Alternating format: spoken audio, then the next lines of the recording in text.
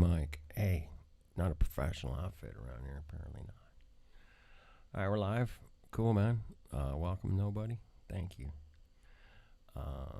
Appreciate it. Okay, cool. Well, welcome to my shop, hanging out. I got a hangout going, and I'll send invites if you want to join. All right, cool. All right, copy that. I'm gonna try this first. See how this goes. Come join the hangout. All right, cool. All right, I'm here. I'm fixing shit. There you go. Let's fix something. All right, here we go. All right, I hope this is working. I'm keeping an eye out on everybody. All right. My name's Kenny, and I fix shit and build shit and stuff like that. All right.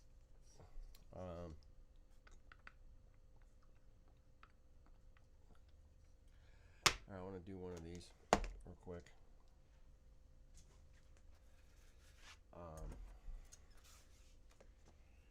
What is he working on, man? I don't know. I don't know what I'm working on.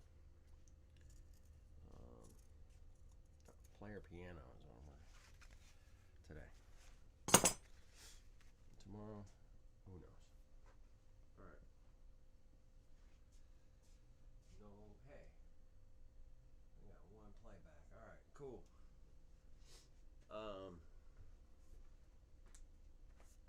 It's probably myself. All right. Let's see here. That looks about right. Yeah. Does look about right. All right. Well.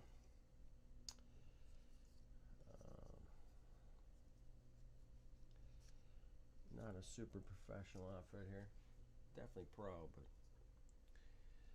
not like high-end pro or something. More like I make a living pro. It's good. I got glue in it. All right. Wow. Well, just some old dude hanging out, fixing stuff, man. I don't know if anybody's gonna show up here. I hope so, man. Maybe I can get the word out. I don't know, man. I need your guys' help, man. That'd be cool, man. That'd be cool. That'd be cool. That'd be cool. That'd be cool, man. Alright, I gotta try something here.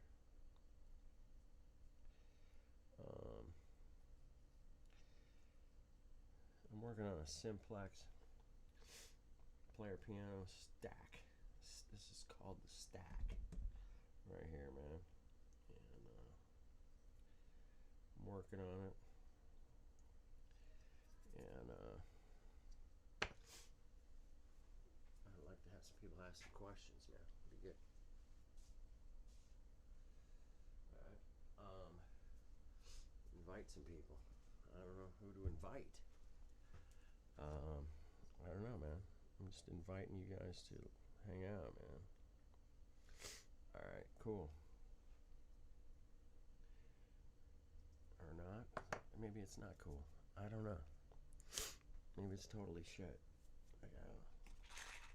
No, I should be alright. That'll be fine. Alright. Alright, I gotta cut those. Alright, well, I started this channel just to see what could happen, man. Just had the idea, got some technology. Let's see if it works out, man. It might not work out at all. I don't know. It might work out just fine. I don't know.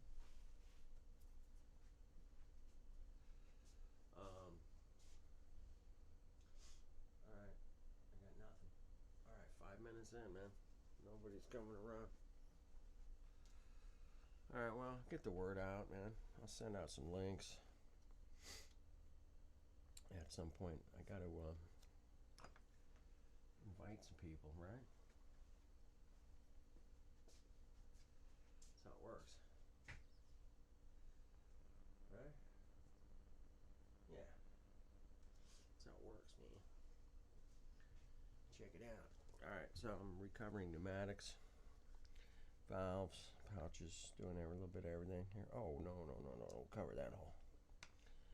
No, no, no, no, no, no, no, dude!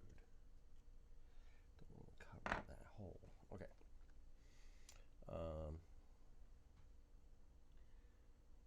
Using the white glue, the thin stuff, the thinner. Just I don't like it too thick, right?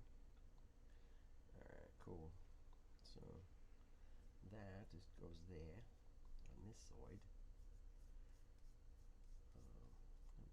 Push it down a few times.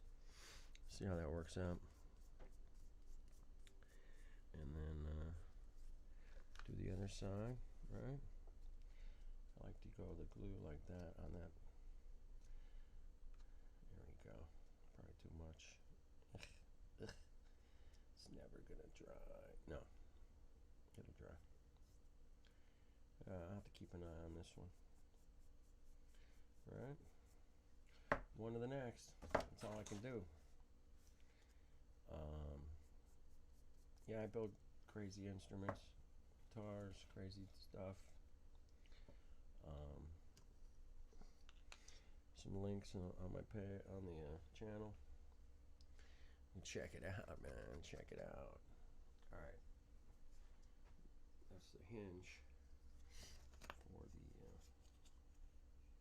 Let's see here. I can do this, man. If I can do it.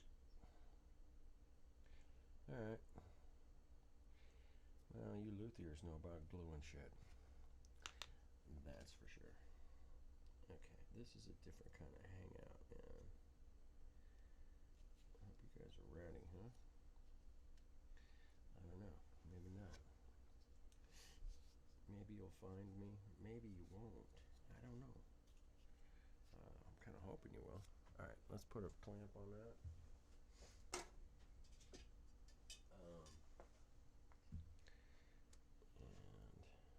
Smash that in there, square it up, make sure it's squared up. Right? Looks pretty good. Looks pretty square. Alright. We'll leave that over here for now. I gotta get back to these.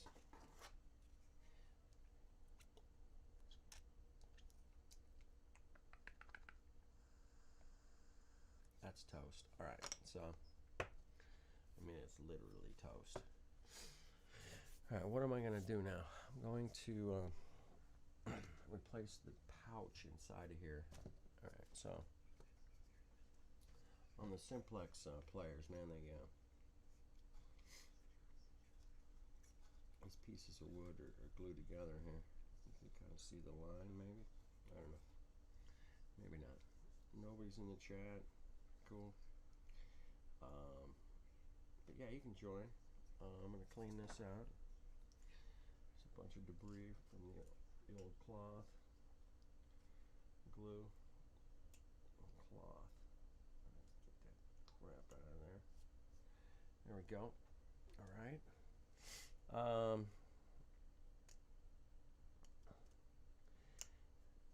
Anyway, I have to split this block open. Now I want to save the valve. I was heating these up, pulling them apart, but the leather valve in here gets racked. I like to keep it. I don't want it to get racked. Alright, so I got my little handy dandy knife here. And it's pretty sharp. It's not deadly sharp or anything. But I gotta find that crack, right? Come over to the edge here. Kind of get it started there a little bit. Right? I gotta get my hammer. Alright. Here we go.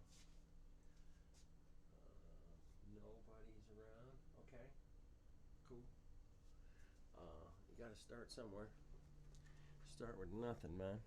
That's what you got to do when you build a guitar, man. You start with nothing. See, it starts to crack right away, man.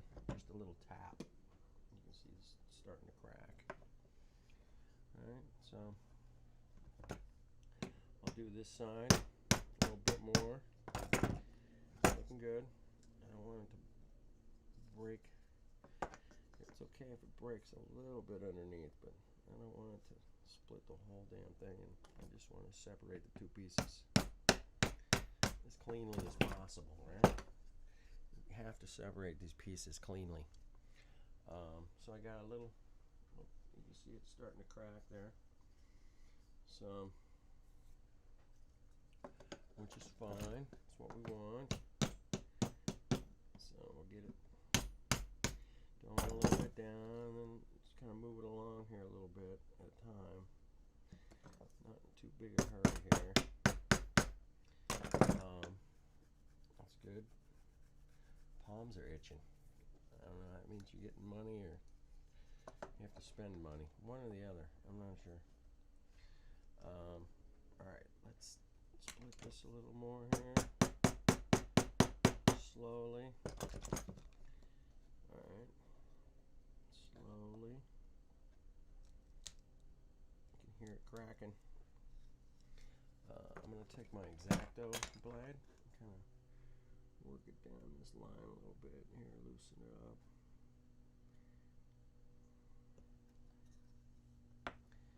Just get a little help. Sometimes that works, sometimes it does not. It just depends. Alright, nobody's hanging out with us yet. Alright, I'm just working it through here. And prying, twisting a little. What a pain in the ass, right? What a pain in the ass. Alright, you can see it. I'm getting it down to the end here. Alright. Damn. There we go. Oh, it's starting to split all the way down here, except for the end. The end is not splitting yet. Oh man. It's not good, right? It's not good. Okay. There we go. Oh, here we go. Oh, I heard it cracked. Yeah, it cracked. Dang it. That's okay though.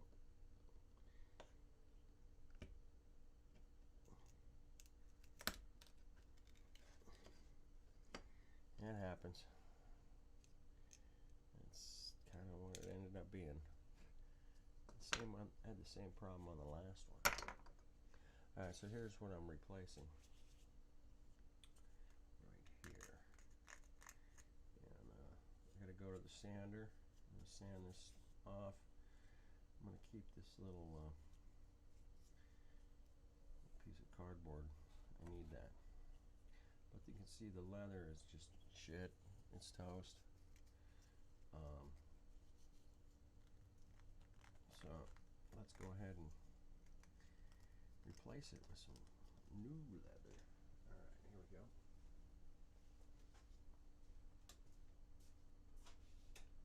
Oh, no. Alright. What happened to the sander?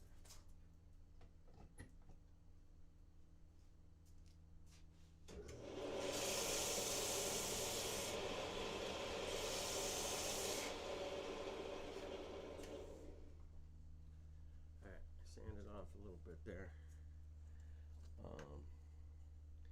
just to make it totally flat again. As you see, that's going to go back together real nice, but I got to replace this leather in here.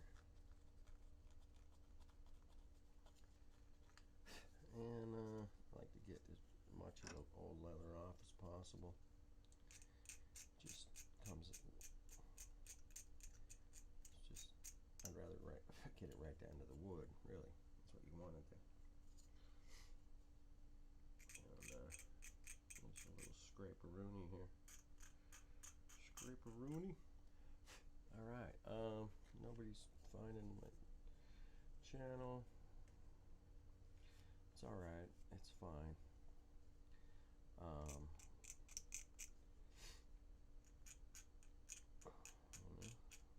If anything was easy, everybody would be doing it. Oh, everybody is doing it. Oh. All right. Let's see. Now everybody's doing this, what I'm doing. I know that. Anyway.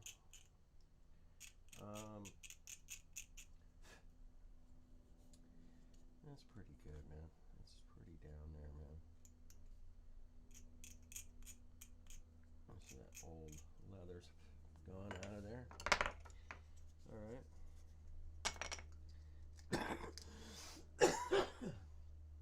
Wow.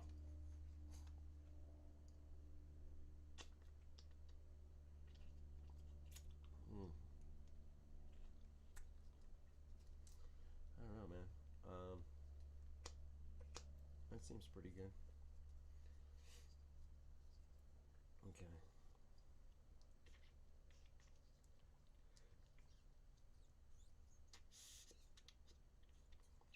So make sure there's no debris down in that valve seat.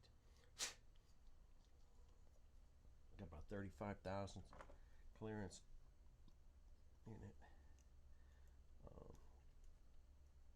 If there's a little piece of debris down in there, it won't seal properly. I lost my screen, man. What happened? Oh man, this ain't cool. Yeah. There we go. All right. Cool.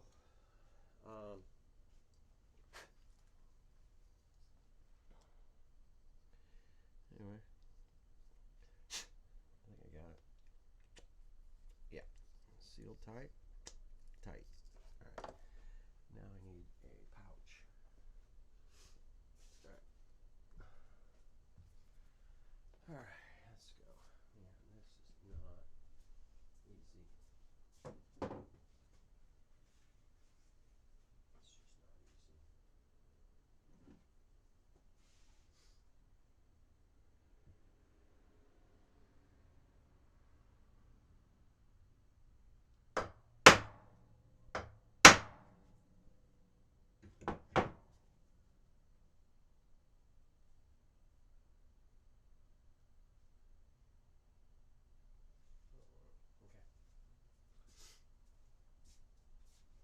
Okay. Yeah, getting there. All right. I gotta slice it off a little. All right.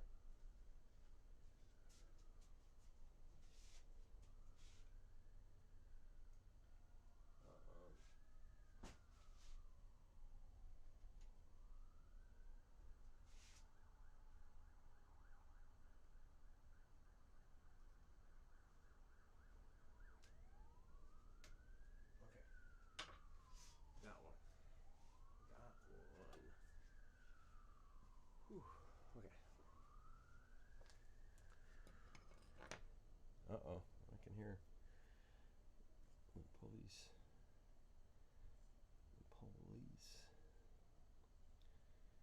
Fire. I don't know. Could be either one. I'm not sure. Alright. So, get the glue.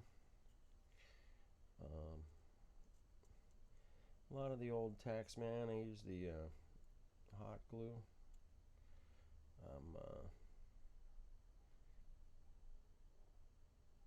If the original builders of these mechanisms would have had this glue, this modern white glue, I think they would have used this instead.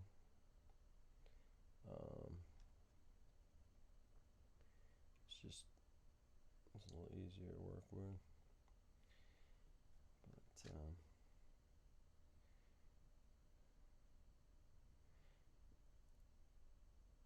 the hide glue.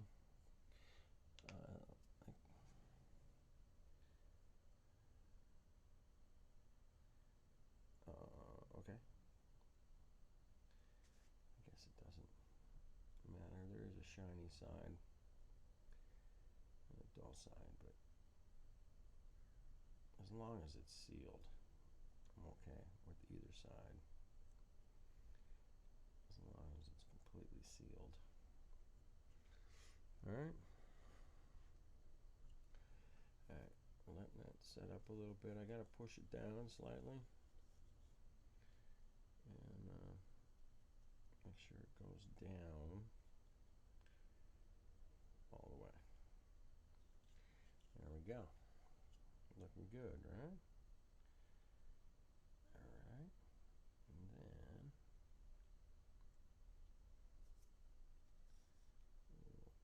make sure it's down, down, down. Cool. That'll work. Alright.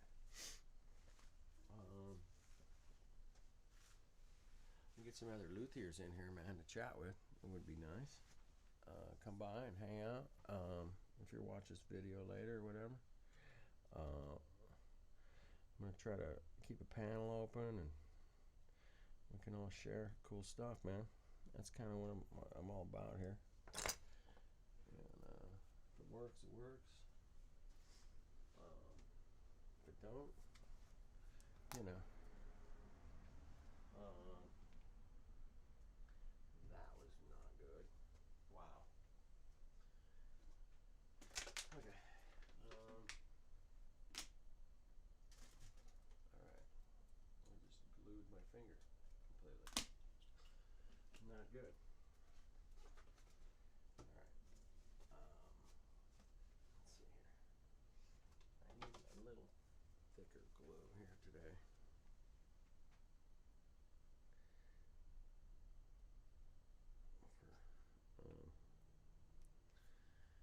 For this remember I took the little cardboard thing, little seat, so I get the old glue off. That's good. You want to just get it right in the middle. You don't want to do the whole thing. Just a dab in the middle. See that? Perfect. And then we'll put that center into the pouch. Yeah, I probably should have sealed the pouch, but this is pretty good leather. I don't think it'd be a problem.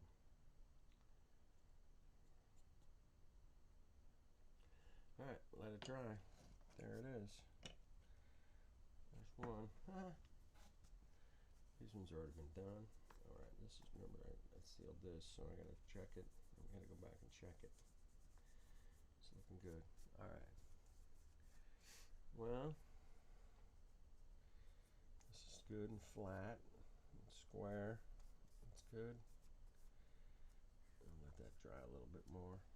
I think these ones are done now. Yep, that one's done. Totally done. It's totally done. Well, that's not totally done. I just lied. I'll get one of these. And screw. Okay. Take a little glue. I'm gonna put. Alright, nice. Glue those down. Since they only got one screw in them, glue them down. Right? Yeah.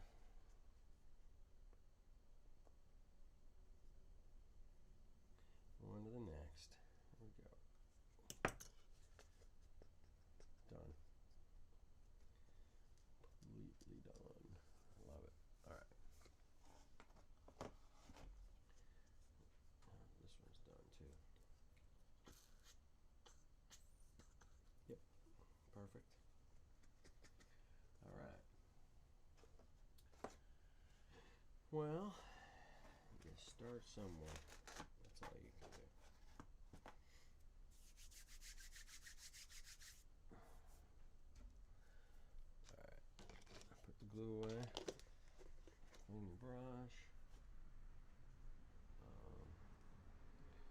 this dry. Hello.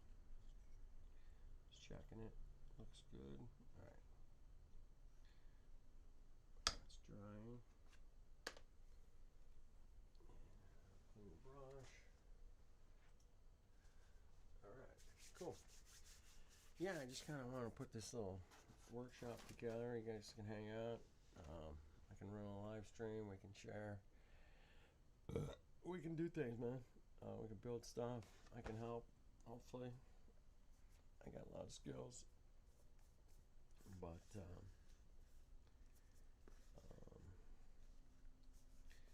you know, sharing ideas, sharing skills. What else you gonna do? I mean, there's no concerts or anything to go to right now. So, there's that. Alright. Maybe we'll watch a couple videos or something. I gotta,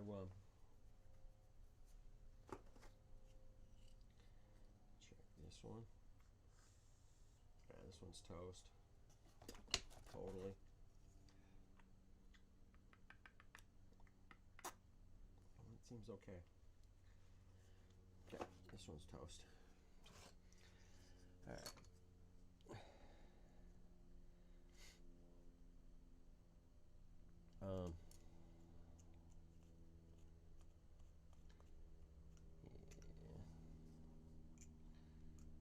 Getting the debris out of there.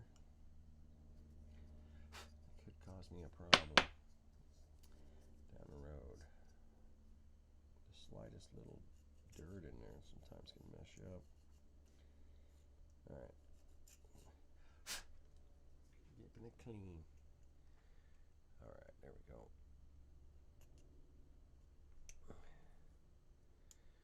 Well, let's see anybody in the chat, man. It's pretty weak. Alright. Let's see. Check it out. Alright. I gotta crack this one open. Oh, my hand was there. Oh man. Okay. Nobody's hanging out. Okay. One playback. Alright. Takes time. Takes a little time to grow a community, man. I just want a nice community to hang out and build stuff with, man. If I, you know, get it started, I could use some help down the road, right?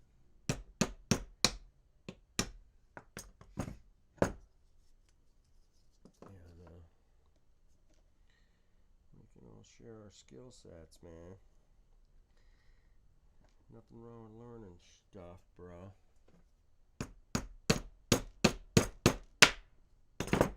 Hear that crack? Crack. Crack.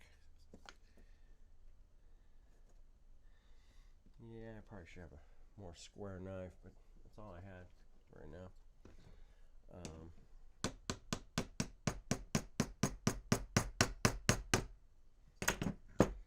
Yeah, that's good.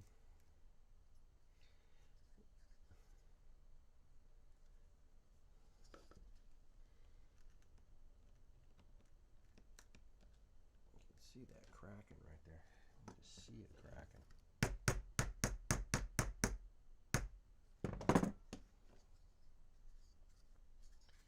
I want to get the ends this time, man. I want to get them better. Yeah, this end especially.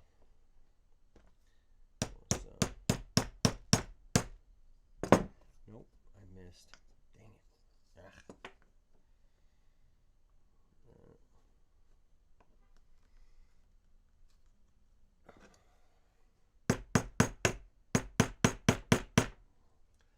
Alright, well, that's interesting. Getting there. Keep working it. Not too fast. Alright, well.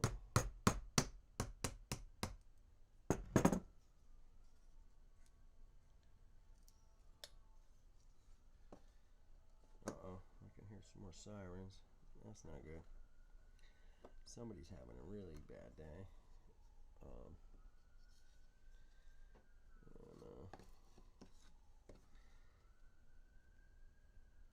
oh, yeah, I got through it. Okay.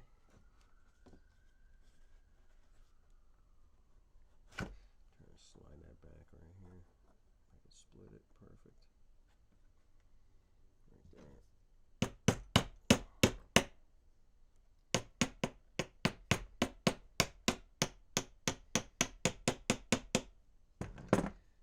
Working it. Oh yeah, we're getting it. Okay. Nothing's easy. Nothing's easy, man.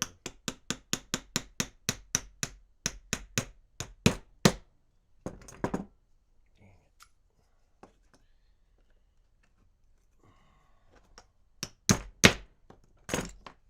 Alright, well, it came off. It certainly did. Alright, we got it. No sweat. Pretty clean. Clean break there. Alright. I don't think I'm going to get suggested in any videos. Here, watch this. No, that's not going to happen, I don't think, man.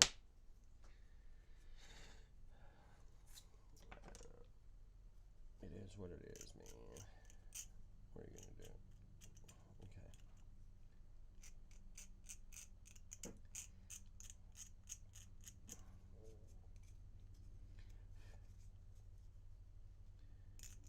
Alright.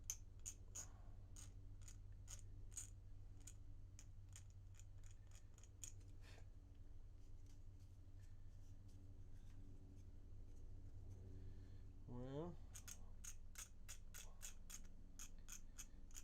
I'm going to get all that old leather out of there again. Scrape, scrape, man.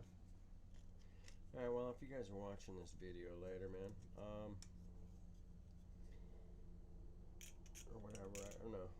I'm going to try to start a new stream every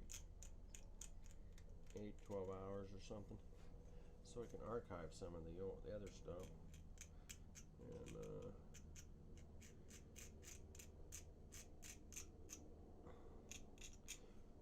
who knows who's gonna drop by at what time, but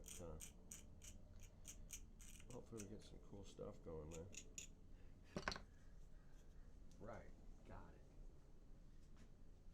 Okay. Well,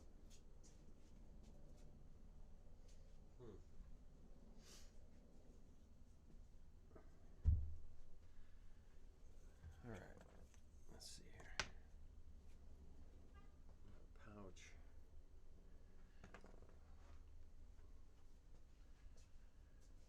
Oh man. Ooh. I don't know, man. Nap or something, man.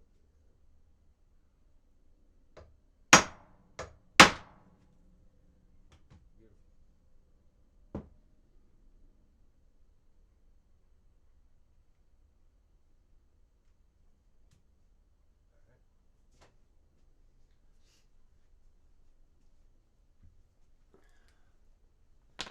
All right, I got the new pouch.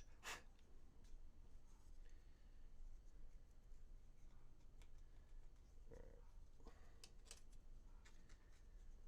all right.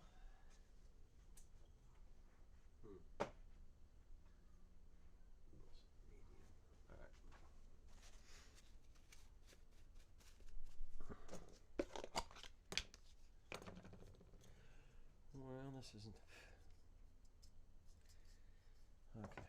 Whew. I'm probably gonna have to. Yeah. I don't know, man.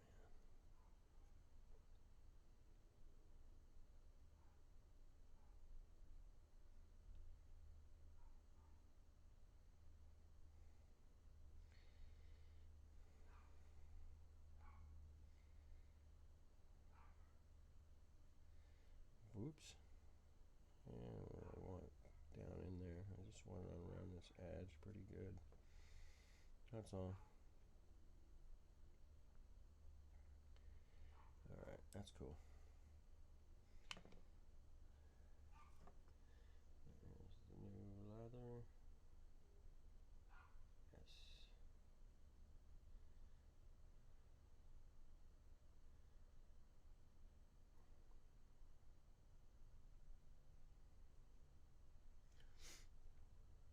Alright, cool.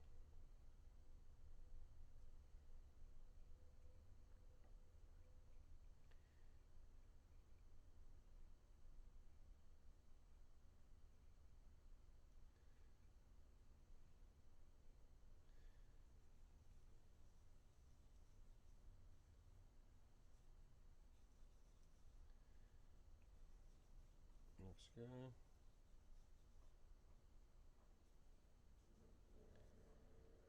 Looking good. Alright, here's the old disc again. Paper disc.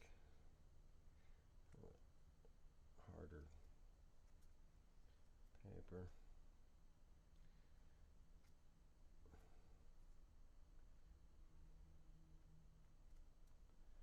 I like it. It's slightly flexible. And just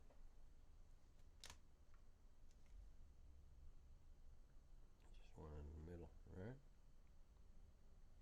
Just dab. Dab in the middle. Perfect. And then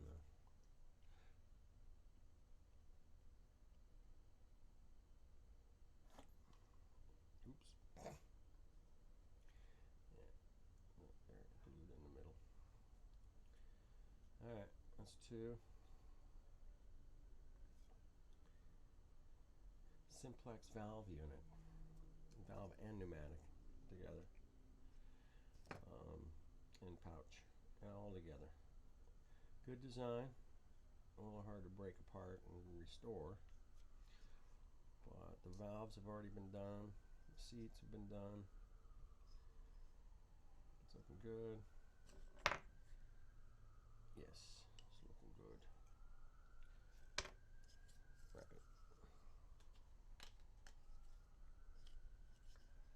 Okay. Set that aside, let it dry. Alright, these are all done. What? What's up? Going over to FedEx, but I needed help. Yeah? I can never get this thing on right. It always gets old on me. Okay. It's supposed to go there. I already, I guess. I don't know if it looks like, oh, anyway. Yeah, okay, so it goes here. So you can read it that way, right? Perfect. But I never put those on correctly for whatever reason. Okay,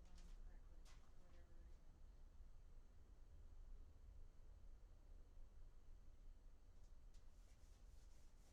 I've double and cross-checked the zip code like 100 times, so.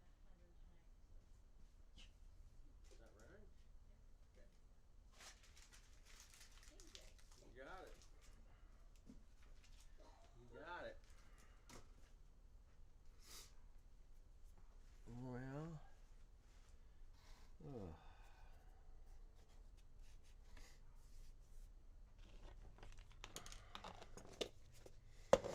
Okay. That's that. Okay.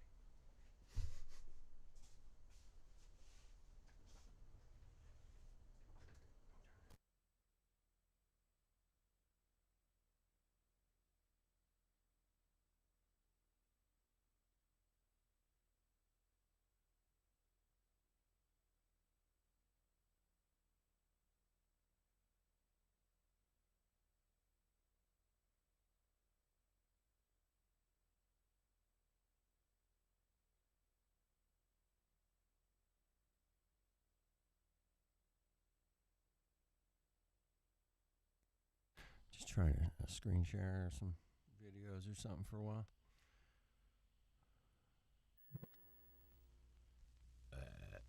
Today's video is sponsored by 6 Foot Tall Tumbleweed. Listen to the new album Wheel of Suffering on iTunes or on Spotify today. Dark skin, bright eyes, big booty, and thick ass thighs. 5, 4, 3. There you go. It's recording.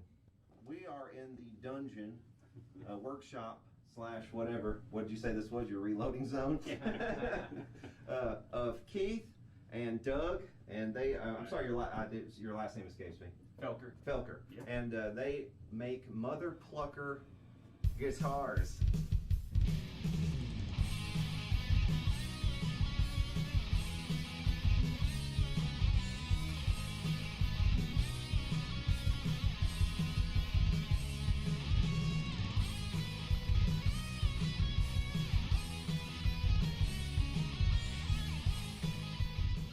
Some of the weirdest guitars I think I've seen in a while. Actually, the story where I discovered your guitar work, I was in Guitar Emporium. I saw a couple of your models, and it's like, that's the weirdest thing I've seen in a long time. So that was the one thing that I picked up off the wall that I played that day. It's like, I've seen everything else. Like, I was guitar, and then I ran into you.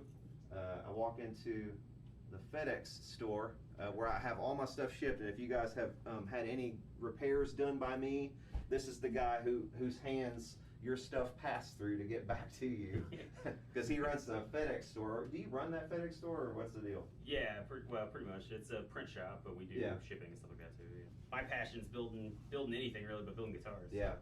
So the goal is to eventually build this up so big that I can just do that full time. Right. Move into that. And who started out the building? Was it you or? Me. You started it? He wanted to build one, so we figured out how to I think I was like 13 and I wanted to build a guitar. I went to him and I was like, where do we get wood? And so and finding a piece of wood that's Son, that's a conversation for another day. You're too young for that. Like, oh crap. Yeah, it's like, oh no, already? So, I mean, my first guitar was made out of a butcher block, because that's like a big, thick piece of wood. It's close to the dimensions of a guitar. And pretty solid. Yeah, exactly. So, and then I got to the point where I got to like the finish stage and I didn't know what to do. So I just set it aside, and then like years later, he was like, "You should finish that." So then, do you still have your first build? Yeah. Is it here? Yes. We gotta see it. I see all the mistakes. I'll show you. That's the good stuff. I don't usually show it to a lot of people because it's definitely like a 13-year-old designed it. The NAMM thing. You went to NAMM, Summer NAMM only? Yeah, Summer NAMM. Yeah, Summer NAMM? We've gone to Winter NAMM, but we just went to attend it. We've never actually exhibited there. Right. That's just the logistics of getting all the way across the country with all our stuff seems kind of crazy. So, did you do it with the intent of like starting doing model lines and things like that? That's what I'm moving towards. Obviously, I still want to do custom stuff, but we plan to kind of standardize some of the shapes and things that I do into like some models.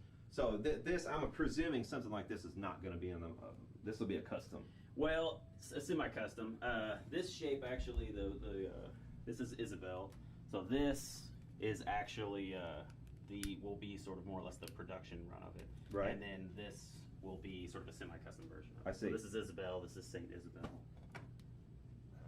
Okay. What intrigues me about it is the way you've set, the way you bolted the neck. Yeah, I played around with different heel shapes and stuff. I actually have, I'll show you in a minute, Marie is similar, where it's sort of, back in like the 80s, the Stevens extended cutaway, you know, that sort of idea where you're bolting the neck more off to the side so that the heel is less like intrusive when you're playing. The Dana, I think the Dana scoop, the Dana that's scoop, similar, but there's those still sort of a heel. I don't know if it actually goes up onto the body. Maybe I can't remember. I have to see one again. Yeah, but I like it, the Dana scoop, actually. Yeah.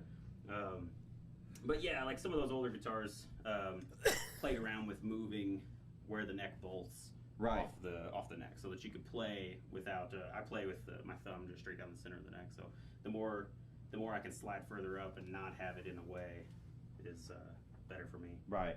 Definitely, it's an interesting.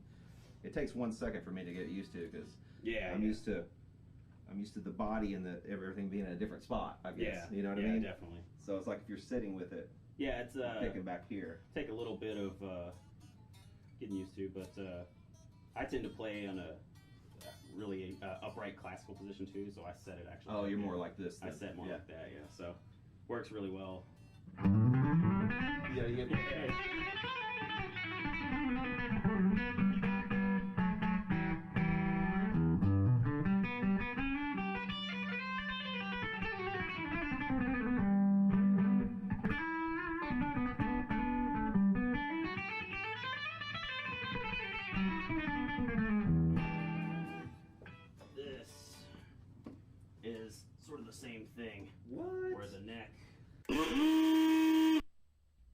This holiday season, the gifts you gave didn't create waste, but cleaned it. Products on 4ocean.com are made from sustainable materials and ship with minimal packaging, so you can enjoy more of this without worrying about the environmental impact of your gifts. The best part is that is moved over. Sort of the same concept. There's a few guys doing similar things, but it's like where I can actually move my hand all the way up and I don't feel that heel. And then I'm well beyond any of the actual fretting. So That's crazy. hold. Yeah, absolutely. That is nuts. So it's almost a full hollow body then, kind of. Yeah, semi-hollow. It's like a sandwich construction. There's a sapelli top, an ash core, and then a sapelli back. This is one of the ones that I want to move into doing a sort of a production model of it as well.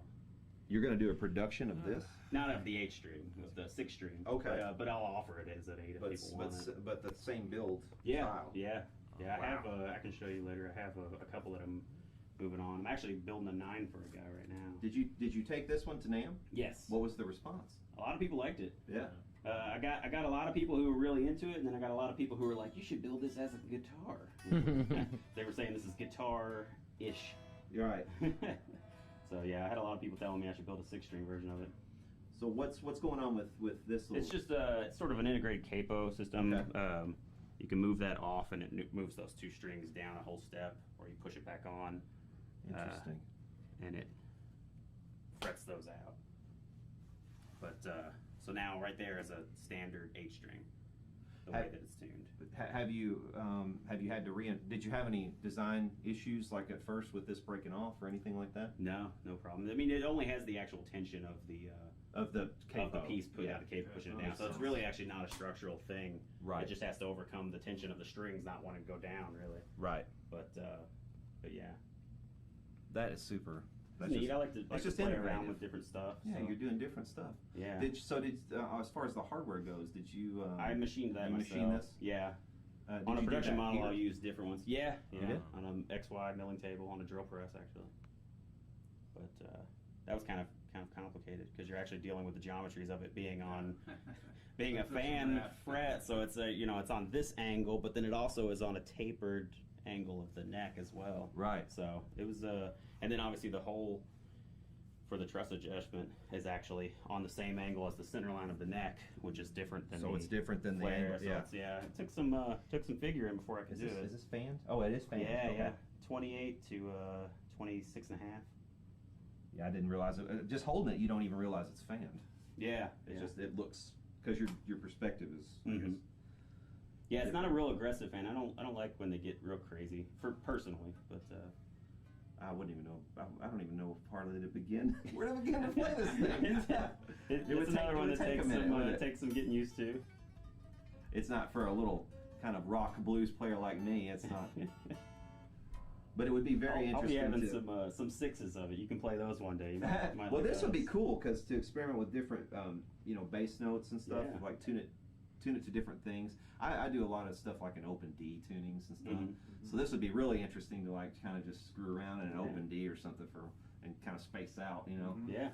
So you're working in a lot of different material. Obviously, you're custom making these pick guards and Yeah. everything too. Mm-hmm. Those knobs are actually 3D printed. I'm gonna. I was going to mold ask them, if you were actually. 3D printing. Yeah.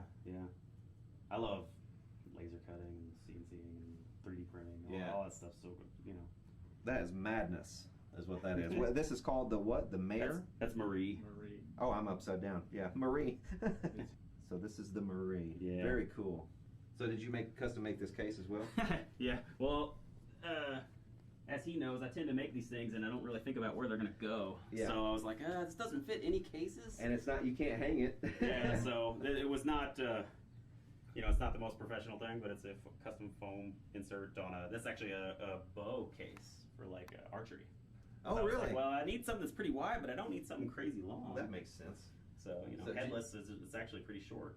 But it would probably fit in some gun cases, I'm yeah, sure, too. yeah. And I looked at some stuff like that. Originally, I was going to go with some of those nice like rifle cases or whatever. But at the time, I wanted to get this done to show it for something. I can't remember what it was even for, but I didn't have time to order a case and custom cut foam and stuff. So then I went with this. It's like, well, this will fit it. Yeah. So I had to go on your tour.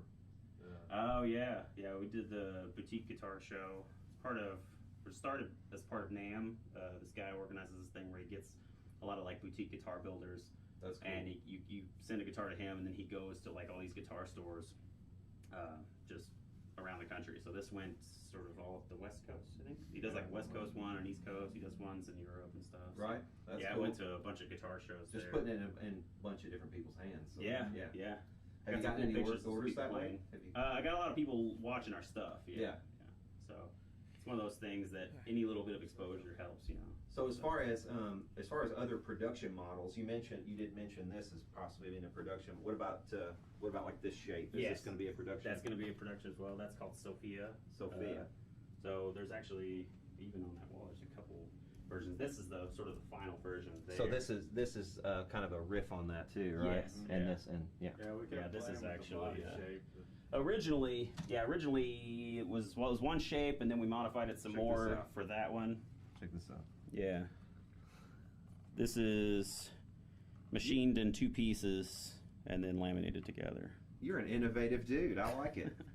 So you Were you inspired by something like architecture looking at this, or other guitarists, or other guitars, or Not really. I mean, I like all kinds of just innovative architecture stuff like that. Yeah. But for this, I had made my Isabel model, and you can kind of had played around with empty space and being able to like see through the thing. And I was like, it'd be really cool to be able to like see through to sideways. be able to see So the side? Yeah. originally, I was going to do, and I still have plans to do a semi-hollow where I'm going to laminate a piece around the edge, and it'll have decorative cutouts that you'll be able to like see into the side of the body Can you- as a semi-hollow. Can you strum a chord or two on that? You just kind of stand back. So. Here. I'm curious about how it resonates. Yeah. Yeah, we were noticing before you came. It's definitely different than the other one. Yeah. See how much louder that is, like Yeah. than some of the other ones. You can hear it, definitely. Isn't that odd? It's not chambered or anything. It's just open. Yeah. It's less than 5 pounds. I think if I wanted to, I'd want to tune it if I. Well, But you get the idea though. yeah. Listen how how much resonates. it projects. Yeah.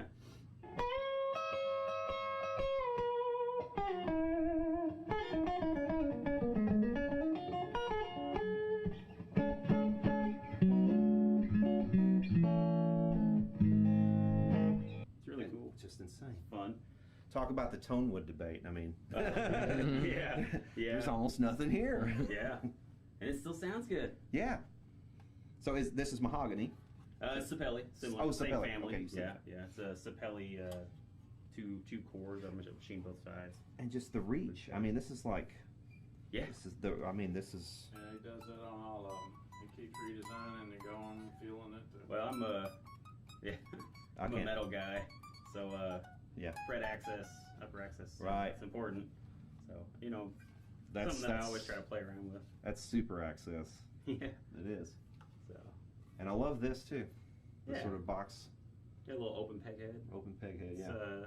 they do it a lot of like cellos and like dome basses and stuff. So thought Very it would fit cool. this sort of design. So the shape sort of evolved a few different times. We've actually adjusted the sort of rear swell on it and stuff. So this is actually the sort of the final shape that it'll end up being. Right. It's more like this. Yes. You mean? Mhm. Yeah. And this is obviously this is full solid body through Yeah. and through. Well, it's chambered, but yes, yeah.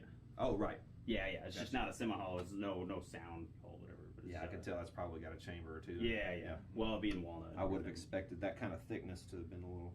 Yeah, definitely. Heavier. It's actually it's chambered on both sides. So. That one has fiber optics in the fingerboard too for the fret dot markers. Really? Can you turn them on? Switch there. Ah. See there? Can you get them? Yeah. Do they change color? Yeah. Yeah, they really do. Yeah. Like just as you sit. Oh, I see. Yeah. Just stand sort of through the pans colors. through it, yeah. Wow. You feel like you're on a spaceship though. If you're like at a gig, it's like. Yeah. Yeah, they're a little bright in like a dark setting, so yeah. Wow.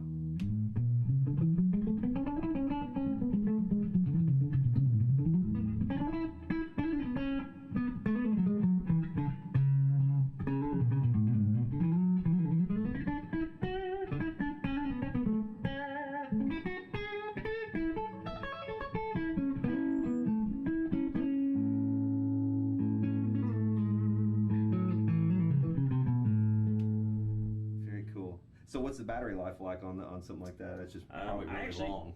Really long. Yeah. It's actually just I think it's like 3 LEDs, but it's really low and it's a 9 volt, so that lasts a long time. We had it at NAMM. We had it on every day the whole time we were there, and that's like the whole weekend. And it's the same battery. Still the same battery. Yeah. I imagine it would last a long time. And so you're a fan also of going straight to the post. I see on your headstocks. Is that? Oh, I try to. Obviously, sometimes when you want to do different things, you know, you have to make some concessions. But generally, it looks like like you're trying to get it to. Yeah, I try to go as straight as possible. You know, like the BC Riches, you know, they got that real strong fan. I don't necessarily have a problem with it, but I just like seems like it's gonna not bind or anything when you're tuning. The most extreme ones I've ever seen are those Dan Electro silver tones where they have it all straight up one side, and it's like the last that ease goes like that. They have those things now for like some of those little tree helpers now, like where they'll allow it to go straight off of the nut and then it fans out. Yeah, I'm not sure if that really helps. How would that? Yeah, how would that help? I mean, you're moving the problem. Yeah, you're moving it further down the neck. So this one looks like it has some writing along the edge down here. Yeah, I'm doing a series of these. There'll be 4, and it's the 4 horsemen. So that's the verse that actually introduces that particular horseman.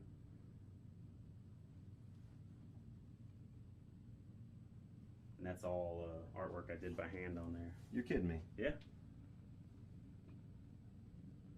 That's incredible. Well, thank you. It looks amazing. I got 3 others that I'm working on. That's the first one that got done. So you're doing the 4 horsemen? Yeah. I was trying to think of a series that would be neat. I've seen a couple people that do like the aces and like a card deck, and they did 4 of them. But so I was thinking, well, what would I want to do? So that was what I wanted to do. I thought it could be cool. That's me right there. Yeah. I'm war. Yeah. Either war or death, one of the two. Yeah.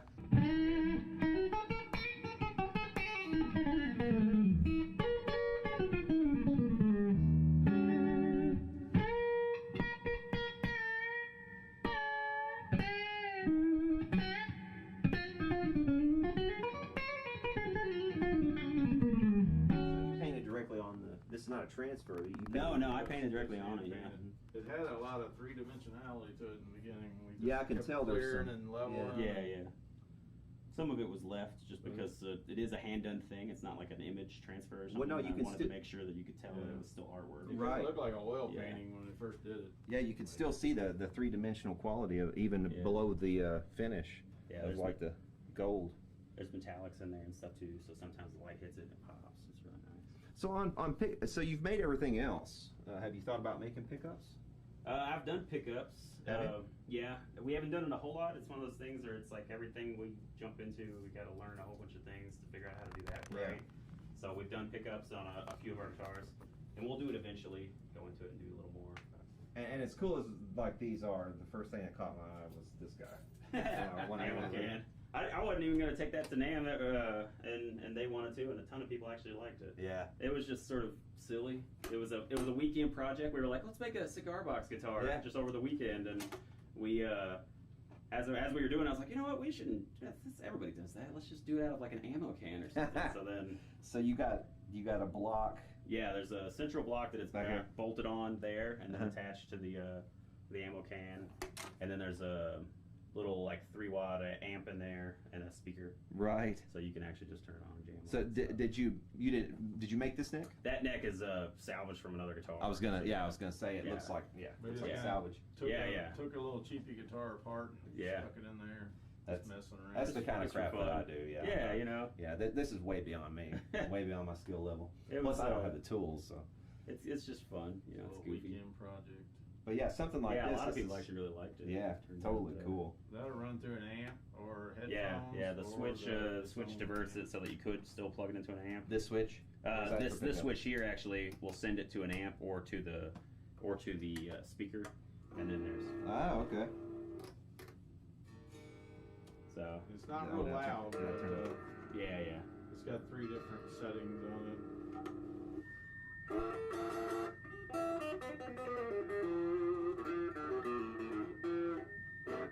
Need a setup. Like most of my cigar box guitars, it's like after they set for a while, they've moved, and then they Yeah. just kind of are unplayable for a while, you know. Yeah. And I have to get back in. I was like, I gotta go set that up again. Well, we don't usually even grab it. It's just sort of, it's just sort of fun. Oh, this would just be a turn of truss rod there. Yeah, Fix that pretty easy. But that's so cool. Ammo can. I wouldn't have thought of that. yeah. Is this going to be one of your models, or is this an early? It's one of our shapes. We'll definitely probably all of these sort of shapes that we work with, and will probably eventually be sort of a model. Right now, we're working with 3 or 4 that we really like, and we're gonna try to push those for a while. But this is one of them. It's called Eloise. So I had made ash. yes, yeah, ash body, quilted maple cap.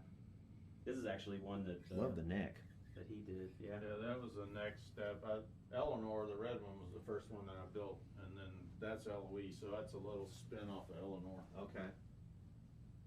So these are like sister guitars. Sort of. I didn't really, when I got finished, I didn't really like the peg head on Eleanor, so I ended up changing it when we did Eloise, and then we added the scroll just to try to do something different. Yeah. I've done a couple with scrolls.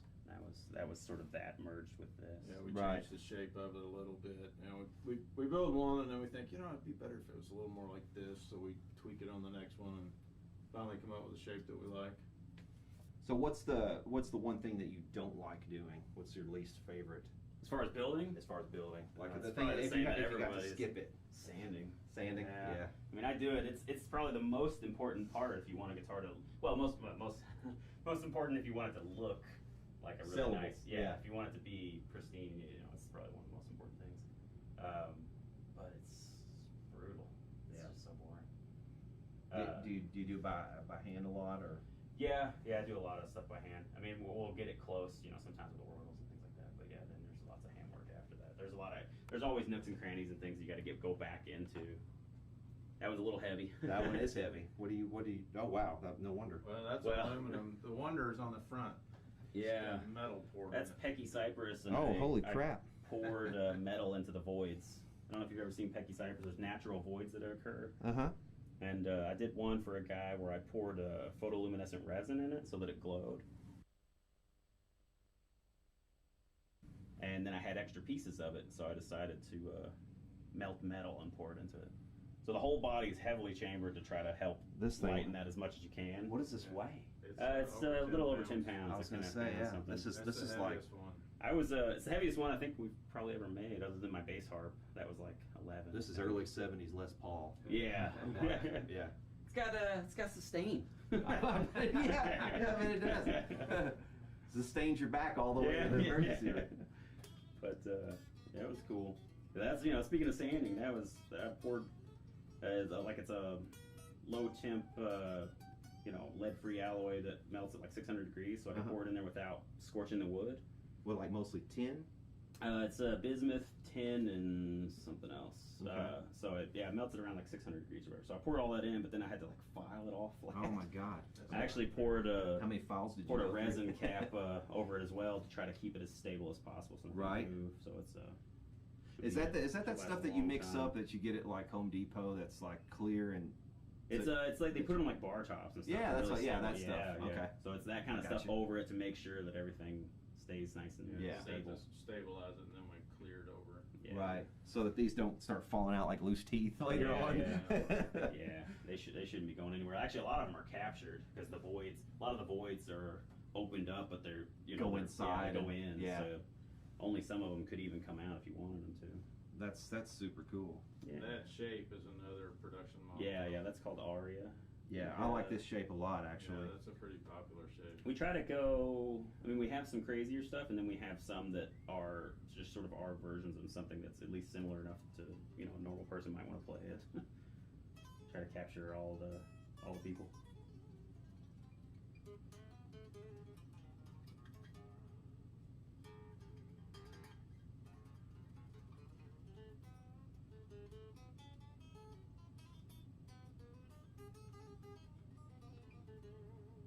So the actual zero coat one there is the same shape, but just not with the metal Not pour. nearly as heavy then. Yeah, of course this one's actually still somewhat heavy, but that's just the zero coat cap and things like that. So. So it looks like you got a little bit more of a belly cutaway there too. Yes, yeah. This is probably more how this shape will actually be Right. For the average person. So more scooped away for fret access, the bevel around the body and everything. Love the top. Yeah. I love Zero Coat. It's nice. So that is was just sort of crazy thing with this shape. Right. So some concessions are made, obviously, to do, what we did with it. What was the story with the aluminum? Wow. Well, I chambered the body out. So actually, all the way up in here and around this part, other than the central ridge, like this is all relieved away to try to get as much weight as possible out of it. Gotcha. And then I have to put a cap, but to me, it's like if I'm already filling it with metal and everything, what better of a cap? You want the metal, yeah. cap. So, yeah. So That was a grand experiment. yeah. Well, I admire the experimental spirit. I think it's just freaking incredible. Well, Honestly, you do some great work. So, what do you do as far as what Machinist. you do? Do you do a lot on the machining on parts like this, or? Actually, he cut that out on the CNC. We did a lot of hand fitting to get it to go into that pocket after he got finished. But I just helped him figure out how to do stuff. Right. He goes, I want to do this, and I think, oh crap. So we've got to figure out what tools we have that can do that. Yeah. Usually we put our heads together and figure out a way to make it work. Yeah, it's a good balance. He tempers me. I usually want to build ridiculous stuff, and he's like, somebody has to want this thing. Let's scale it back a little bit. Yeah, I keep I'd trying be to building pull like it back to hurdy-gurdies the and stuff if it traditional weren't for stuff. if it weren't for him saying, no, make it guitar. You should build hurdy. I know. Don't listen to him on that one. Build me a hurdy-gurdy. Yeah. I want one. I do too. Yeah. I always wanted a hurdy-gurdy. I've never got to even touch one in real life. I know. I've seen so much of it. I know it, and I'm like, I could play the hell out of that thing. Yeah, it'd be so cool. It would be, wouldn't it? Yeah. I've always wanted a hurdy-gurdy. Figure out how much it would cost to build Yeah, me a hurdy-gurdy. exactly. Well, he can't argue if it's He can't argue if it's a customer pre-order, commissioning yeah. me to build a hurdy-gurdy. All right, build one. I had to go look see what it is first.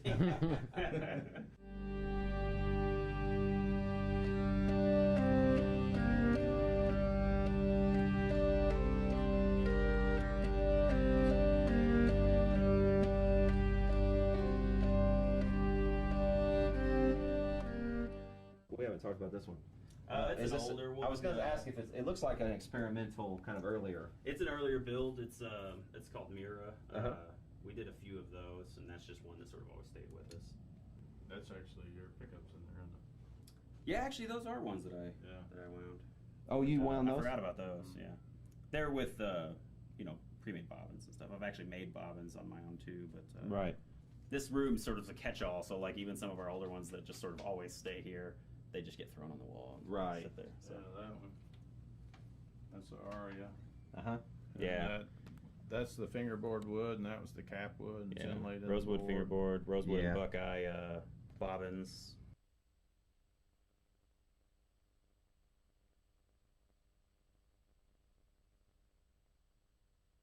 That's a Buckeye. beautiful guitar. block That is inlays. beautiful. This is beautiful too. Yeah, that's Luna. It really is. That's I beautiful. don't have one of those here. That's another one of my shapes.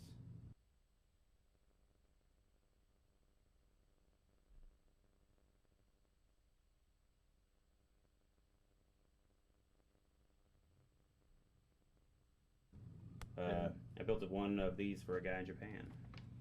That's very It's, reminiscent of that one right That there. one was Oh, for the wow. guy in Japan. I hand delivered that to Japan.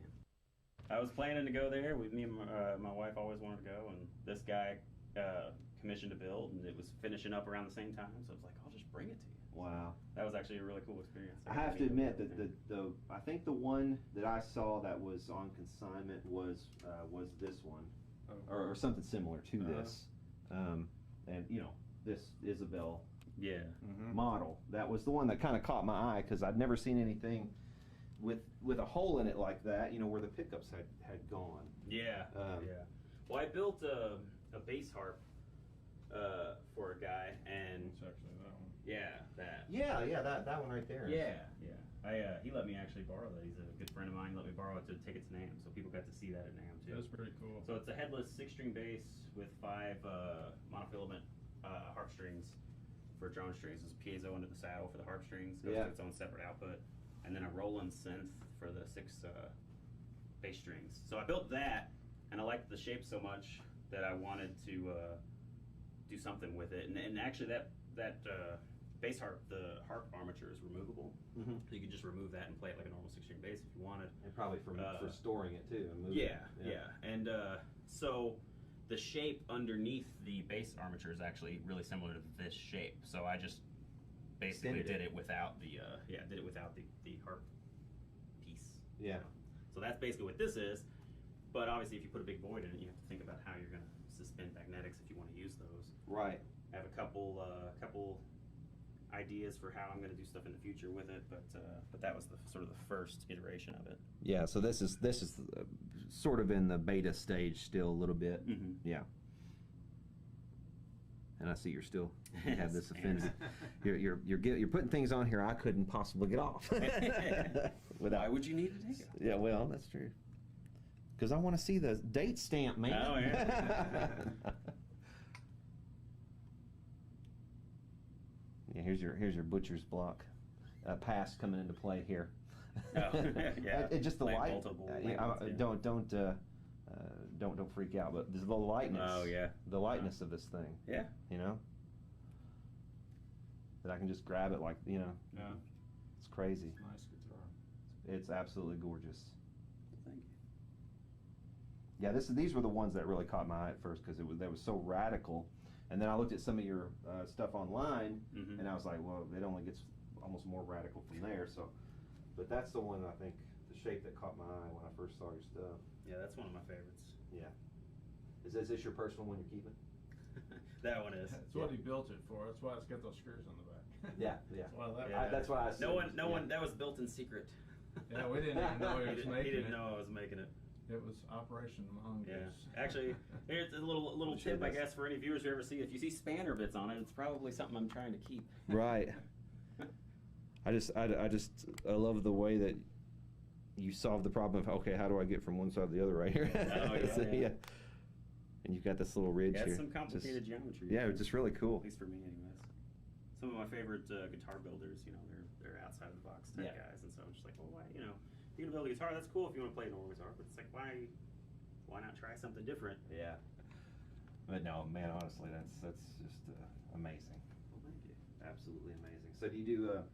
Is this are these decals? That's a Electroform label. Basically, it's a little thin metal label. So Okay. I had to put my name on there somewhere. So Yeah. I just thought that was actually his idea. He's like, you should put it right there on the. It looks like it's floating on the Right. acrylic. So.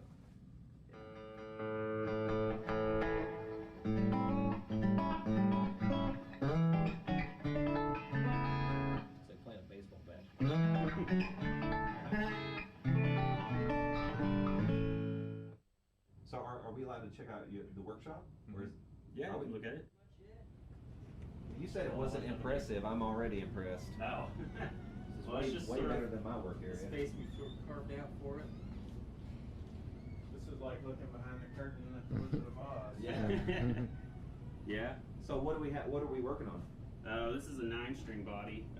Basically, that Marie shape that you saw. This Uh-huh. is the body to do another one only in a 9-string. Right. So it's just been cut, laminated, and rough shaped. So the next thing is this is the pieces that will eventually be my neck blank. So I'll laminate all those and then cut that out, and then it will start to actually look like a guitar. Okay. This is what I'm planning to make for my 6-string sort of production model of Marie. I'm building it out of bamboo, so this is entirely built out of Oh bamboo. wow! I bet that's light. Yeah, it's pretty light.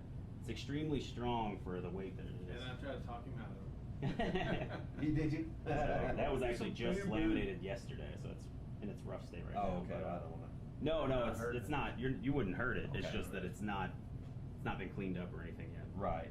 But yeah, so that'll be like my 6-string version. So That guitar is such a different guitar that I was like, well, I want to do some things a little outside of the box for the production version of that guitar. So Right. this is essentially what I'm going to do. Is I'm going to make the body out of bamboo. At some point, I might make necks out of bamboo. So this is your blank. This is how you've laminated your bamboo. And this is- essentially, yeah, it's cut Starting to into cut one out. a sandwich laminate. So this is like the central core piece. Yeah. This would be, the back. It's actually all curved. Right. Machined, and then I'll machine my top pieces, and then laminate them together, and then you end up with this. Right on. Which some of these routes will have to be even and stuff. But this is the first thing where it comes together and starts to look like a shape. So. Yeah. Have you studied what as far as it holding up over time? The bamboo's actually extremely stable. Yeah, I was So, thinking it was supposed to be really stable. Yeah, and the fact that bamboo is like perfectly unidirectional grain, and then the fact that it's laid out this way, it actually should be really strong over a long time. Yeah. So yeah, so that's what I'm planning to do. Very interesting. Is this your first foray into bamboo? Yes. Yeah. Okay. Yeah. Cool. Yeah. It was originally I got it just to try, just because it's a hard wood, and it being so unidirectional, you can actually get tear outs and stuff. And I was like, well, I didn't know how it would machine, but I actually am really happy with it so far. So. Are you thinking about finishing this one clear so you can see the bamboo? I will do one like that.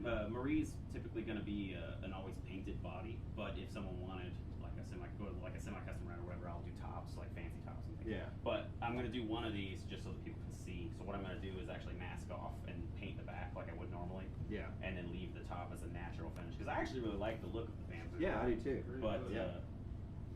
I've always wanted to, since now that I've built guitars, I've built some guitars where a high percentage of the stuff is made by me. Like we've even made truss rods and stuff like that, man, truss rods and stuff.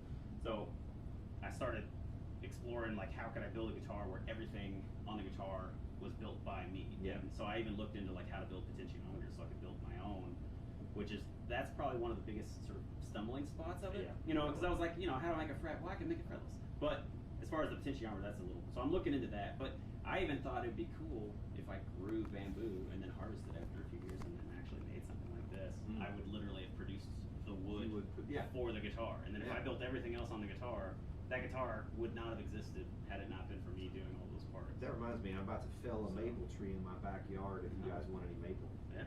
You can slab it up. Yeah. The thing about that is like, the thing I just like bamboo. It's one of those things where it's like, if you take a tree down, you'd have to slab it and then let it sit for. It has to, years. yeah, It's cure gotta forever. dry Yeah. for a long time, unless you have a Kiln. kiln, Yeah. which I don't, and so something like this, like I said, you could harvest it after just a couple of years.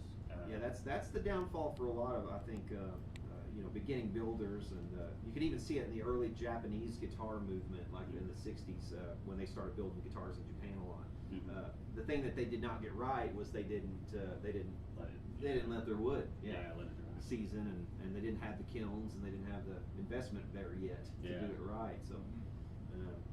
Yeah, But that's yeah, a shame too, especially on some of those. I love I those know, and early those shapes Japanese, are so yeah. Especially when they played around with electronics and did all sorts of weird. All the onboard switches effects and He was just talking about I switches love the all other that. day. Some of those are kind of valuable now because they did so poorly. I've got a lot of them. If you walked Yeah. into my basement, that's all you would see hang on the walls. Is all Japanese I'm weird. gonna have to see that. Yeah, so are these some of your designs over here on the wall? Yeah. Other than that one's a Gibson plan. That's just there. The Decoration, rest but these are, others, though. Yeah, all the rest. Yeah. I think every one of those are mine. Check this one out, dude. Oh yeah, that was actually the one that went to Japan. That one was the exact specs of that guitar. Right. Yeah. So did you print this in your print shop? Mm-hmm. Yeah. Very It's- cool. To me, it's just nice to be able to see projects. And obviously, I don't print plans Kind of for at everything scale. I make, but it's just kind of nice to look up and see this is what I'm making. Yeah, It just kind of helps frame it. So like my 8 strings there, the Check bass this out. harp. Yeah. Let's get 'em. The bass harp's back there. Another 5-string bass I did. My 6-string Marie will eventually look like this. That's a bass plan that I have. Have you built one of these yet? Not yet. I'm planning. I have a top actually. I've already glued up for it and everything. It's gonna be a curly redwood top. But That green guitar there was actually the first version of Sophia before we started changing it. It was that shape, and then we adjusted it out a little further for the like War is the second iteration of it, and then that purple one's sort of the final recreation of it. Making your own dobro? Yeah, what's I got that? a kit. Resonator, yeah. I got a kit. My father-in-law gave me that guitar, so I thought, let's just cut this thing up and make it. So it's that'll be a about resonator done. one day. So have you done any other basses, or what was this? That's was that at the beginning of your first one, or? Well, that's an 8-string fretless guitar. Okay. I built it a long time ago, and then I had it was early on, so I had some issues with the finish, and I needed to go back into it. And at the time, I'd already started other builds, Yeah. and so then I was like, well, I don't want to take time away from these to I know how go that back is. to this. So that's been hanging forever. But it's actually one of my favorite guitars. All time was a Pagelli. He did it like an infinite octave bass where it's the fretboard actually just continues all the way through. Yeah. And then he mounted the pickup underneath it. And so I was like, this was me like wanting to try that. So the controls are on the back and the pickups on the back. And everything. Right. So Interesting. but I never went back and spent the time to finish it, just because I always had other things I was working on. And there it sits. The names of I noticed they're all ladies' names. Yeah. Girls' names. What are they named after? Well, it's just needed something to name my models, and I always got annoyed with guitar companies where they'd be like, it's the RG711 I or something. hate I was like, that. Yeah. there's nothing memorable about that to Yeah. me. And one of my favorite movies is Gone in 60 Seconds, and they use code to talk about all the cars, and so they just named them after all women. So I was Yeah. like, well, I'll just do that. So each model will just be a girl's name. So it's all just names that I liked. But Yeah, Marie was that because it's headless after Marie. it's Marie Antoinette. Yeah. Yeah. Good one. Yeah. Isabella's a regular one, then Saint Isabella's got the hole, so it's holy. Yeah. Holy Isabella. Yeah. You can see our sense of humor. Yeah. What about the hole on Luna? On Luke? That's the F hole. The F hole. Oh, yeah. Yeah, that's an a-hole. It's an A-hole. Motherfucker gotta have an A-hole. I wanted to ask you, what are the Four Horsemen guitars going to run? I don't know that we have a set price on them, just because they're So much artwork involved. Yeah. artwork. That would kind of the one that kind of stuck out to me is, man, this is going to be expensive because well, it'd be more than our normal guitars. Yeah. But obviously, you know, not ridiculous, but yeah, they'll be a little more just because of the artwork put into it and stuff like that. So, but I don't actually have a price range on it right now. Right. Because I'm still working on the other three that'll actually go with it. When we get them all together, I want to get like a group shot of all four of them if I can do that. Before, Yeah. You know, if I can get them all done at the same time in one That would second be or nice. something. Yeah. You wouldn't turn down a sale though. Well, no. If someone saw it and they were like, I want it, yeah. Yeah. It'll be Well, gone you tomorrow, Photoshop it in you know. there. Photoshop. Well, I can always Yeah. Photoshop it together or whatever. But it'd be neat if like that one doesn't sell or something, then I'll do like a group shot of all four of them. Yeah. I have photos of it that I'm gonna be putting up soon, so if anyone wants to see like nice close-ups and stuff, I'll be putting those up soon. I just haven't cleaned them up or anything usually. Yeah, I don't have a good lighting setup, so I always gotta like bring it up. I'm looking forward to seeing the full set. Yeah. That's Yeah. We're excited about it. Yeah. It's gonna be neat, See I why. think, anyways. Yeah, that's another thing we had to learn how to do. We tried to get people to take pictures of them, and he had to end up figuring out how to do it, and he does all of our own pictures. Yeah. Yeah. So all the stuff on the website and everything we- he's done. We worked with some photographers, but then they never would get us any pictures, or they would take forever, and then what we would get wasn't very good. So I was just like, shouldn't I just see if I can just take these myself? Well, you've So- done everything else yourself. You might as Yeah. well do that too. Yeah. It's I like couldn't find every someone to time- help us with a website, so I had to build my own website. Yeah, every time Yeah. you do something, like, crap, Now I gotta learn that. Now all you gotta do is go sell them all. Yeah, Put on a exactly. suit and tie and go. Yeah, shake yeah, your I'll have to be hands. my own salesman. I'll go Yeah. find one or It's been an absolute. You're awesome. Thank you. You are awesome. Great Awesome meeting as you. hell. I love you guys, man. I'm gonna have to come see your guitars, actually. Hey, you guys are more than welcome Stop anytime. by sometime. And also, I want one of these shirts. Yeah. Tell me how much. Yeah, we'll do It's it free for to you. We Yeah. got them in here for you. Yeah.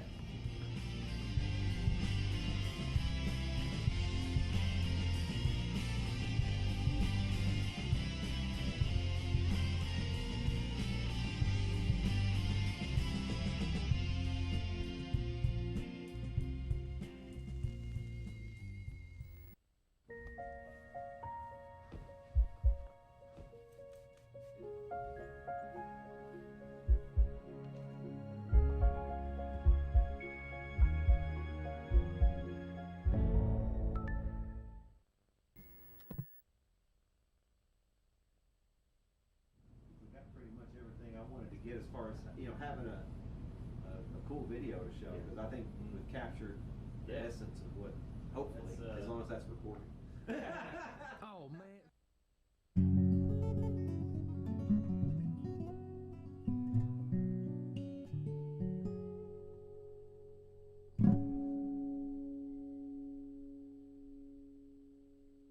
it's difficult to know how to introduce a video like this other than to say that we are in a very special place when it comes to British guitar making. We are here in the workshop of I think the leading luthier that the UK has ever produced, Stefan Sobel, and I'm holding in my shaking hands the first guitar he ever made. You could argue that this instrument has shaped the face of British lutherie, certainly, but also lutherie on a worldwide basis. The work that Stefan Sobel has done with Martin Simpson, which then led to a resurgence in a luthier-built steel string guitar, especially through his the early days of Dream guitars as well, who had a massive influence not just on the buying public but also the guitar making scene.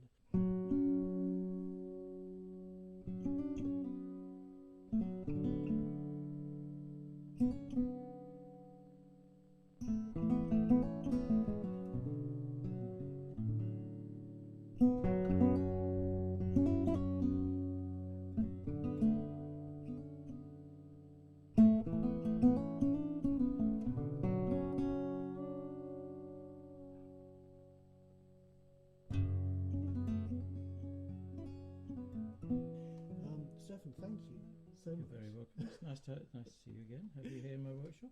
Yes, it's a joy to see you. The last time was 8 years ago. It was indeed. Yeah, and a lot's changed, and yet so little has changed. Well, as you see, looking around my workshop, you can see very little has changed here. It's reassuring. I'm still waiting for someone to drag me kicking and screaming into the 18th century. This is Sobel guitar number 1. It is. Tell us what I'm Well, holding here.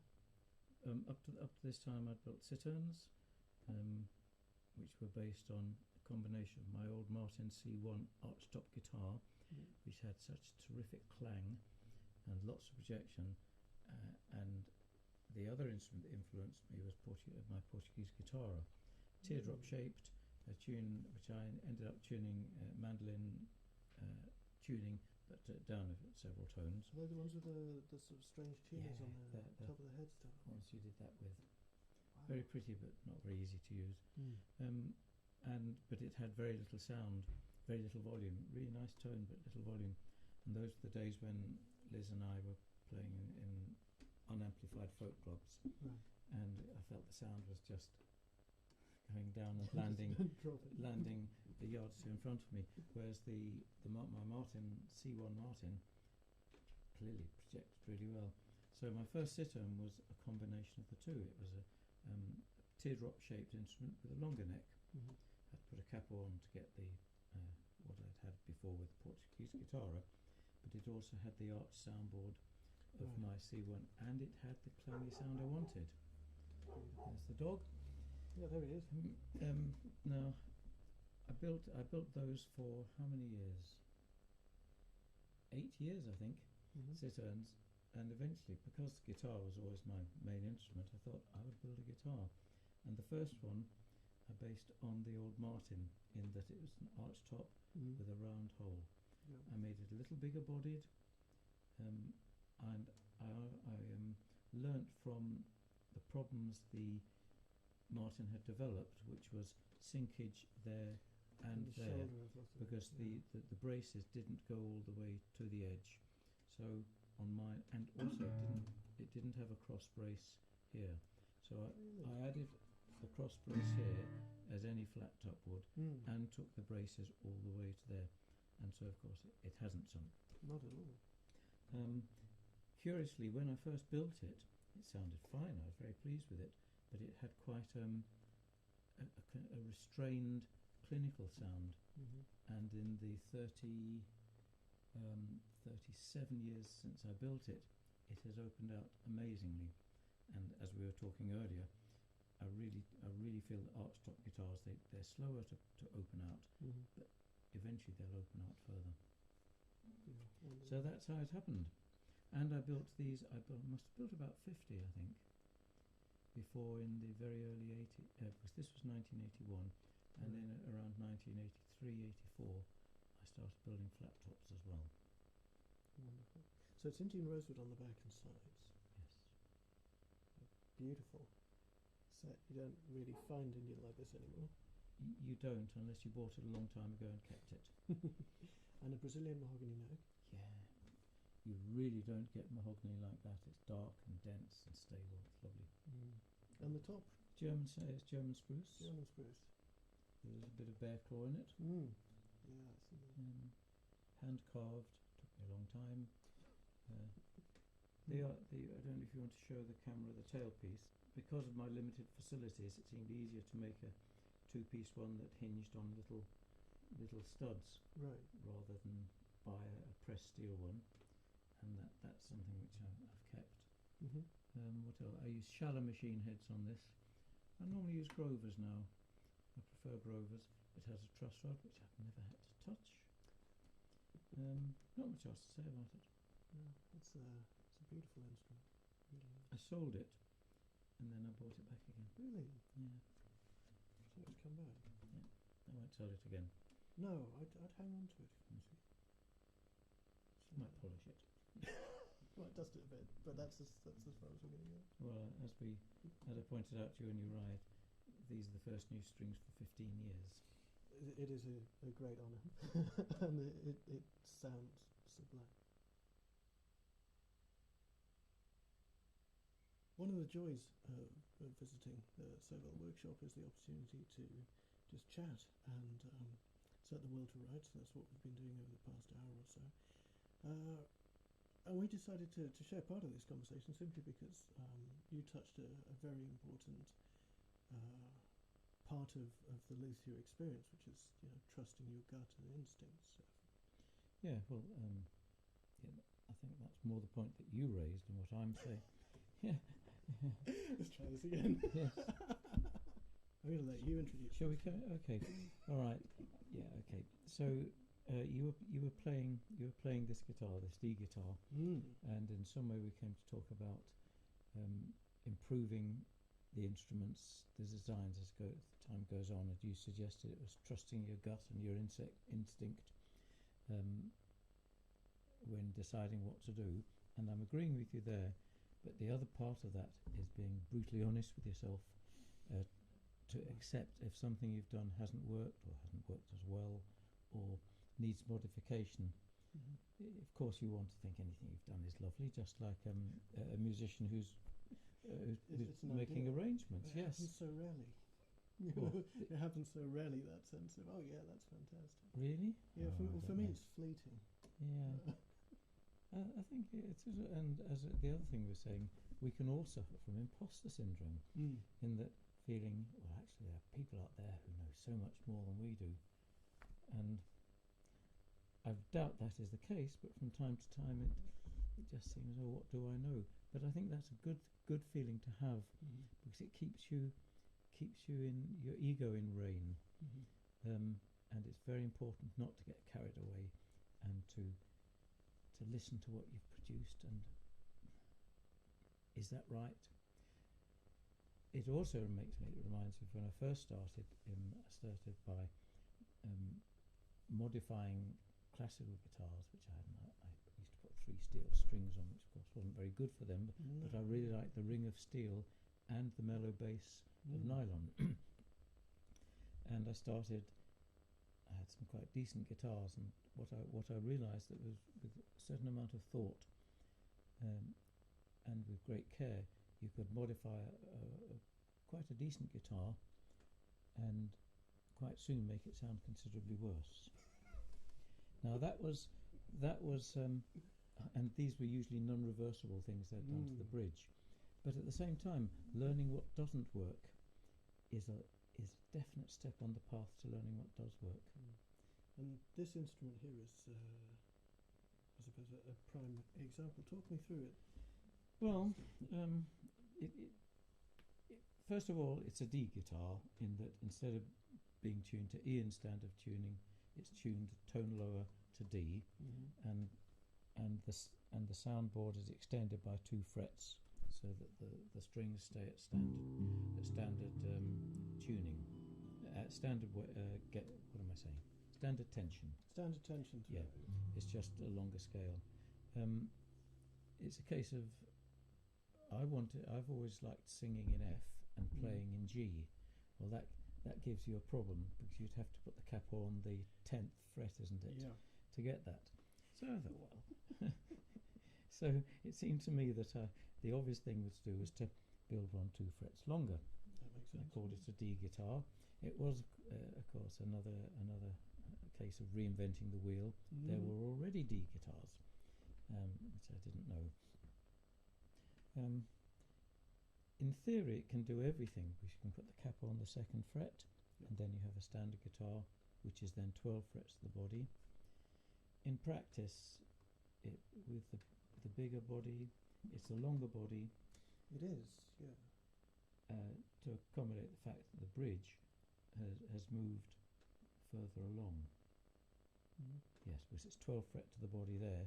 So instead of being where the bridge will be in a 14 fret, it's moved to where it goes on a 12 fret. So that's fascinating. So you've got the bridge in the sort of the 12 fret sweet spot. Yes, even the though famous it's 12 fret sweet spot. And And it's also deeper to support the lower notes, which does mean that every sound is going to be a compromise to some extent. The balance shifts with volume, the volume with the internal volume of the guitar. My next one, I think I shall make a little shallower. Because I think this will support the treble without damaging the bass, along with the slightly different soundboards I'm building now. It's work in progress, isn't it? And it's what makes guitar making interesting, trying something new, rather than just producing, say, Martin copy after Martin copy.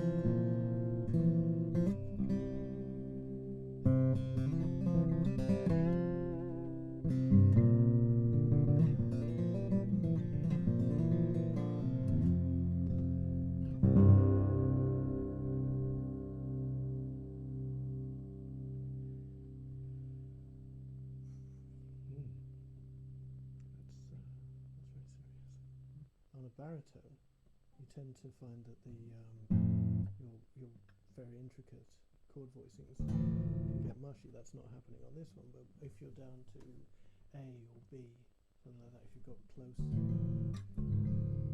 sort of stuff just disappears. Yes, it doesn't happen on this because, as we've been saying, we have standard strings at standard tension. This is my latest Martin Simpson model. It's a little shallower than the previous model, but along with the modifications I've made to the soundboard, the bass is just as strong, and I think I like it better, and it hasn't lost treble. I'm really pleased with it. This particular guitar is one I lent to Darryl Scott on a recent one-off concert when he wanted to borrow one because he didn't want to hassle bringing a guitar for a one-off concert. Wow. And he pounded the daylights out of it without marking it. Oh, that is a skill. He really plays hard from time to time, and he didn't touch it. He's really good. He's a great guitarist. He made it sound wonderful.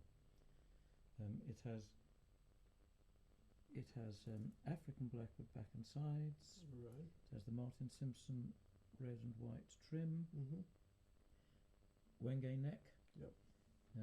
The very best Goto tuners, the 510s. I think they're the best tuners, period. Yeah. I know those. And the soundboard is a figured, well, it's called German spruce. This particular piece came from Transylvania. It was brought by a Transylvanian who came to the local violin shop, and Davy Mann, who runs it, called me and said there's a Transylvanian here selling spruce. And I, of course, said, have you checked his teeth? And apparently, before ringing here, he'd called my home and spoken to Liz, who said, have you checked his teeth? Anyway, his teeth were perfectly normal, Good. and along with some standard straight grain spruce, he had this figured spruce, which I absolutely love. And this is a piece of that. It's stunning, isn't it? Bridge is ebony. It's a larger bridge than on my Steinbeck model, which you'll be playing in a bit. The soundboard is braced and thicknessed a little differently, because this is designed to be happy with medium strings, as on now, Yep. and for players like Darryl Scott who perhaps really want to be able to play hard. I'd like to talk a little bit about the neck carve as well, because Martin's signature model does come out with a more pronounced V than your other instruments, or is that just my imagination? It isn't, but unless asked to do otherwise, I'm doing a V on all of them now, because I prefer it. Right. And a lot of people have said they prefer it. I love the shape of it. Yeah. So it's in fact all my latest guitars, all the latest of the smaller guitars, not the D guitar so much, but the latest Martin Simpson, the latest Steinbeck, they will all have more V-shaped necks. And one of the reasons you can do that is you can take as much wenge off if you want, because what's left is so stiff. It doesn't lead to a flexible neck. Absolutely, but you still got the width here to give you lots of room for the left hand. That's so important. You've been working with Martin Simpson for how long now? Since 1984. Wow. 34 years. And when did Since he looked about 12. You must have looked about 14 at that point. When did the idea to make a signature model come about? So long ago I can't really remember. It was something we talked about, because he played 1, 2, 3 of my Model 1s, the last of which he still has. Guitar I was really pleased with, and he still loves. But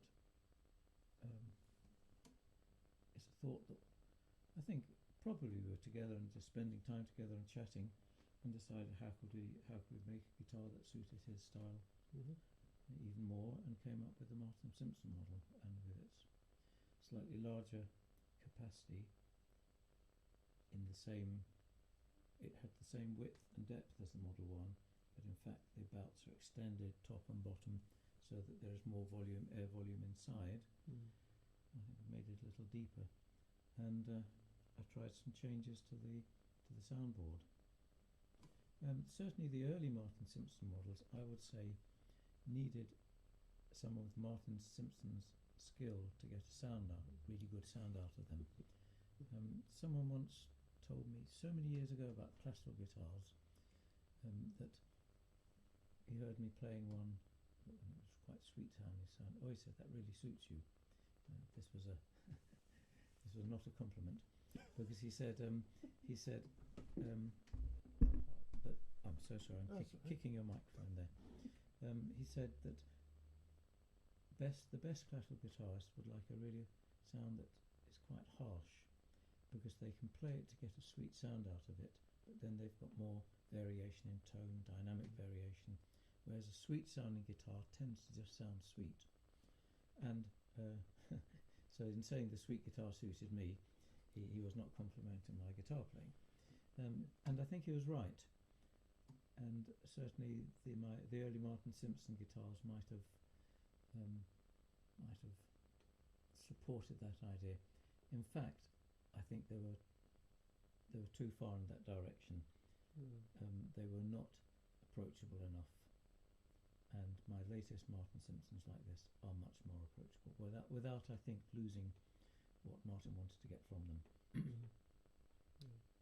I've actually used that last time I saw you. In fact, I remember you telling me, maybe not that exact story, but certainly that you can, if you have the skill, you can pull warmth and sweetness out of a steely guitar. But if it's not, if it starts off warm and sweet and fuzzy, you've got nowhere to go. Yeah, I really believe that. In the past 8 years since I last saw you, those have been words that I've lived by. I can quite promise you that. What was I playing when we first met? It was a bourgeois. I mean, I first met you in the acoustic guitar shop in Brighton, I think. That's right. Yeah, You yeah. played everything in the shop Absolutely for me. everything. You had brought in a New World with Douglas Fir. Yes, well remembered. Yeah. Are you still using Douglas No, Fir? I haven't anymore. I liked it. So what you were playing is your personal guitar. I don't know. I think I was playing a bourgeois, which had Indian rosewood on the back and sides with a redwood top. Yes, he did Sort use. of, jumbo kind of thing. Yes, he did use Appalachian, Mm. which is And redwood it was top. it was good, but one of the things, I mean, I've owned instruments in all manner of different top woods, and what I found with redwood was that it's almost like a limiter in the studio. It has a point at which it will not get any louder, no matter how hard you hit it, but it will never distort. Right. It retains that clarity all the Okay. way through. But when it comes to usable dynamic range, and I'm not talking about volume, I'm talking, a literal from pianissimo to fortissimo range to work with. Which is your forte, really. If I've got one. Yeah, it is. So, it's interesting. Whether that's to do with the top or design, I don't know. Yeah, I've played the same guitar in different woods. Mhm. And it did, I think cedar had a similar sort of thing. I've always sort of put redwood and cedar in a similar sort of category, with redwood being a bit more clear. I think I'm not sure if we're not talking cross purposes here. Redwood and red spruce are not the same. No. I'm talking about redwood sequoia. Oh right. Yeah. Oh, I've never wanted to use it. No. It seemed too flexible, and for flat tops, I've never used cedar for the same reason. They are a little bit in the same camp. Yeah. No, okay. Because red spruce, which is the Appalachian Adirondack, yes, and also you get one of the Italian suppliers, Rivolta. They harvest and sell red spruce. I found it very little different from the German spruce or Transylvanian spruce. Oh, Transylvania. Yes. Can you see this in the mirror? You checked. No, but I always carry garlic and a cross. Good one, that.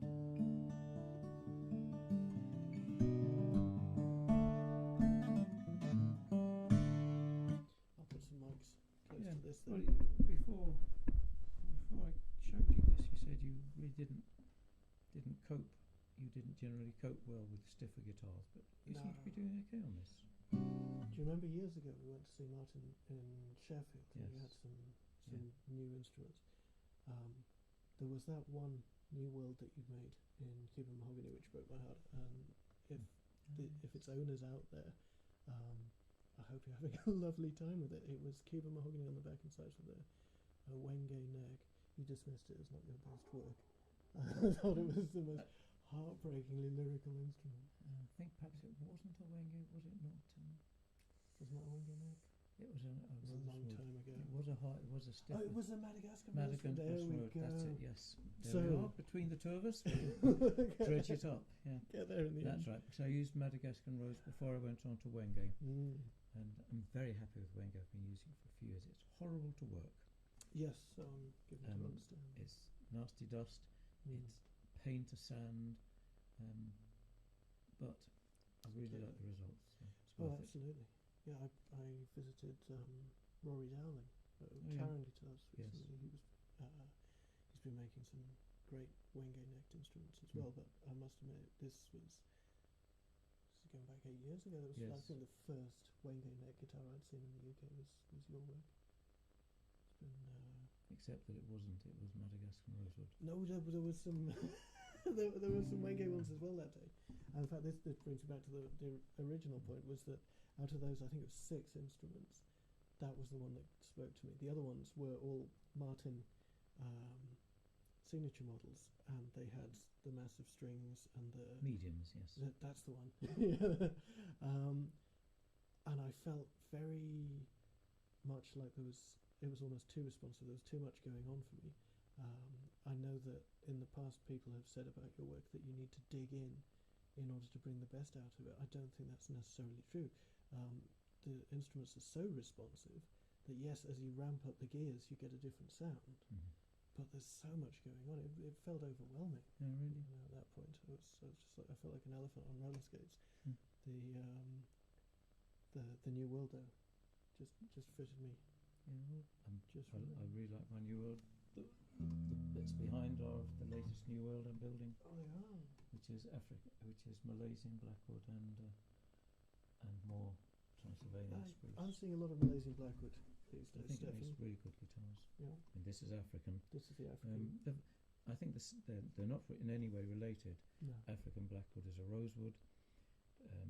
Malaysian blackwood is apparently related to Macassar ebony. Mm. But they're similar weight, similar ring tap tone, Mhm. and not identical, but similar sounds. African blackwood is harder to get, more expensive, Yes. easier to work. Mm. And it's the true Dalbergia as well, isn't It it? is, So yes. you've got the Yeah. CITES and so on to worry about. Well, sight is only if you're shipping it abroad. You can carry any rosewood over, not Brazilian, Mm. but you can carry standard rosewoods over if they're in a completed object and weigh less than 10 kilograms. Which, That's just under, isn't it? well, the whole guitar is probably about 50 kilograms. No, they're not light, my guitars. They're not. They don't sound heavy. They don't and your feel point- heavy. They don't sound heavy, but that's how they're not light. Well, Wangain itself is quite heavy, but certainly I do feel, which you have to be my reputation with the early guitars, that you had to be up to digging in to get the sound out, and I think to some extent it was true. I don't think it's true now. No. I've changed. I've listened to what I've made and researched and experimented, and even on this relatively stiff guitar, I think you don't have to dig in. I think you're right. Well, let's find out, shall we? Okay, I'm going to- give it a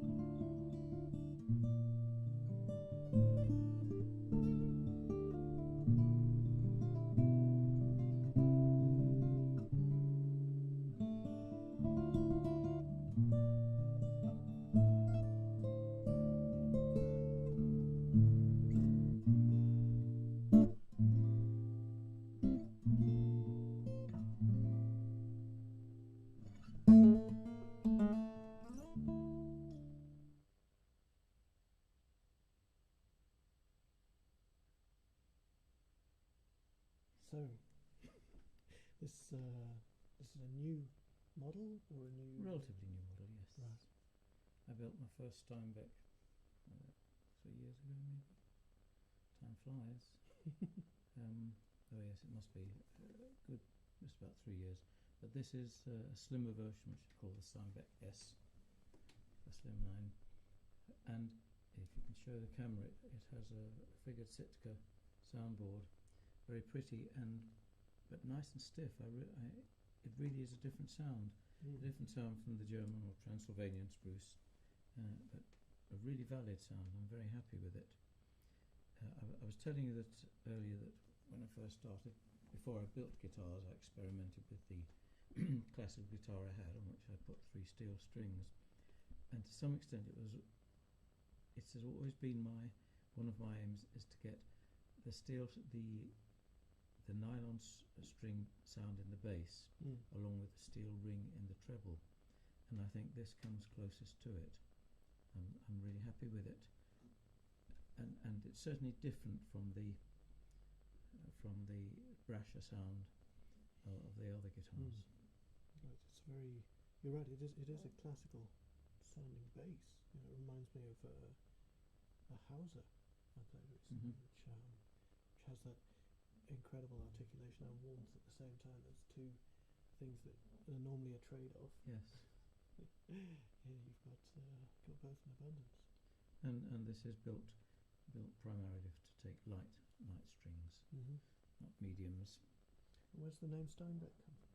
It comes because many years ago I did read Steinbeck's Grapes of Wrath, and there's a lovely fireside scene that you remind me of, where a singer comes out, brings a guitar, and starts saying, "Many men can chord a guitar, but perhaps this man was a picker." Yeah.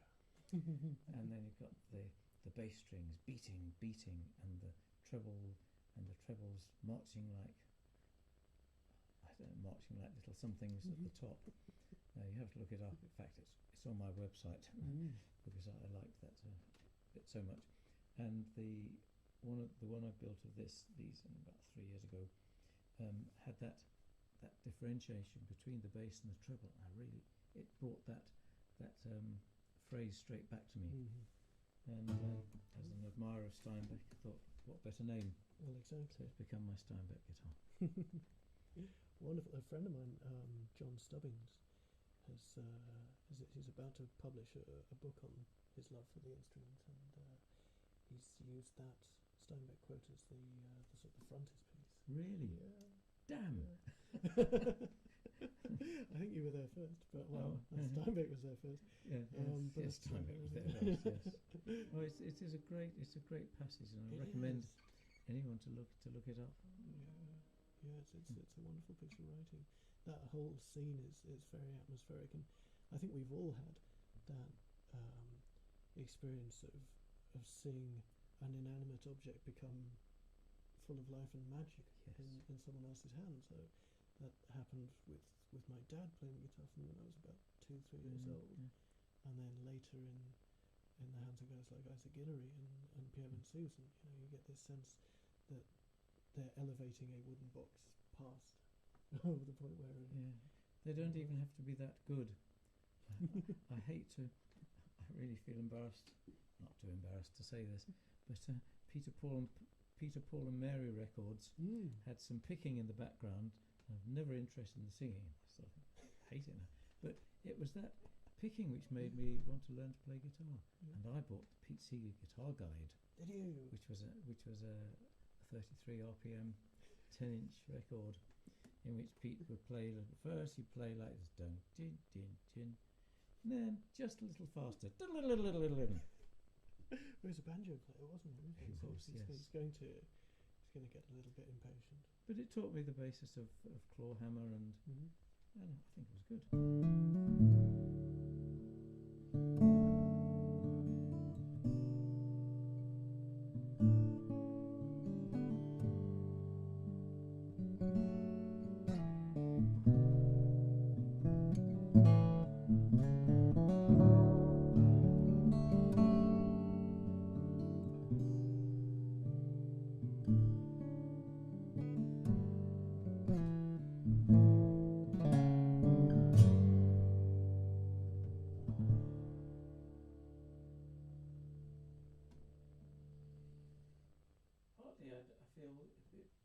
Presumptuous of me to give advice. Really? Well, if you don't, who the hell else are they going to listen to? One thing that I did want to ask you, Stefan, was what advice you'd have for aspiring luthiers. Well, it's a tricky one, that. You told me you're going to ask this, and I've been wondering what I could say that was constructive. I started so long ago. In some ways it's much easier now. The internet means you have any aspiring luthier starting out has almost the same reach to an audience as the factories Martin and Taylor. Whereas in my day when I started up, the way to get to people was full page adverts, which was way in magazines, which was way beyond the pockets of anyone like me. On the other hand, there's so much competition now. There's so many people understandably wanting to do it. It's a fascinating thing to do. What I would think is important is not to accept any received information as set in concrete. There are you hear lots of people talking, and the other thing is go with your intuition rather than reading what other people say. Learning about construction is good. There's nothing wrong in learning how to make a guitar that doesn't come apart. And it took me a while because I started, because of how I started, it took me a while to sort out some of these things. But when it comes to sound production, trust your intuition and go with it. And then I think, as we said in a previous part of this interview, trust your intuition, try things, not just, different strut, but you've got to have some kind of feeling as to why, how, and why it'll work, and then listen to it very hard. And just because something hasn't been done before doesn't mean, in no way means it's not going to work. Play a lot of other guitars.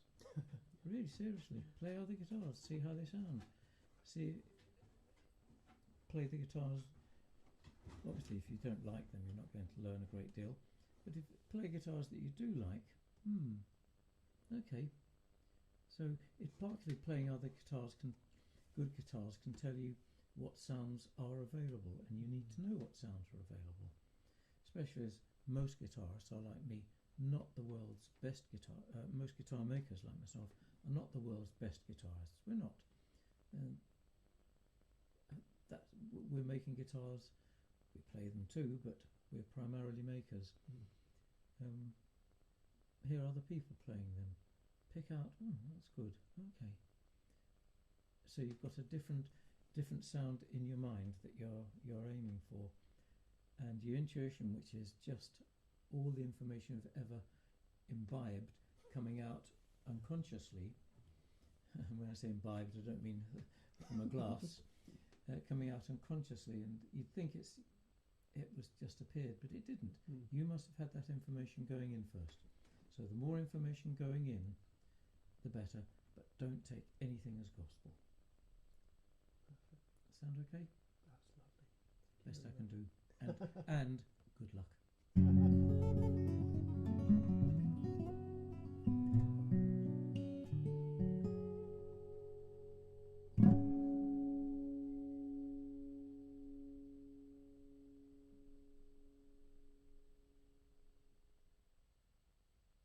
Focuses everything up again, and when you do that with, say, African blackwood, it can almost be too steely. It's overpowering, isn't it? Yeah, you get that real glassiness to it. Whereas with the Malaysian blackwood, you get that subtle warmth below it, and I love that. I really, really like it. So using this more and more. So yeah, and it does have a lot of the visual aspects of good Brazilian, doesn't it? You've got the sort of spider webbing a bit, and these sort of chocolate stripes to it. Absolutely. And it's got a holographic kind of effect to it. In fact, if you grab that one there, we'll maybe pull that one up. Yeah, absolutely. Show it under finish. So this is a kind of sister to this guitar. So Malaysian blackwood there, and you can see the depth of the wood in it. It's just beautiful stuff. And then again, this has got the wingy neck on it. This is the Chigger Beg. So this is probably my most popular model. I built more of these than I think anything else. And you've described this as a sort of large OM. Yeah, I would say a large OM. I don't really follow the kind of Martin sizing. Sure. So they've kind of developed over time, and this is the Mark II version of the original. But still with the same philosophy. I want it to be quite a versatile instrument. So it's not while I build for lots of different people, and I can go very much down the fingerstyle route or down the accompaniment route. Yeah. This is an instrument that is very well. It is an instrument that is very versatile for all playing styles, which is why it's so popular.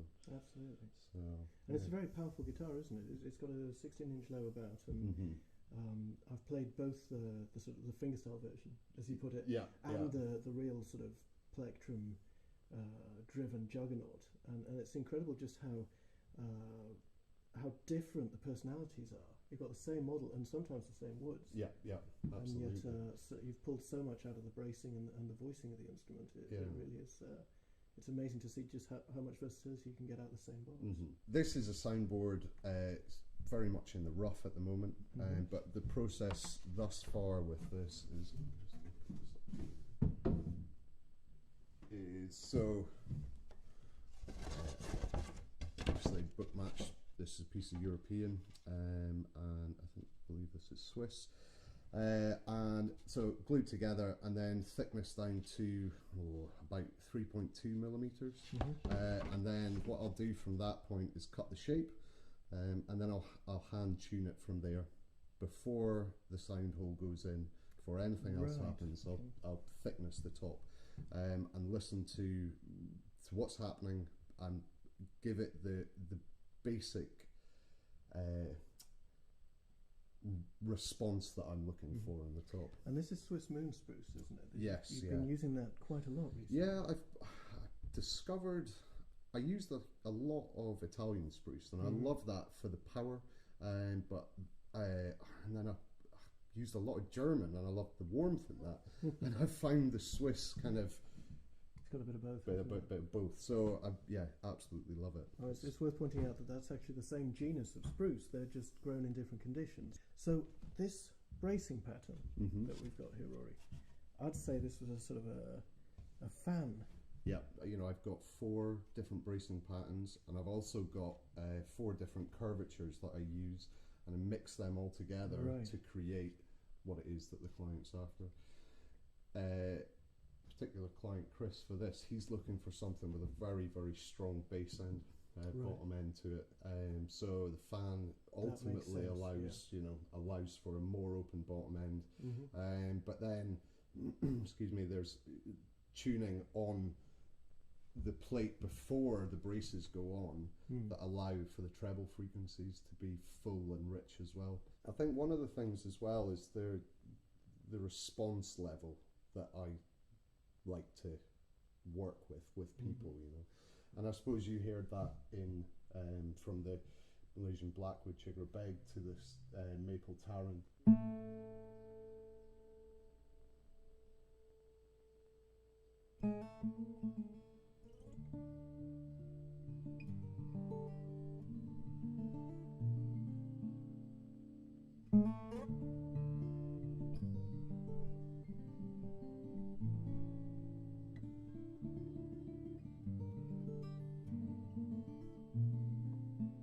Built this for the Holy Grail show, and it was an experiment in detailing. There's quite obvious influences in there, Michi and certain Japanese chap, yes, absolutely.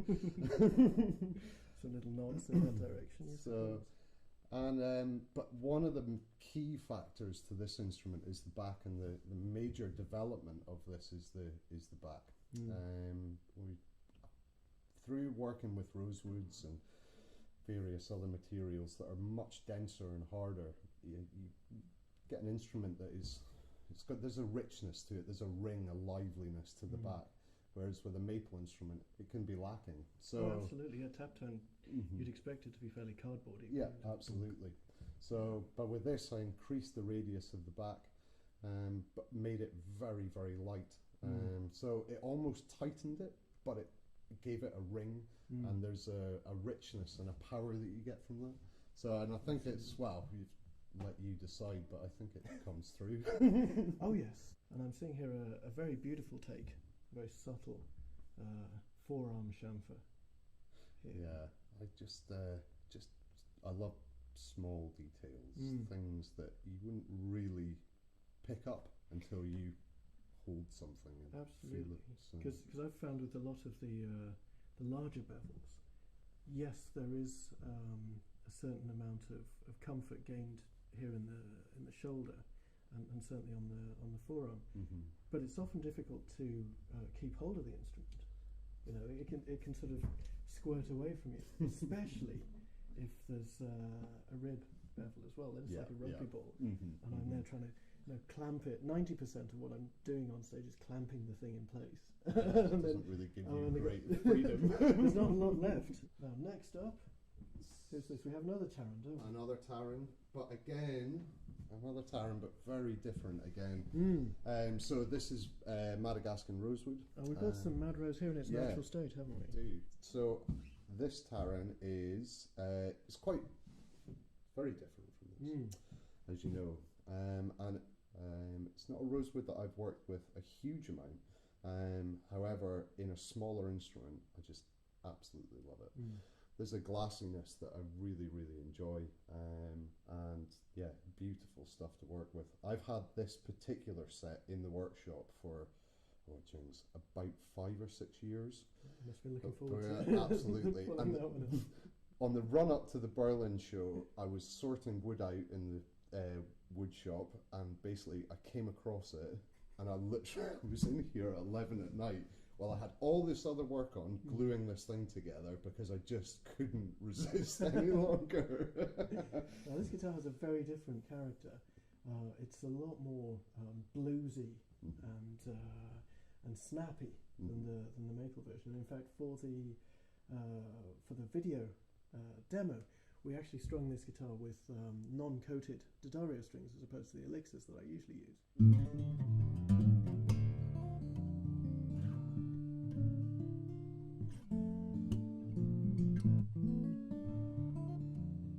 And that's really brought out its woody, bluesy character. I think it's an extraordinary instrument. Yeah, a lot of compression on it as well, which is absolutely. Yeah, really nice. And this is detailed with rippled mahogany, which you don't often see. Oh no, there was me thinking that's really beautiful koa. Yeah, I reclaimed this from a violin maker who had retired, and he had this board sat in the corner of his workshop, and he had no idea what to do with it. So I know exactly what to do with it. And then obviously we've got as with all of the guitars, the Robson tuners, which are fantastic, absolutely lovely tuners, handmade down in England. So this top is Swiss as well, but it's got a bear claw to it, which is just lovely top. Really, really clean annulars on it, but with this bear claw on it. Now that Chigrabeg that we looked at, it had a Wenge neck, and we've got a Wenge blank here, and also the more commonly found mahogany. What have you found are the differences between these two hardwoods sonically? One of the things that I love about mahogany is that it gives you the strength and the lightness, so that you've got an instrument that can breathe and be full in itself.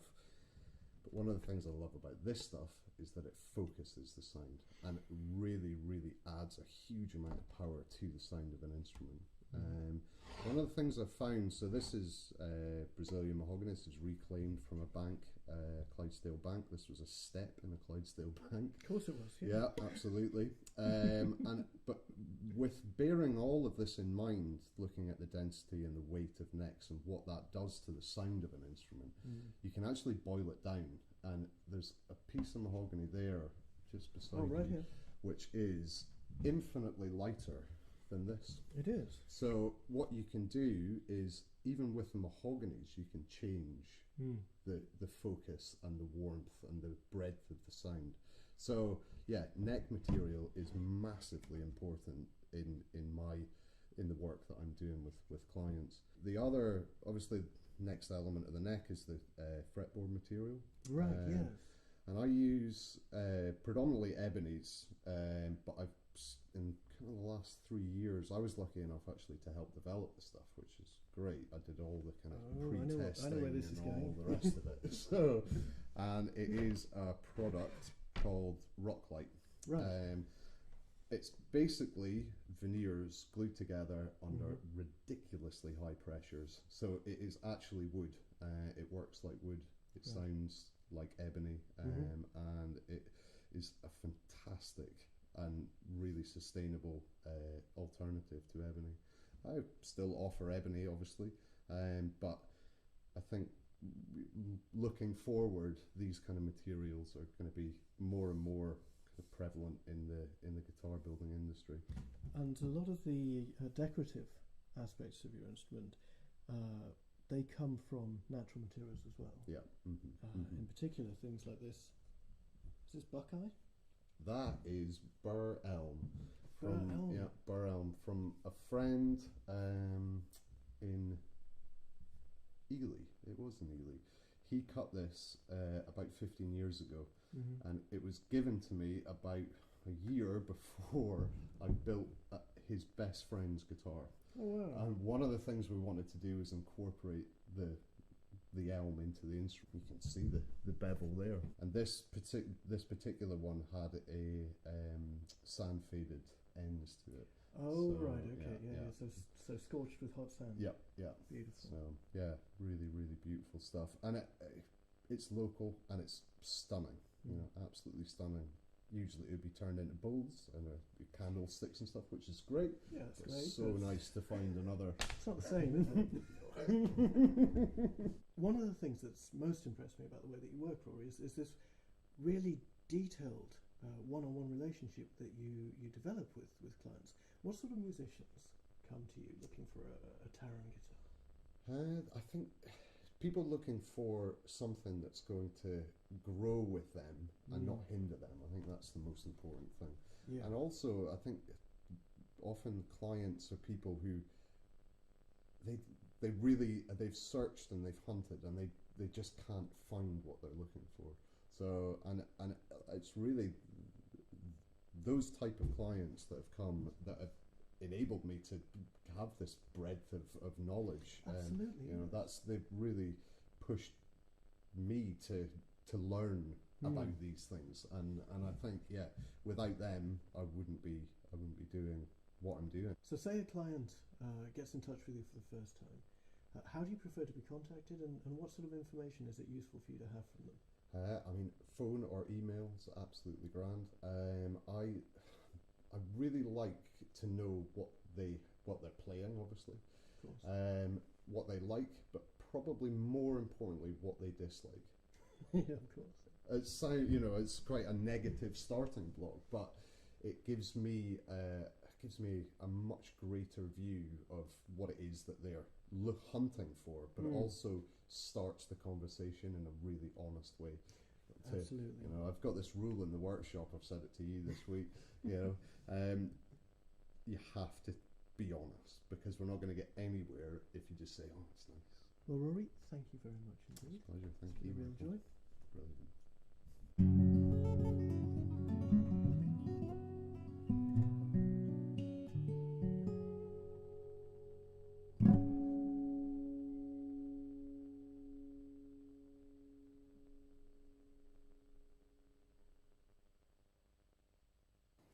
Just going to check the status of the straightness of the neck right now. We know it had shims in it, which makes me a little concerned that there is a hump, and oh yeah, there's definitely a hump here. It almost looks like the neck has too much bow, but I think in reality we're dealing with a hump, so I'm going to try to straighten the neck as much as I can to see if I get a better visual on what it looks like. How is it to straighten the neck when you don't have the tension on the strings? So I took some mental notes on how the neck was bowing earlier, and right now I'm just trying to get it as straight as I can, so I don't take off more wood when I'm leveling the board than I need to. I know I'm going to be dealing with a little bit of sanding. It's very important for me not to sand off more wood than I absolutely have to. This is Brazilian rosewood, and I mean what you sand off, you can never put back on again. So I want to be very conservative. I know that I'm going to have to do a little extra sanding up here just because of the shims. So this has the thicker fretboard. Some of them have the veneered fretboards, which are, you know, about this thin all the way across. And that makes it a lot harder to deal with those humps, and sometimes you can't. But since this has more wood, I think we can get rid of it. So we'll see. I'm going to take the frets off now, and that starts with heating them up. So I'm going to get the soldering iron. Here's the date, by the way. It says 1260. So it's an old one. Has an R under here. I don't quite know what that means. Maybe someone else does. It's a pretty nice neck. It's, I mean, it's somewhat flats on, not quite. And the truss rod is working really well, so that makes me happy. So I'm using a soldering iron to heat up the frets before I take them out. These frets were actually put in sideways, which means that taking them out, pulling them straight up can damage them a little bit, or damage the fretboard around, because you're kind of pulling something through a slot that's never been put in that way. So there's two ways to take these frets out. Either you have to knock them out sideways, kind of continue the motion that they had at the factory, or you have to pull them up and be careful.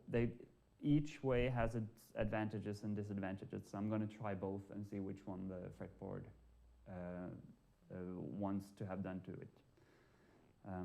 Sometimes if you put it sideways, you can get some chipping here, and I definitely don't like that. So we'll see which one is better for this guitar. The reason I'm warming it up is that sometimes there's glue in there, sometimes it just boils the oils around the fret a little bit, and that seems to make them just slide out a little better. So this first one I'm going to try to do sideways, and we'll see how that is.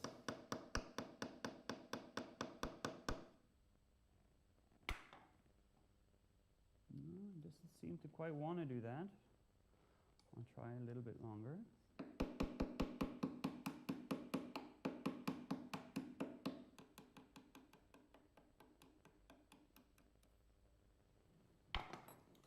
So this pretty much illustrates what I'm talking about.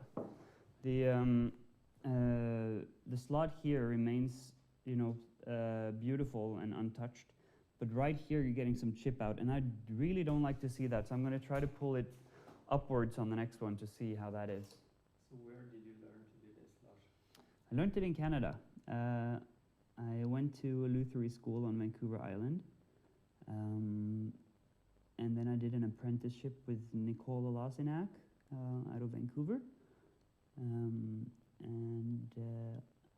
mean, after that, I worked for Vintage Guitar, which is in Oslo, and that's where I did most of the repairs, you know, that I've done.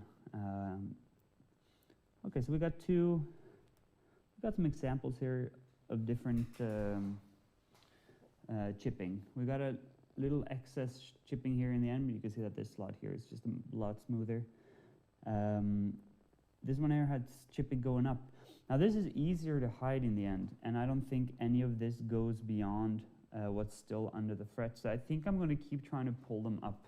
I just like to see that more than this. This doesn't look good to me, so I'm going to keep trying to pull them up.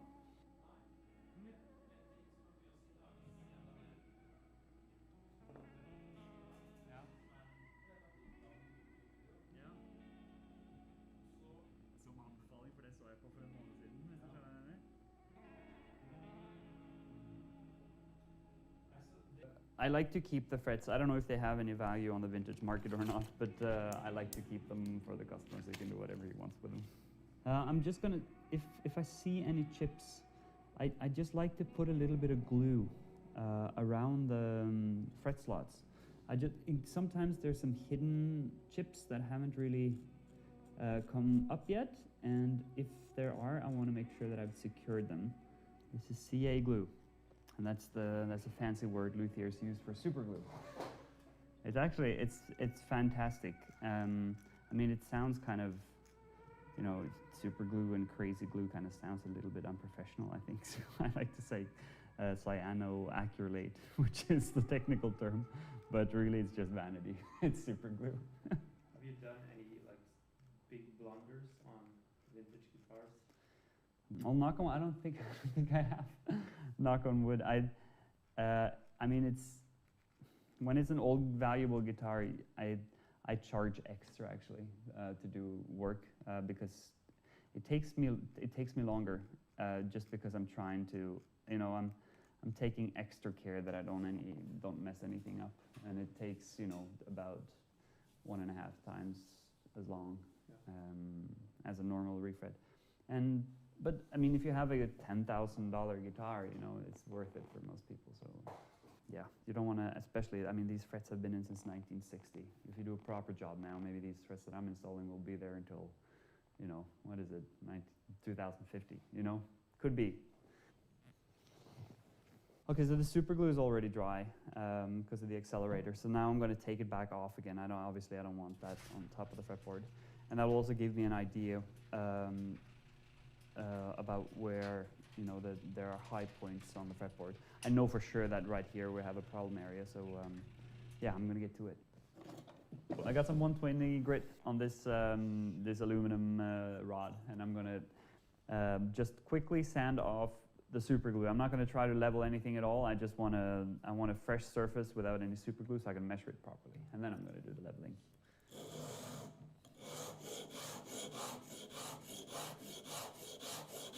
You can see right away, as I started sanding, that it touches here quite a bit.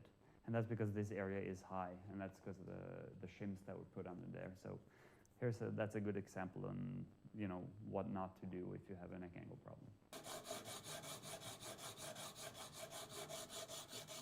The super glue is gone. There you can see all the playware that's here. I think that's beautiful, and I want to keep all of it. So now I just put on some super glue debonder to get some of the super glue out of the divots, because I definitely want to keep those. I think you know, it's a part of the history of the fretboard, and I think it's nice to keep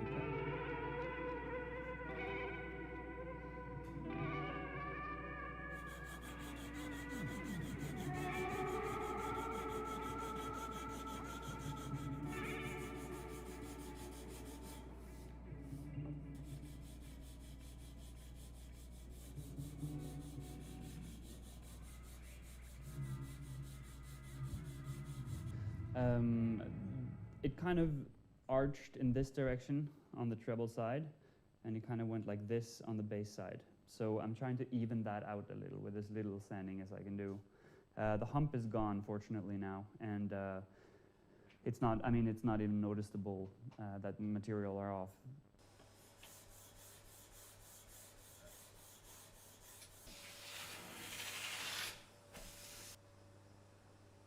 Before I polish up the fretboard and make it look nice again, I'm gonna saw a little bit into the slots.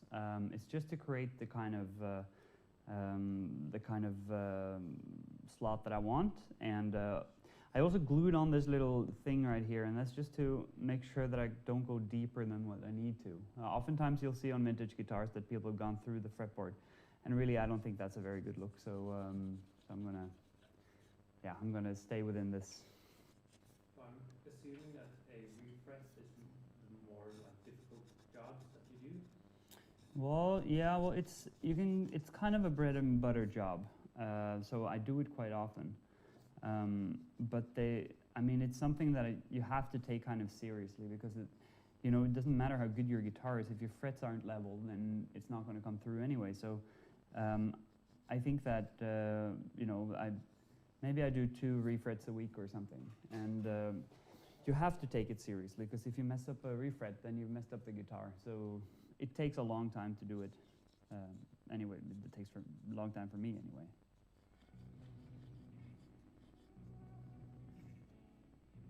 Pretty happy with the patina at this point. I kept some of the divots. I mean, I could sand further if I'd wanted to, but I didn't want to. It's time to hammer in the frets. There's different ways to do that. Some people like to press the frets. I like to hammer the frets. Really doesn't matter, whatever you prefer. I used to work as a fretter at Lerve, the guitar factory in Canada, And they used a hammer for the fretting, so you know, after a few hundred guitars, that's kind of what you get used to.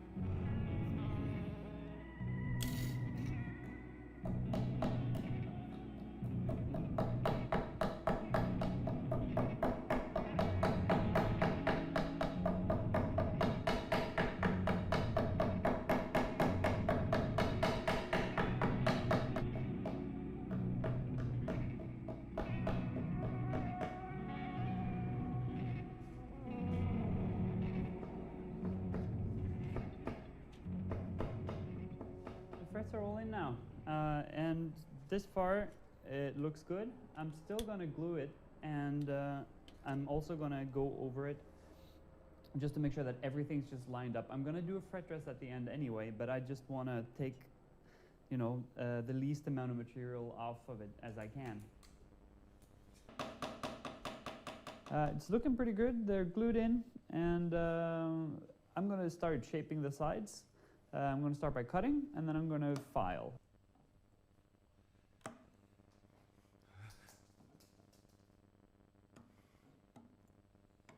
Cool. This part that I'm doing here is strictly cosmetic, and I don't like to see fret ends that aren't shaped the same way. And sometimes you'll see fret ends that are a bit crooked looking, or they just don't look the same. And so I'm just putting a tiny dab of CA glue, and I will fill this little air gap that's between the rounded over fretboard and the very straight fret. That's a point where you can get some metal shavings sometimes sticking under, and that really deforms the fret at the end, and it doesn't look very good. So this is just a little trick that I do, and I just find that it comes out a little bit nicer.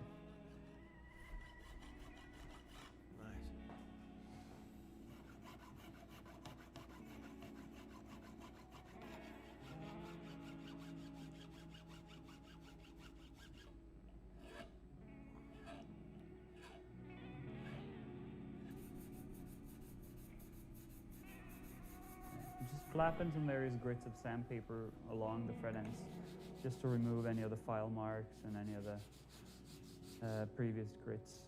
So obviously trying not to touch anything that I don't have to touch. And this really isn't taking off any wood, it's just polishing the metal.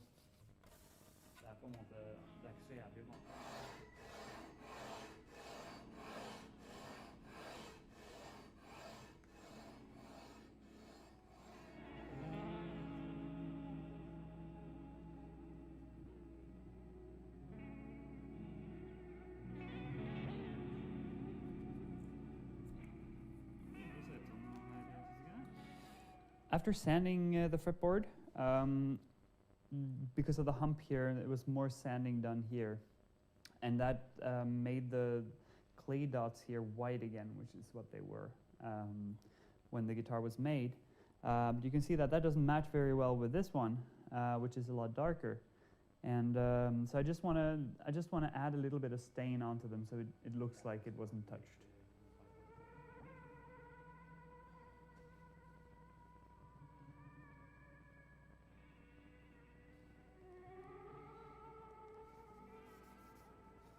Just to break that real whiteness of the fresh clay. And wipe it away before it gets too dark. It blends in pretty nicely, I'd say. I just find that I don't want to introduce any smell or anything into the board that wasn't there, so I try to stay away from the lemon oils and stuff, but that's just simply because of the smell. Some people use mineral oils or linseed oils. I don't think it matters all that much what you use. The wood doesn't need that much moisture. It's just for me when I use it now, it's a matter of getting evening out the look of the board after it's been sanded, and introducing it just a little bit of shine to it.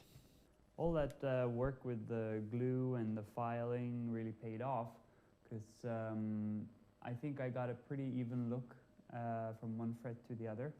And I'm pretty happy with the patina also of the fretboard. So I'm going to call this a success and move on to the nut.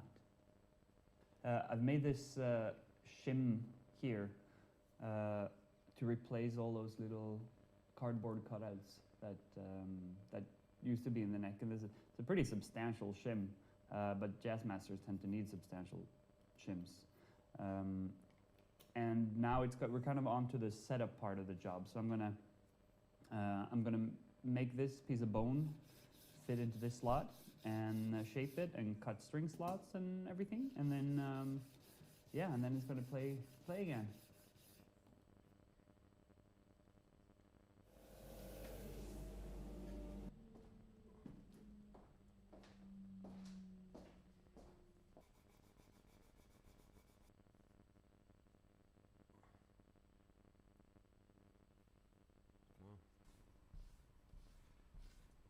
Yeah, I'm polishing it up to kind of a, as shiny as I can get it. I'm gonna stain this when I'm done because this is just too white for the rest of the guitar.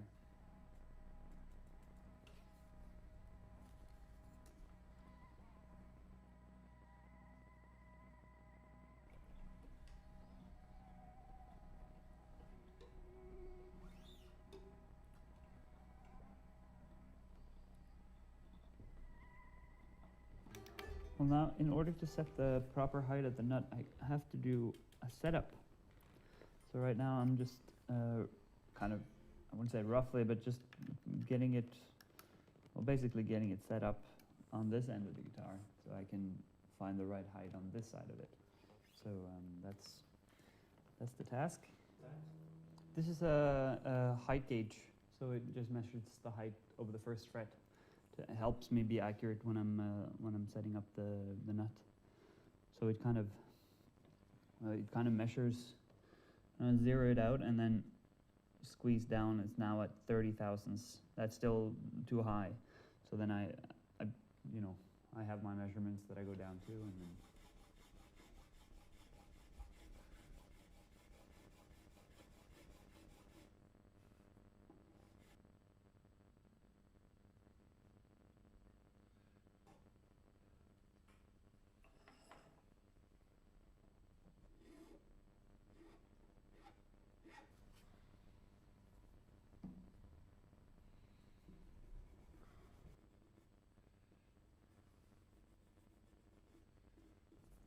Yeah, so I've polished up the nut to make that as shiny and nice as I can. I try to make sure that the strings aren't buried too deep into the slot. So after the polish, I kind of want to recreate the color that it had. I mean, the same yellowing happens to the nut that happens to the lacquer finish. So this is, an amber color. Yeah. Yeah, I think that's pretty good. Pretty happy with that. That's too violent.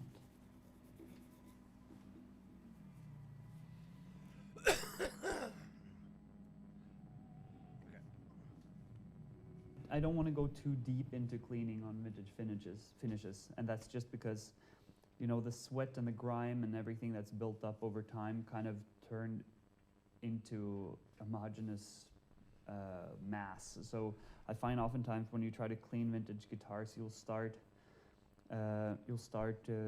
cleaning an area, and then you really just dragging all the sweat and grime out, and it turns into this haze. And I always find that it just looks better a little bit dirty. Obviously, any surface stuff, I'm just going to brush off and just lightly take a cloth over. But I want to stay away from the finish. That's just something you can't get back.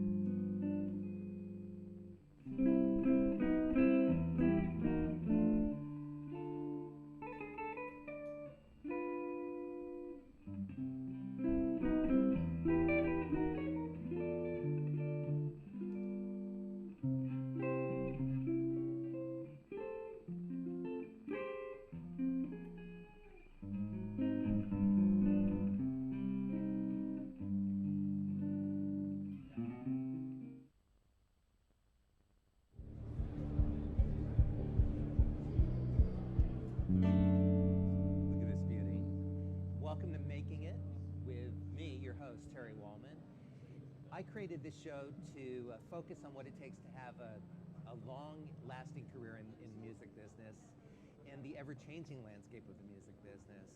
Today, we are broadcasting live from the NAMM show, and this is in coordination with EnterTalk Media and Caffeine TV. We've also got a live audience, and we are streaming live. Today, I'm here with my friend Rick Turner. Rick is a world-renowned luthier, and on a personal note, I've been playing Turner guitars and Renaissance guitars since, well, I've been playing your instruments since the mid-'80s. Yeah. You know, or late 80s yeah. when we first met. And some of your very eclectic instruments, you know, the nylon string, Renaissance. Right. A very special handmade baritone steel string acoustic guitar, which I love and adore. And I also have had some real fun playing this model guitar as well. I took one of these out on the road with me in 2006 with Kev Mo. With Kev Mo, right, yeah. And this guitar was an absolute winner. 40 years ago, you designed this Model 1 Rick Correct. Turner guitar. Yep. And one of the very cool things about today is this is the 40th anniversary model. You're doing a limited... We're doing a limited edition of 18 of these with Lindsay Buckingham's signature. And they're made as close to the first one that Lindsay got with the modifications that it got over the years. It was very, the term is rode hard and put away wet, shall we say, Sure. with that guitar. So this is as close as we can do to the way that guitar is now, including the trapeze tailpiece, which I only did 3 of in the initial run of guitars, made by my oldest son now, Ethan. Helped me out with that. Honduras mahogany body as the originals, Brazilian rosewood fingerboard, the laminated neck, flip it over, Terry, of maple and purple heart, and the backstrap overlay on the back of the peg head to greatly strengthen the peg head against breakage. And the original concept of the electronics, which is the pickup, the humbucking pickup that I make. And it's a very unique, well, you're an inventor. And you've always been. Yeah, that's my job. For those people that don't know, Rick, for a period of time, Gibson Guitar was lucky enough to have you as one of their innovators. R&D and artist R&D, relations So you were the designer of the original Chet Atkins nylon string. No, I designed some new electronics That's for what it it. was. Right, Yeah. And then we also did the custom electronics for a few of them, where we did the hexaphonic pickup and the MIDI interface for those. I want to, great. Yeah, Perfect. Pull right. that away for it's Yeah. distracting. And that never quite went into production, but it was something else. Lindsay got a couple of those, the Chet Atkins that I modified. Right, I remember that. And then Yeah. because I went to a Fleetwood Mac show, and there's Lindsay playing his Chet with my electronics in it, my pickup, and I'm looking at it going, let's see. Everybody's seeing Chet Atkins, but they're hearing me. They're hearing Rick Turner. Okay, we got to end that. Yeah. And that's when I started making the Renaissance guitars. No kidding. So that So was Lindsay, the moment where. Yeah, okay. that was and Lindsay got the first Renaissance. Basically, made him a nylon string. Got it to him, and I was expecting to get it back. I said, "Could you check this out?" Yeah, I can check it out. Right. You can't have it back. So it's and Lindsay, which is kind of a theme throughout your career, because basically any of the guitars that you've ever lent me, I've ended up owning. Yeah. Like it really is very difficult to get back one of your instruments. I do research and development, and I develop an instrument, and I want somebody to check it out. Right. I never get it back, which is good. It's a good problem. Yeah. So it means that I must have done something right. Yeah. Yeah. So it's funny. Well, I mean, you've been. I'm so happy that you basically develop Rick Turner guitars and Renaissance guitars with your own name and brand because Yeah. you know you are of course a leader in the Gibson R&D development, but also with Alembic.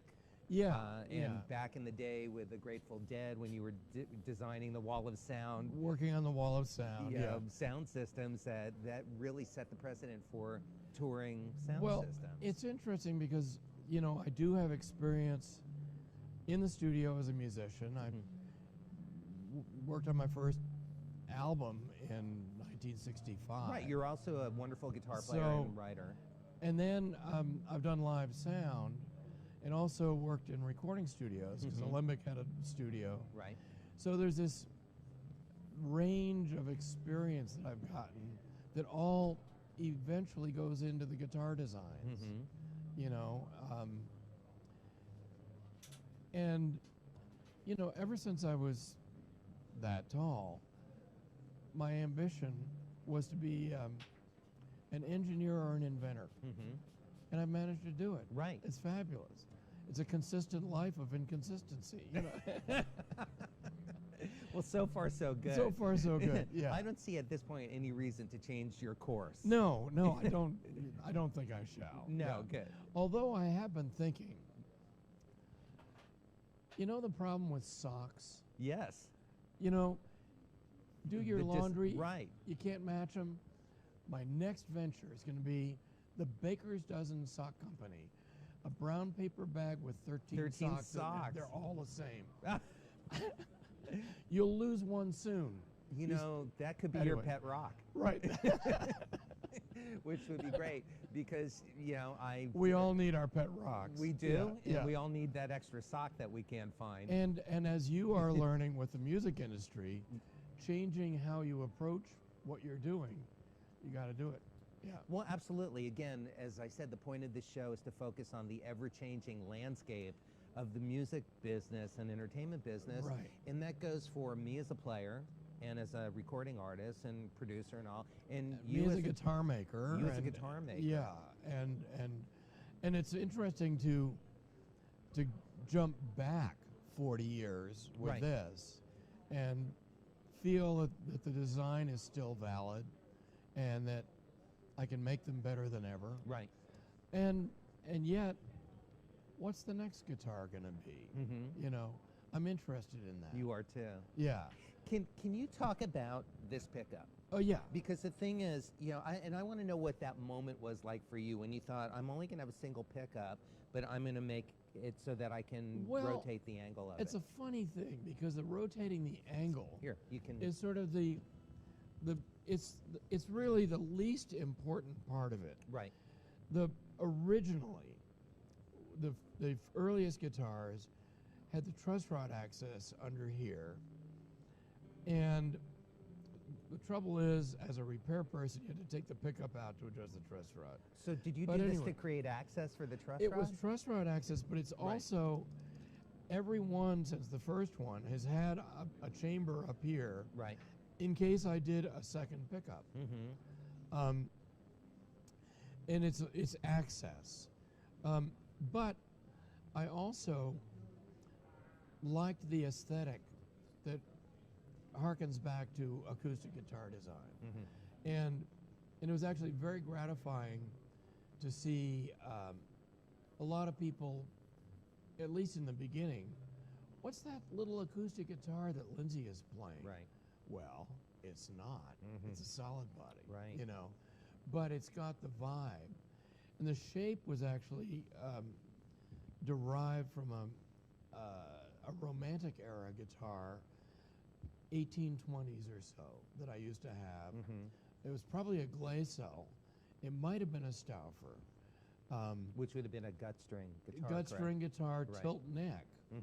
And this part of the body is that guitar. Added the cutaway, kind of a little bit Machiavelli-like. And then I wanted to make a guitar that had a lot of mass down through the center of the body, but then thinned out at the edges. So it's a beautiful instrument, Rick.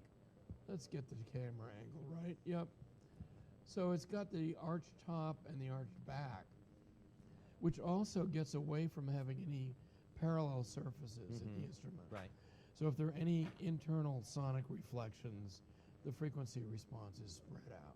Well, and one of the things about all of your instruments, acoustic and electric, are you value the importance of the tonal properties of the wood, and you approach every instrument as an acoustic instrument. I do. But then the other thing is, they all have digital tone controls. 5 digits on each hand, baby. Digital. I love that. That's so true. Yeah. Yeah. I try to make instruments that are extremely responsive to the player's touch. Yes. And that allow a musician to express his or her own tone. Right. You want that personality to come through. And so at the same time, I don't want to make a boring instrument that is devoid in itself of personality. So it's a balance between letting there be some personality to the instrument, but then really allowing the player's hands to come through. Right. You know, long ago, I realized that on the best nights at a live gig, the equipment disappears, and the heart of the musician goes straight to the heart of the people in the audience. Right. And so at that point, you know, the equipment isn't there anymore. It's that direct connection. Right. But it has to be done technically at a pretty high level. To become transparent. To become transparent. Yeah. Yeah. So that makes sense.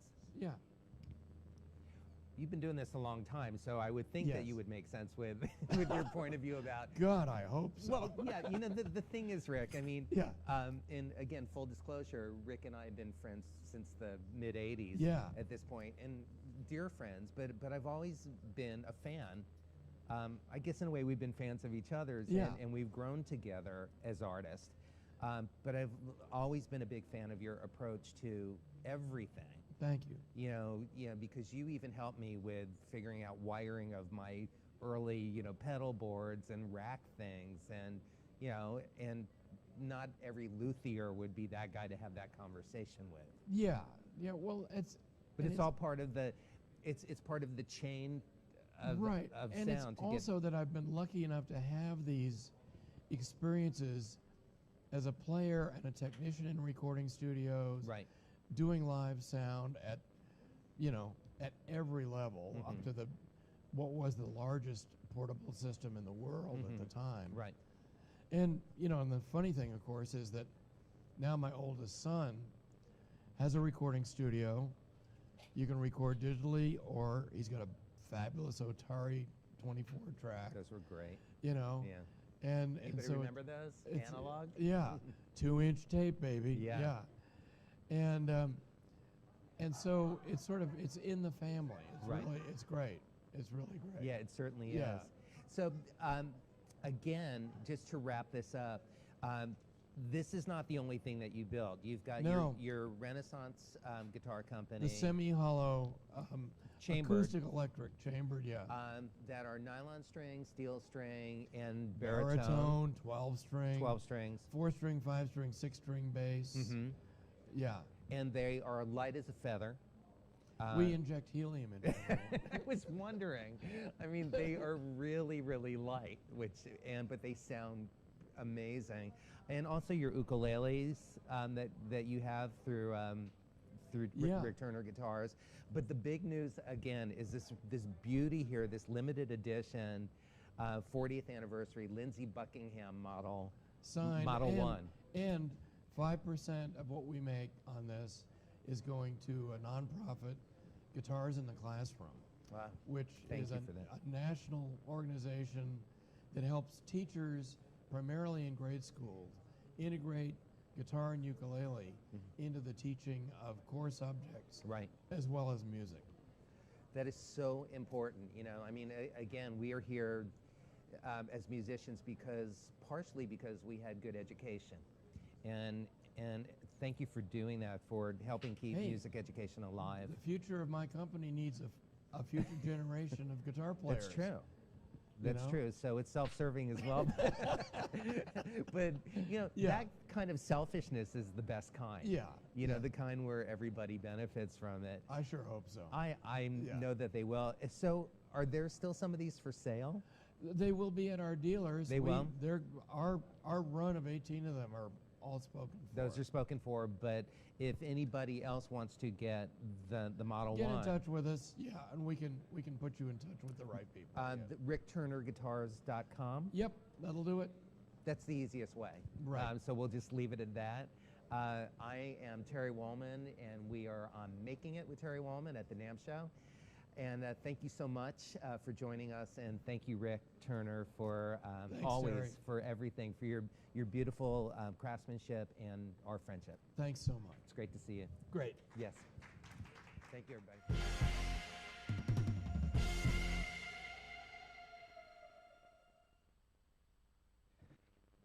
Welcome to Crimson Guitars, and welcome to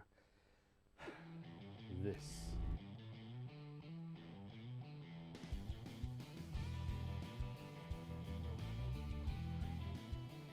I have been asked by many of you to do a river table guitar.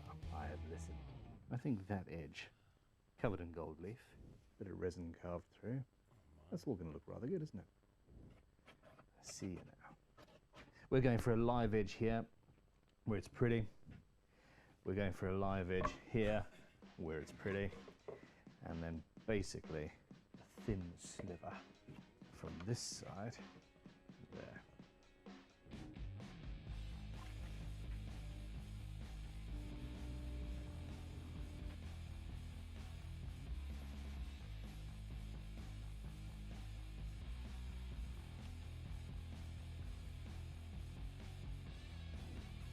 This is going to be pretty cool. We have got some amazing clear cast Biolumilite. This is from House of Resin, and this is nice thin stuff with which I am going to seal this. The last thing I want is bubbles. This is fun. I'm going to use some of the Modern Finish grain enhancing filler. 1 to 2 hour curing gold side. And now the waiting begins.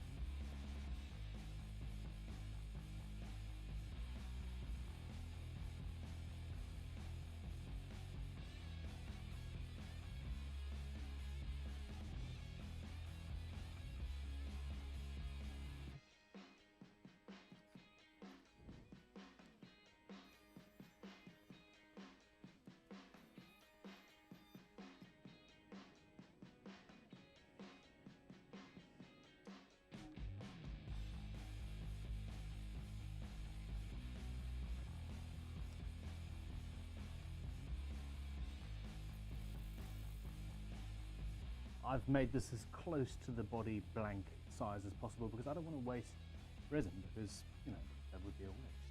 And then I'm going to seal it with sealant and tape and all sorts of stuff because we don't want leaks.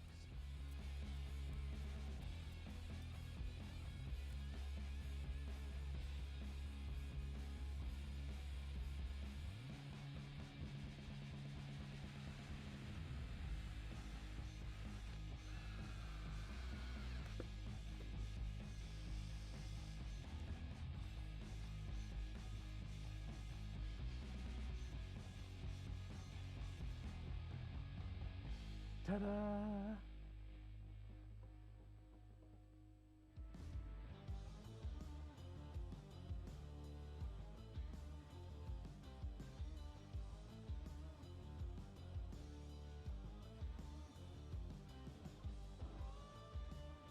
And here we go.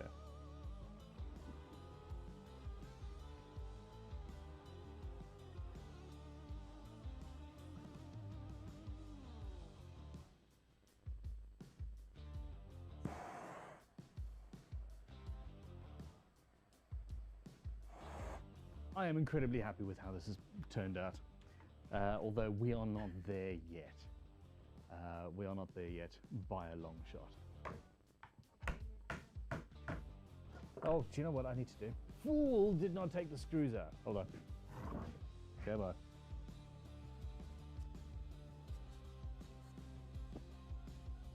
I don't know why I didn't do that first time.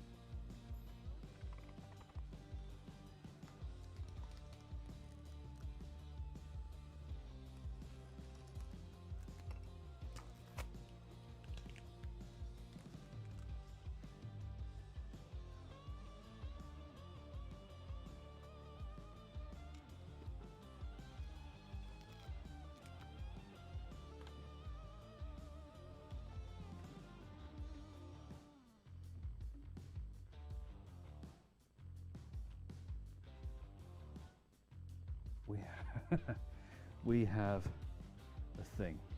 It's a thing, and it's full of thingness. It's so golden. I have here an unfinished Crimson Guitars kit neck. I'm going to do something particularly cool.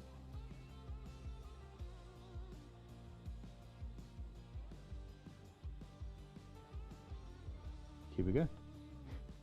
I think that's going to look stunning.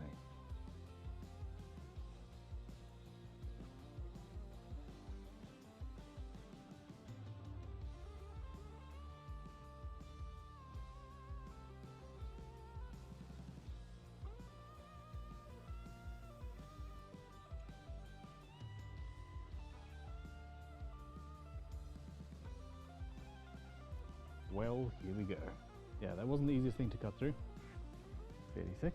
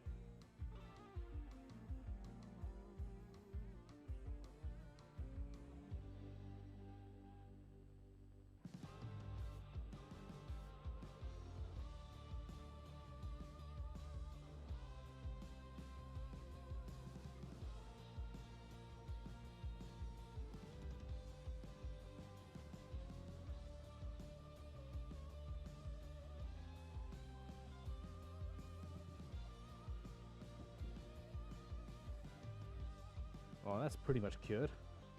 We need more resin in the back of that. Plan is, I'm going to put some tape or something on the back here, and then I'm going to flood it with some resin, and we'll see what happens.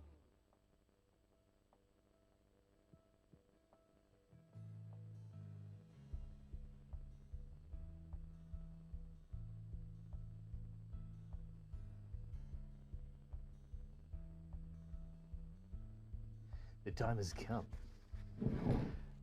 Clear, beautiful, messy. Nope, nothing leaked through.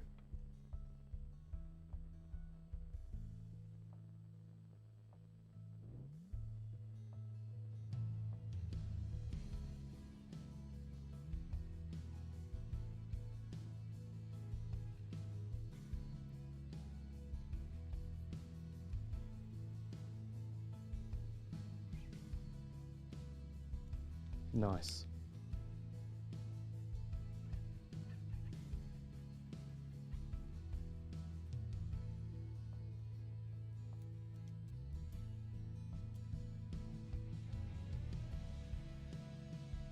The end result is, well, it's getting there, isn't it? Let's get on with the frets.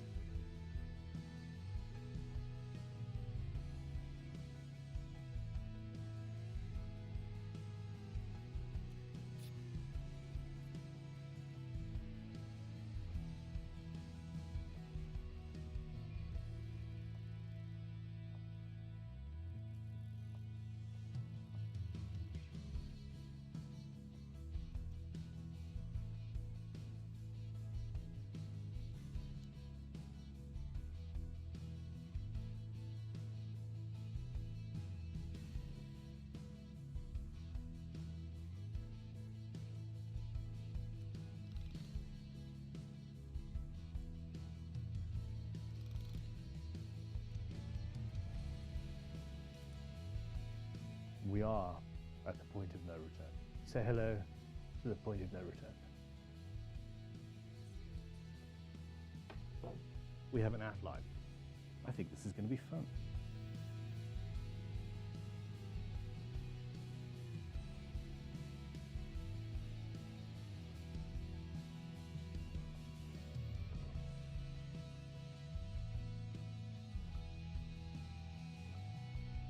This is, without a doubt, one of the most useful tricks that we know of, and we use it all the time for holding these on CNC machines and router templates and things stock on my workbench. If you haven't tried this, go and check out the video, hopefully linked below, where I explain the whole thing again in a little bit more detail. It is amazing.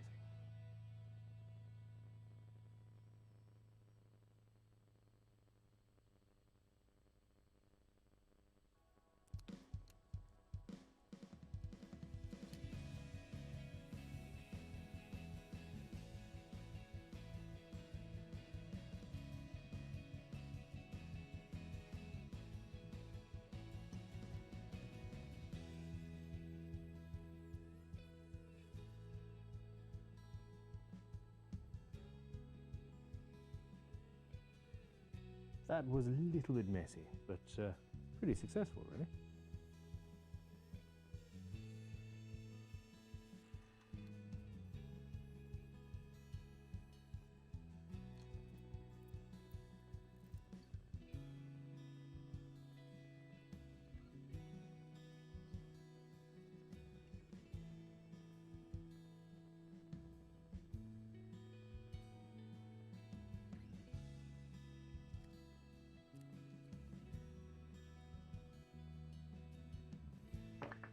Tiny router worked. I'm going to go and carve the top. This is going to be very messy.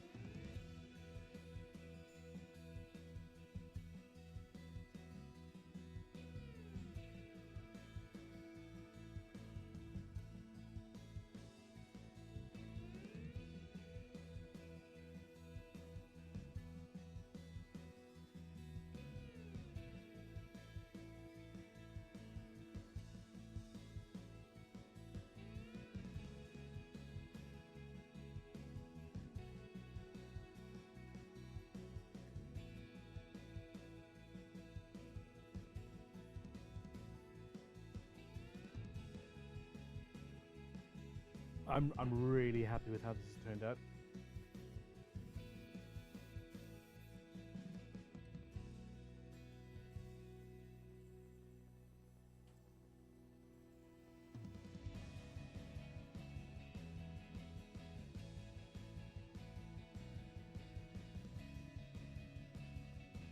Spot on.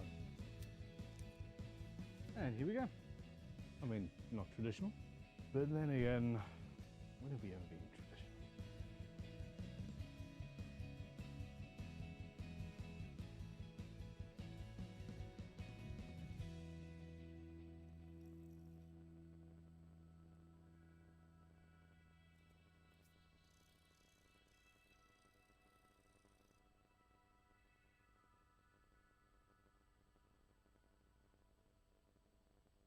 So I'm going to glue the neck in. This neck, the neck. The neck of neckness. Let me just double check I put those in the right place. Phew.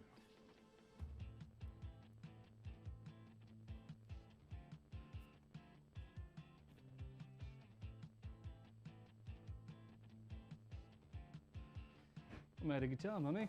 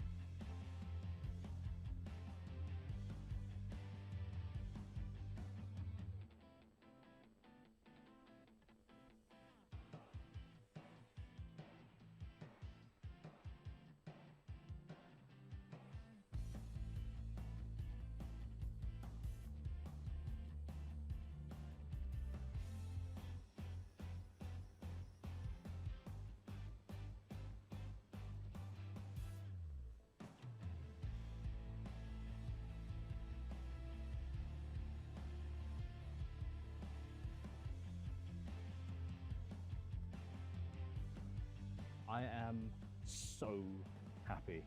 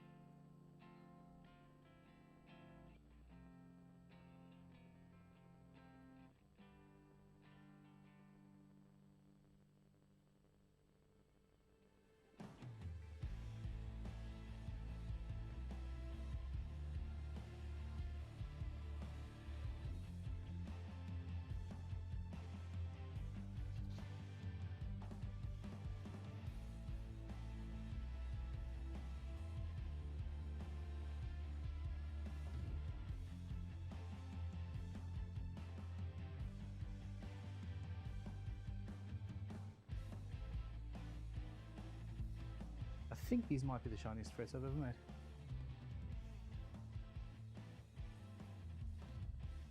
I have been looking forward to this since I started this build.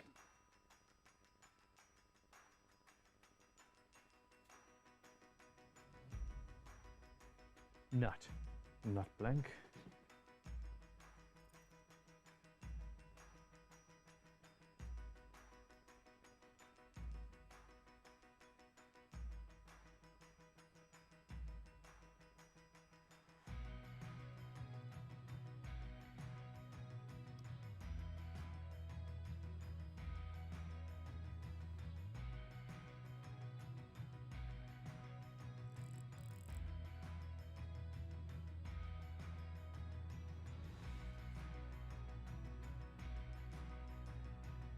We've got a guitar to put together.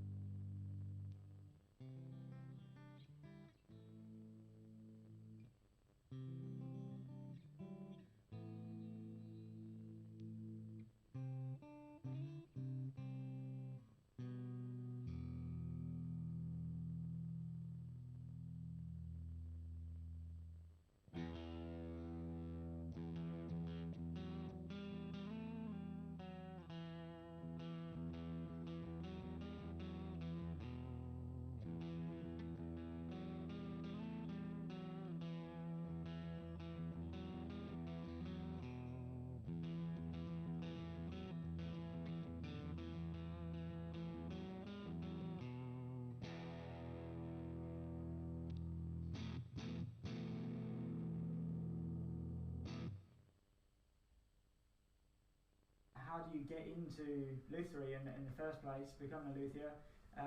From John Michael, he said he's looking to get into it, but he just doesn't know how to start. What kind of things would you recommend? Well, I think we'll both answer this one, Yeah. but it has become a little bit more what's the word, doable in a sort of a linear fashion. I mean, in my day, there weren't any college courses. I mean, there weren't really enough luthiers that you could go and get training from. I mean, now there are college courses, and I mean, 2 or 3 of the people who've worked here, Neil, who's currently with us, did a 3-year course at Leeds College of Music. But we've come to it through different routes. I mean, for me, I just always made guitars. I made guitars when I was 13, 14 years old. But I had a stint in engineering and a stint playing musical instruments, and the two things kind of gelled. And the thing that really got me believing that it was possible was meeting a guy called Tony Zamatis, who some of you may have heard of, who was a great guitar maker of best known in the 60s and 70s, sadly no longer with us, worked right through into the 80s. But I didn't really learn a lot from Tony, apart from him keep telling me not to do it professionally, because there wasn't any money in it. But I think it's a sort of dogged thing, really. It's wanting to do it and just learning. But obviously, if you go, I mean, like Martin, which I'll hand over to now, came to us as a customer. But you had a background in fine arts, or so I came as a customer, and I just hung around long enough until they gave me a job. But I came from more the arts and crafts background, so I did a degree in what was then called design and crafts, which was a fantastic course. Actually, it was really good. And sadly, it's not available anymore. Where I actually studied ceramics. So I was actually trained to be a potter. And there has been a lot of transferable skills, really. You know, the attention to detail, the just general approach to crafting an instrument. Having an eye for stuff. I mean, I think that's that thing about the general approach. There's two aspects to guitar making. It's not science, and it's not. I mean, it is science and it is art, or it is engineering and it is art, because the two things are so. Most things, there are aesthetics involved in everything. I mean, that's a very functional bit of material that holds the strings. But it also has an aesthetic aspect to it. Anything that's pleasing to the eye, but also the 3D feeling. I mean, I remember years ago, a guy came and worked for me. This is right in the early days of employing people, or having people working with me. We had an older guy who'd worked in a foundry as a pattern maker, and the pattern makers are the most skilled woodworkers, because they're working with wood to engineering quality tolerances. Because engineering, sort of metal stuff is going to be made from it, exactly. And Tommy came to work for us, and I thought, ideal man to carve necks, but actually, or finish necks, but actually, he wasn't, because he would take the measurements, and that's how he would recreate it. So I'd give him a depth and a width and a general, circumference at one end and the other. And then I'd feel it, and he'd say, "Is that all right?" And it doesn't quite feel like quite right. And he would say, "Why?" And I couldn't really answer, because he didn't play an instrument at all, if you see what I mean. I mean, I don't think you have to be a great musician, but I do think you have to have a feel for the instrument, even if you hit it with sticks. It's sorry, Steve. You've got to have some sort of feel for the instrument, haven't you? Yeah, sure, I agree. Yeah, that's a very good point. And it is that mixture of art and science, and it's the thing of thinking around corners. I remember talking to a sculptor once who was trying to teach it as an evening class to people, who would draw the picture of an owl on the front of a piece of wood, and then try to carve it, and it would end up as this kind of outline, if you see what I mean. And he was saying, they can't think round corners. And I think that's part of the thing. It's a problem-solving thing, and because we're dealing with. I mean, that's always going to machine the same. It's wood. It's metal. And a piece of plastic is always going to react in the same way because it's fundamentally the same thing. But wood isn't. Wood. Each piece, it's got grain, and you can see it. The grain is slightly, even though that's a quarter sawn. The grain's very square on, and the neck is, and the wood is fairly straight. It's not consistent. You can make two instruments from the same piece of wood, and they will sound different because the resonance and the grain patterns and stuff are all. And it's understanding these things, and it's not something you can teach in 5 minutes. I mean, you can. It's interesting for me seeing people who came out of college, having learnt to make instruments, but because they can't afford for them to make one every day, over 3 years. They make one or two a year, and you don't have enough repetitive. You only learn things by listening to the last one and the next one, if you see what I mean, or feeling the last one and the next one. I mean, I've been doing this now for 40 years, and there's a load of stuff I just don't know, and I mean, we have these discussions all the time. Do you think this neck joint is better why is it that if the neck is it's brighter, why is it, and it does quarter sawn 3-piece, does a quarter sawn 3-piece neck sound better or more even than a 1-piece slab sawn? Well, yeah, it should do because it's stiffer, but sometimes it doesn't, and then you have to work out why, and the other things that go into it. But the other, Martin came from a craft background. The other side is the engineering background. I mean, you've done a bit of engineering, Steve. You've also done a bit of woodwork before you came here. But you are a drummer. Sorry. Yeah, and I mean, Dean was very much an engineer. He spent most of his life fashioning metal, and that gives you another perspective. But I think watching. I mean, obviously there are lots of tricks and you learn stuff. And as I say, most of what I know, I taught myself or just picked up. Now there's a million YouTube videos and some of them are right, if you see what I mean. But there's no even right way of doing anything, is there? I mean, there isn't. There really isn't. There's some great luthiers that produce great instruments, but don't do it the same way.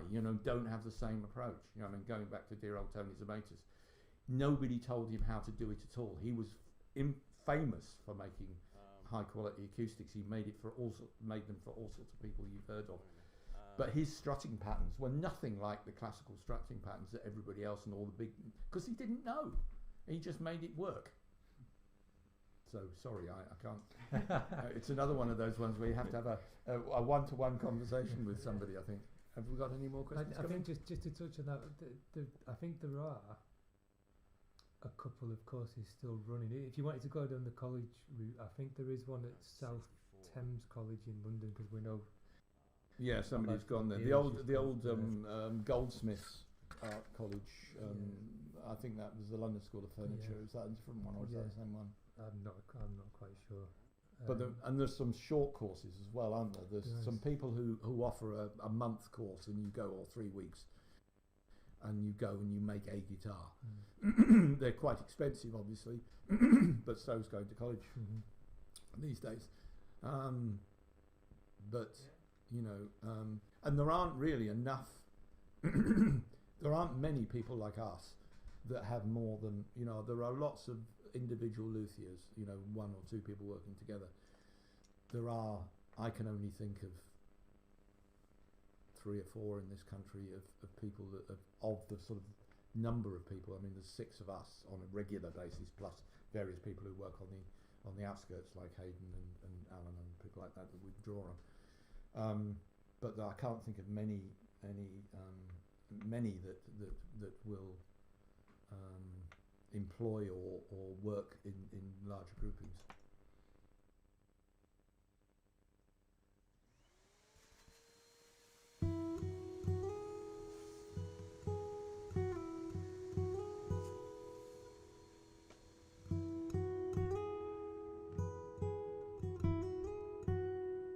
name is Michael Greenfield, and I'm a guitar maker.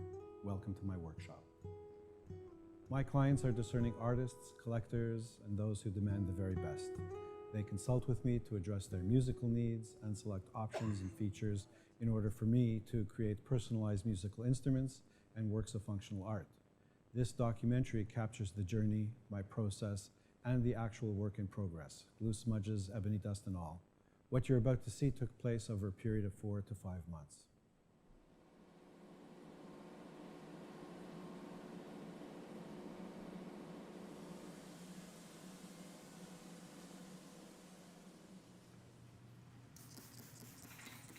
So we're going to start bending sides to form a rim set. And I use a laminated rim set, which means I take pieces of wood, sand them very thin to make veneers out of them, and glue a whole bunch of them together. It makes a more rigid structure. So we're going to add a little bit of water to this and wrap it in paper. The paper just keeps everything clean. I have these silicone rubber blankets, and one of them has a thermocouple on it, which is basically a thermometer. It gets plugged into these controllers, and these controllers are programmed to ramp up, in my case, 250 degrees for 1 minute, and then it'll ramp down to 190 degrees, and it'll hold it there for a half an hour, and then it'll turn off and cool to room temperature. You can see even from the weight of the clamp, as it starts to heat up, the weight, you could see the wood starting to sag.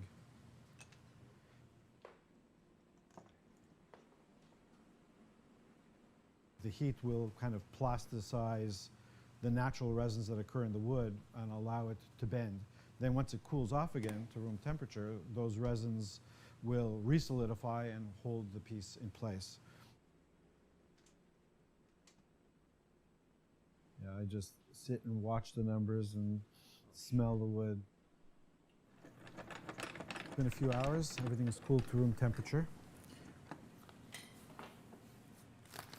You can see some of the resin that's come out of it.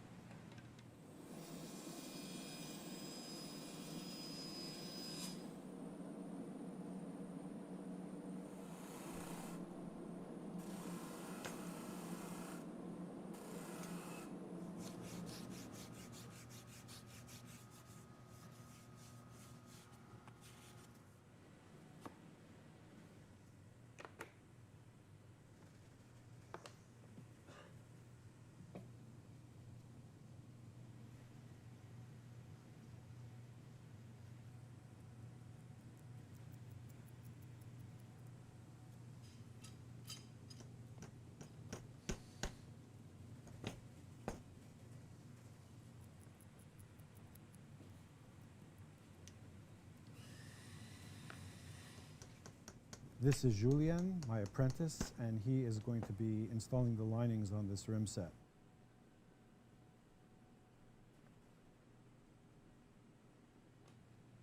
The linings are these little bendy pieces of wood that get glued to the sides of the laminated rim set to increase the gluing surface so that the top and the back later on will have more to stick to.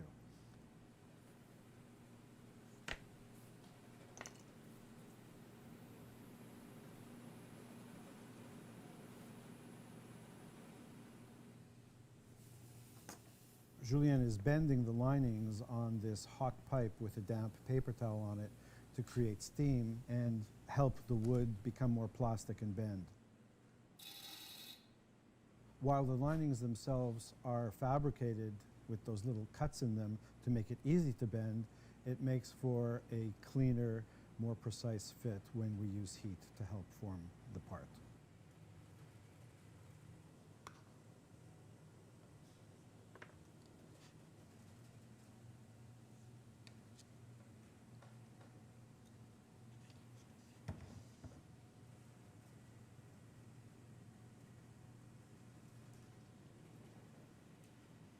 So this is a really beautiful set of moon-harvested alpine spruce.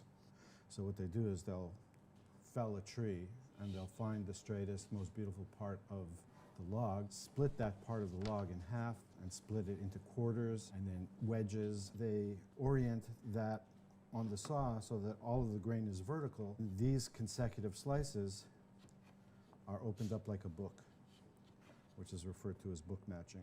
So these two consecutive slices, which were numbered by the sawyer, make up one guitar top. That's pretty common. It's very stiff and light. It makes for great guitars. I mean, you can hear it already. It's making music all by itself.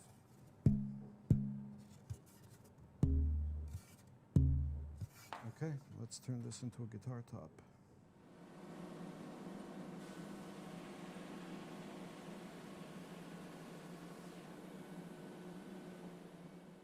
So we've just cleaned this up. It's easier for me to see what's going on and work with it. This is what we refer to as a pitch pocket. This is the natural resin that occurs in the spruce. I have it on this side as well. So I want to make sure that this falls outside of the guitar outline. This is absolutely not a problem. It's completely outside of the line of the guitar. And this one is also outside of the outline of the guitar. So I'm good. If this pitch pocket occurred somewhere else in the set of wood, I would have had to reject it, which is unfortunate, but that's just the way it goes. Let's take a little hot hide glue.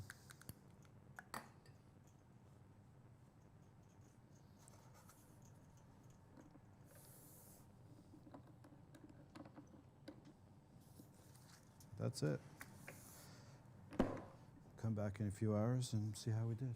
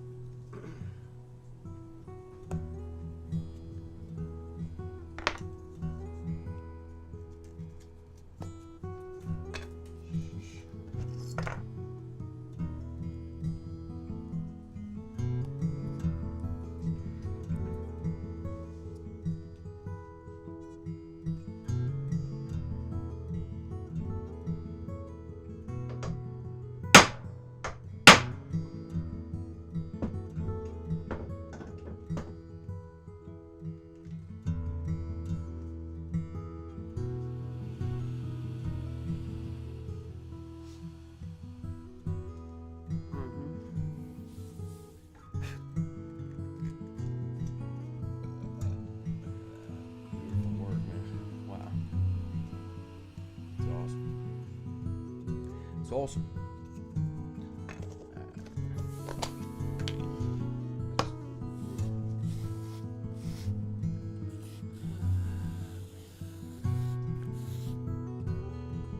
It's off here, man. Let's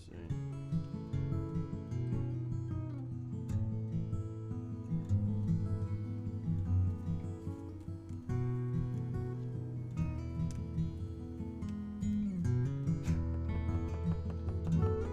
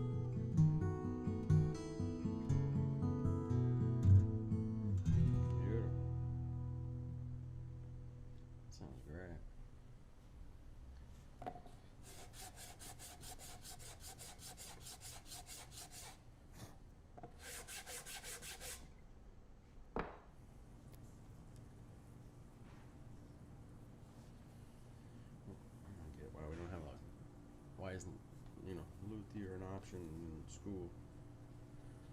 Why is not? Why not?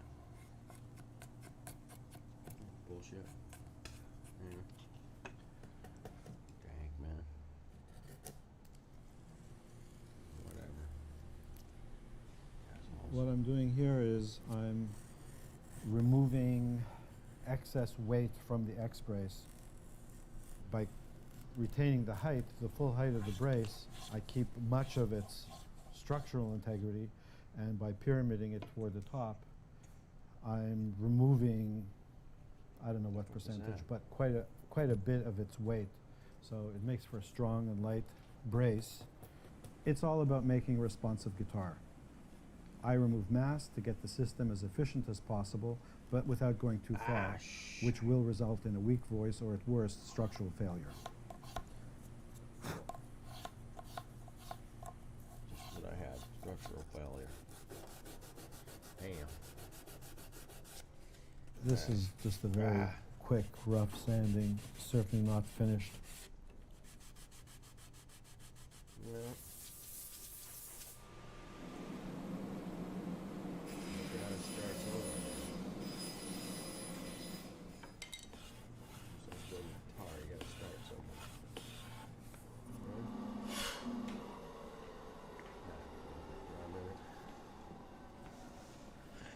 Okay. Oh, this one's good, man. This one's real good.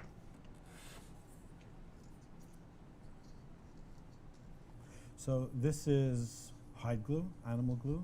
It's gelatin. I'm going to put this on to heat up now, and it'll be ready in about 10 minutes. No hide glue, man. That's what I should be using.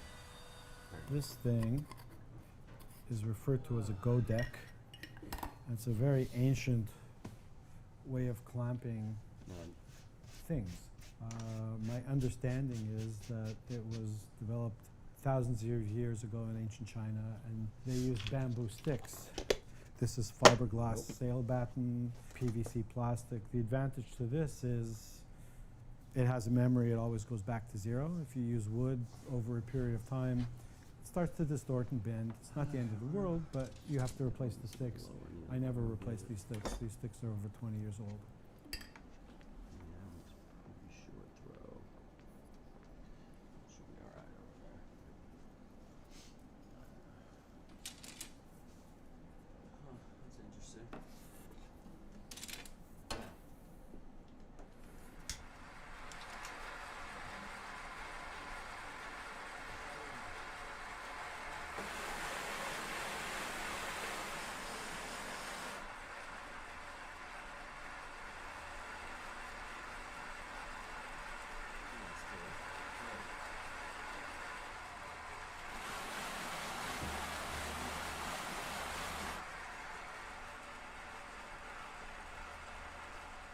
So I'm going to sign the soundboard. I sign every single one. This one is going to one of my agents in Europe.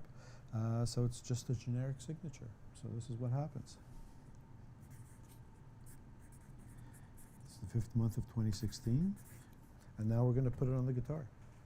You know, the challenge is to keep, as with everything else in the guitar, the inside of the guitar as clean as possible. So it's like getting the perfect amount of glue on, so you don't have a lot of squeeze out to clean up, but so that the guitar stays together and doesn't fall apart.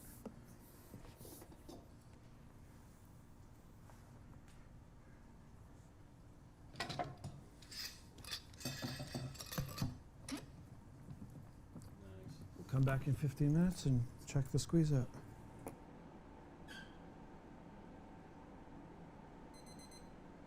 Now is the time where the glue is still soft enough. I can clean it out with a toothpick or something. But it's good, it's clean. Okay, that'll take some work after. That's cool. That's totally cool, man. Yeah, that's good. Totally. No, that's called a sharp ass chisel.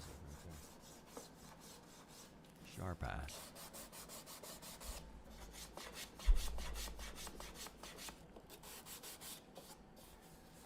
That's nice. This one is number 268. I use handmade paper because it's a handmade guitar. Why not use handmade paper? And make them ourselves. There it is, One Greenfield Guitars label. Let's go glue it on.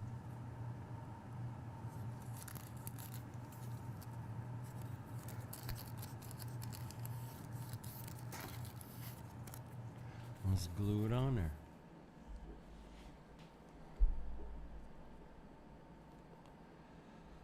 That's how we learn to do shit, man, nowadays. I mean, I wish I'd have had this growing up, right? Damn. That would have been awesome. You know? It's great. Thank you guys for sharing this. Shout out to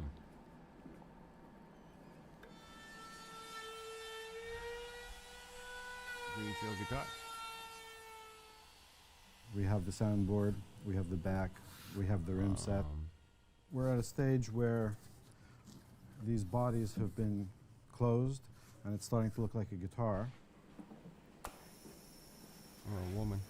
It's a vacuum that'll hold the guitar in any one of a number of positions and free it up for me to work on the sides.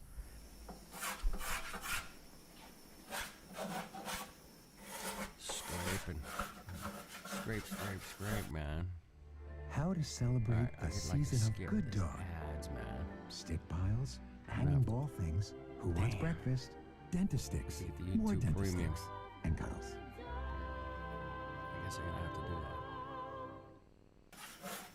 that. Greenfield needs to make a few money, a little money. Greenfield's making money.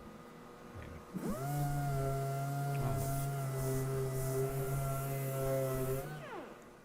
So this is ready for the next step. I'm going to check for flatness and round.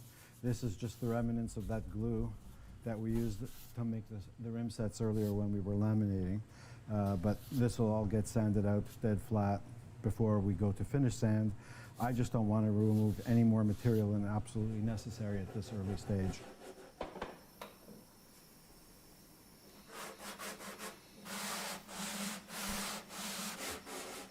It's a sanding world, man. You guys know that. Luthiers know about the This sanding. is a piece of Honduran mahogany. I bought enough of it, hopefully for the rest of my career, which would be awesome because it's getting exceedingly difficult to find in general and of this quality and size in specific.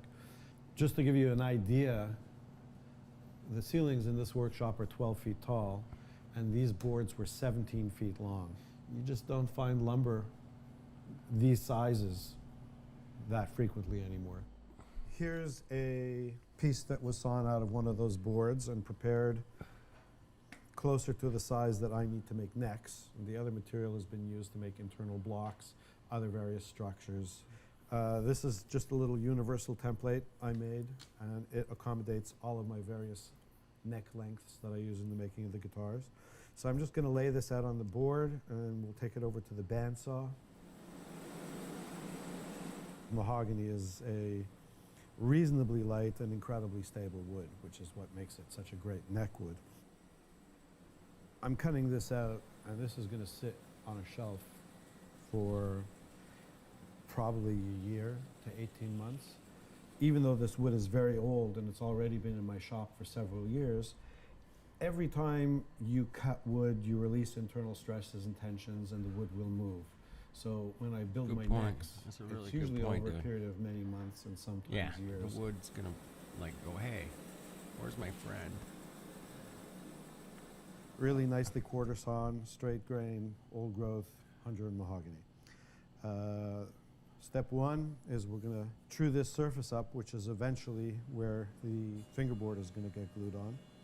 And it's this ongoing process of making things flat and straight and letting it move. Flat and straight, man. Releasing stresses.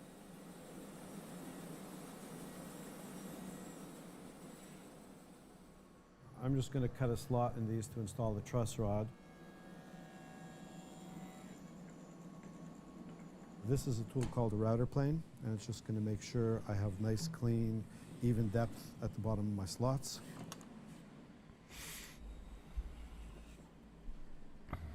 Mm-hmm.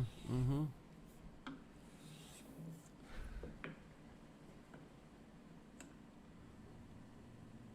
That's good. It's I'm good. going to It's good. establish the geometry for the neck.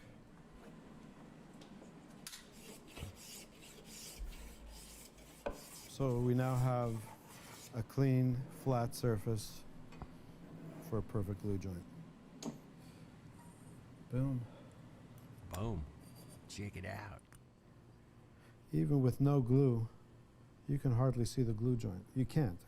That's why all that orienting and matching the blocks from the same board of wood, it pays off at this stage a couple years later. Once you prepare the joint, it goes away.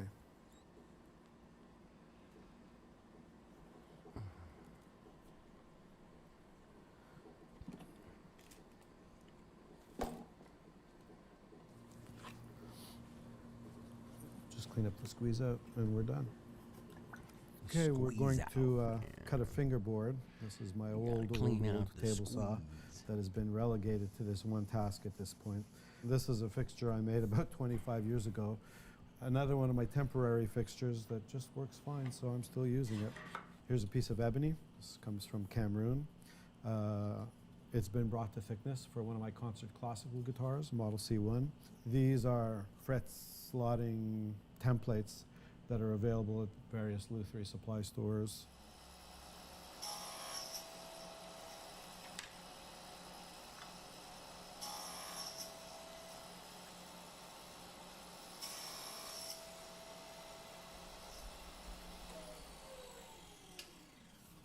There it is, 20 slots. All we have to do now is cut out the taper, the correct nut width, and this will get glued onto a neck a little bit later.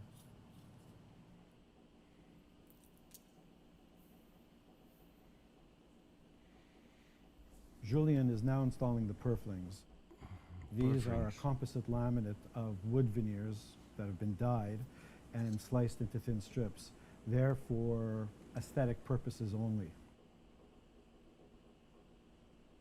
Mm-hmm. Mm-hmm.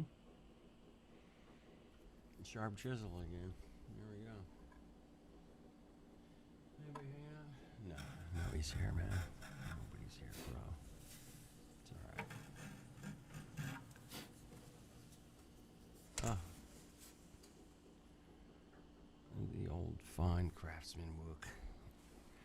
Putting on the binding. The binding. With tape.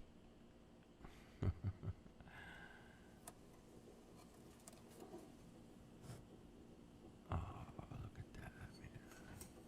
Gorgeous. Perfect fit.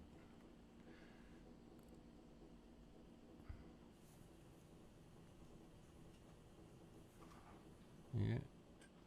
Not too much. Unlike the purflings, which are mainly aesthetic, the bindings are actually installed to protect the joint between the soundboard and the rim set, or the back in the rim set, in case the guitar were to fall or were to take some kind of shock or impact.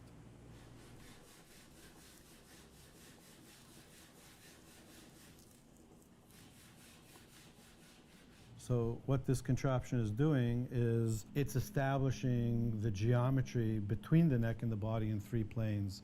In the vertical, off the soundboard, which is going to establish the playability and the string height, left to right on the center line, which speaks for itself, and also to make sure that the neck goes down parallel to the top. You know, you don't want the neck askew. Because of the dial indicator and the mechanics of this fixture, I can dial in the neck geometry to within 1/1000th of an inch. So for the player, wow, it's exceptional. That's awesome.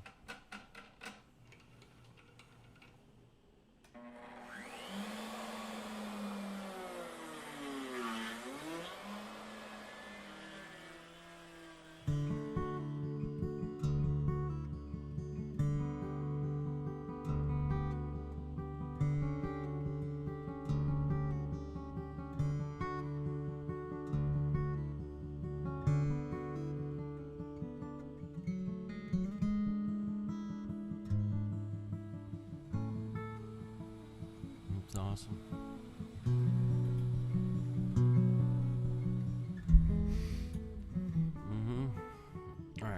get back to work myself.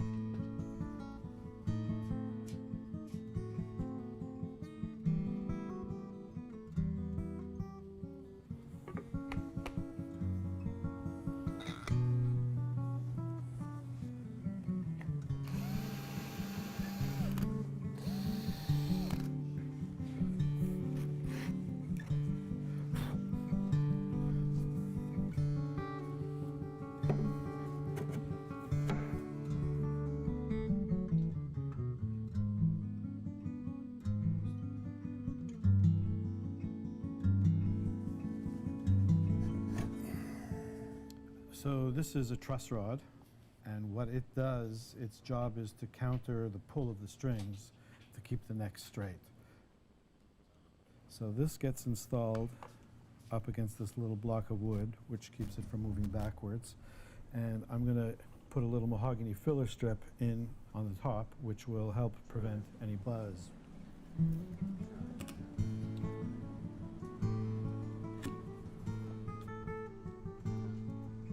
Go here, man.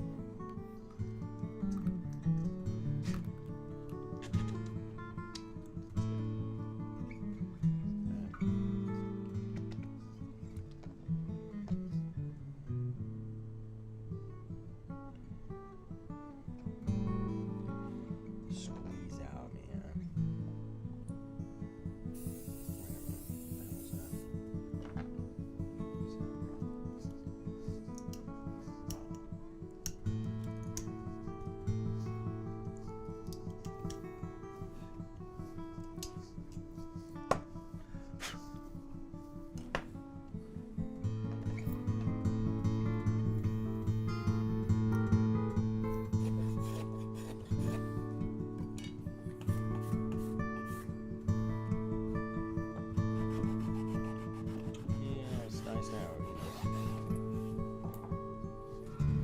$100,000 worth of freaking tools laying around. I'm just Makes it a mixing lot up some easier. marine grade epoxy to glue the fingerboards Some on of the us have to necks do it the now hard that way. everything has been prepared. And the reason I use epoxy as opposed to traditional hide glue, the animal glue that we used earlier, or even some of the polyaliphatic resin glues, is they contain water. And we've gone through this entire process of drying things out and getting them straight and level. If you add water to wood, the wood moves. So I try and use non-water-based glues in the neck to keep things from moving around. How are you doing? All right.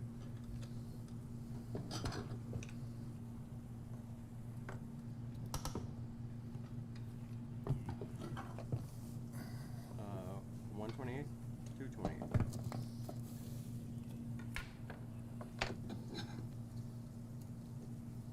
Right. Two wires.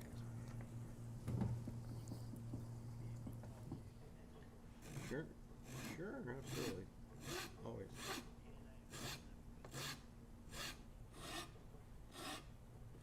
The Wi-Fi, right? Okay.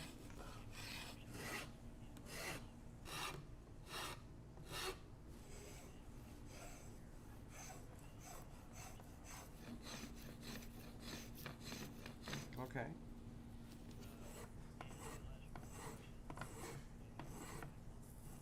Okay.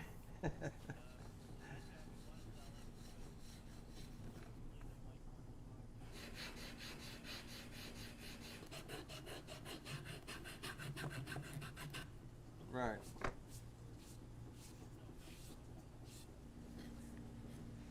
Yes. Right.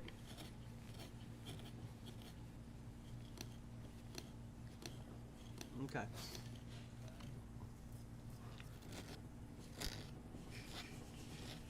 Sounds great. So the neck has now been rough carved. The majority of the material has been removed. So any movement that's happened in the neck is that's pretty your much area this is where it's expertise. going to live. This dial indicator is showing me that there's between 2 and 3 thousandths of an inch Somewhere around there. of what we call At least backbone, which is 2,500. a I think hump it might in be a the little neck, more, which is actually. totally normal because we've removed wood from this surface. And Okay. my job is now going to be to flatten this out in a straight plane from the nut to the bridge while maintaining the compound radius of my fretboard. All right, thanks, Chris. Okay.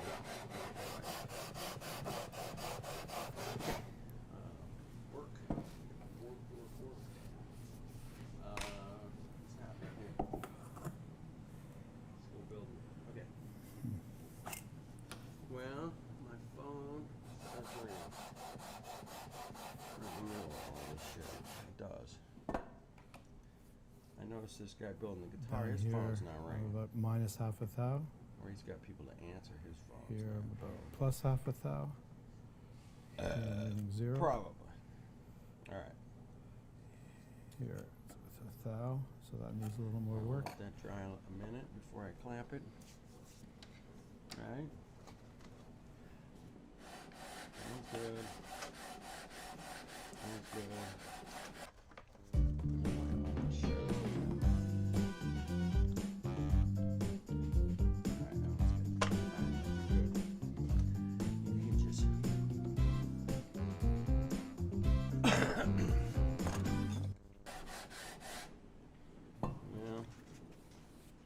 Greenfield needs to make some money. The sandpaper is at a fine enough grit now that it's not really going to change the geometry of the fingerboard or its radius.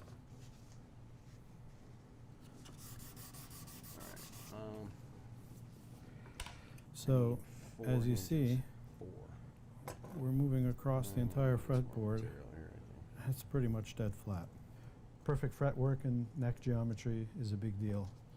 And with hand tools, being able to get it to within 5/10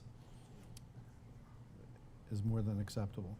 So I buy fret wire in large rolls like this. This particular material comes from Germany. It's really super high quality stuff.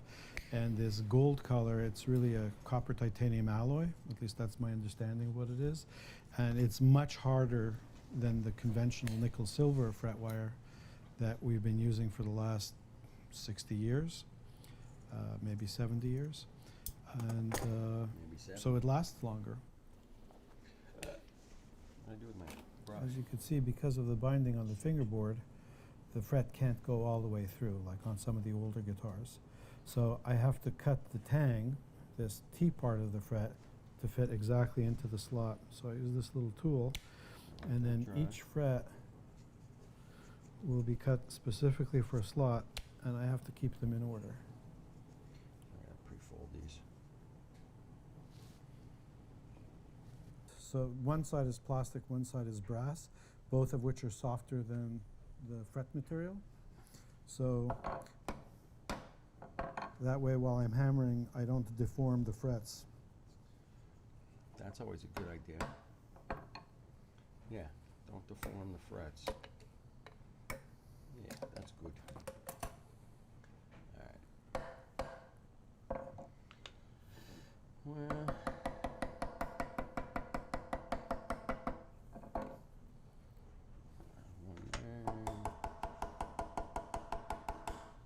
Okay, so everything appears to be really well seated. Now, I just want to see if there are any high frets at this point. If there was a high fret anywhere, I would feel it and hear it rocking.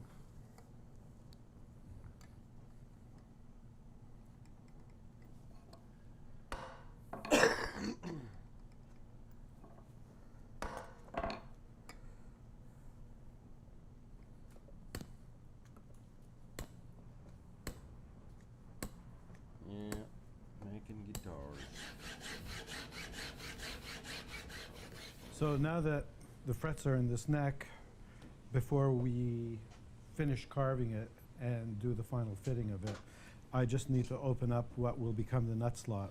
So I have this little fixture that I made, and what it does is it's got the correct angle for the angle of the peg head where the tuners go, so that the nut sits in a parallel slot. This little gauge block is the same thickness as my nut. So now I'm making the cut.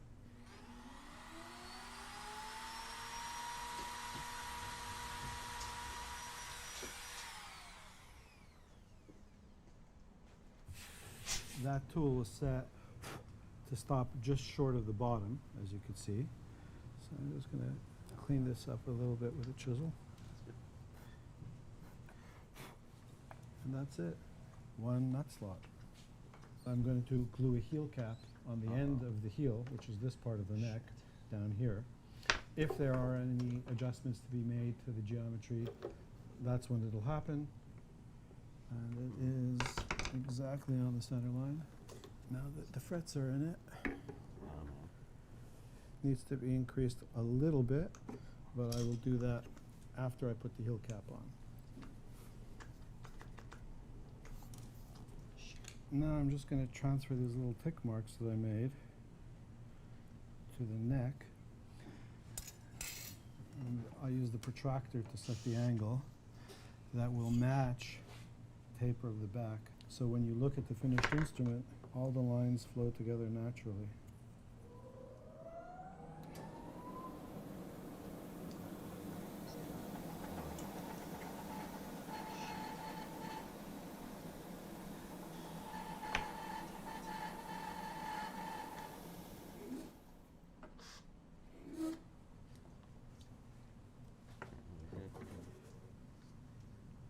Okay, so I'm just going to make sure that everything is fitting snug, which it is. Let's put some glue on this. Put some glue on it, man. Put some glue on it, man. Yeah.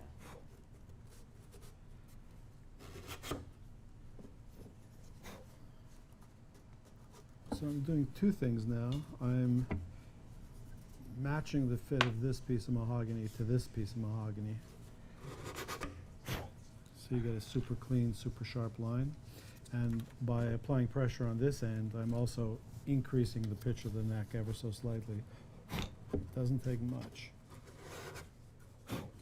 The neck angle is a really big deal. Beside the obvious ease of playability and comfort for the player, it's a key component in how the string energy is transferred to the soundboard and how the whole system works. So if you get it right, you have a really comfortable instrument to play that's super responsive. That's what we want. That's what we want, man.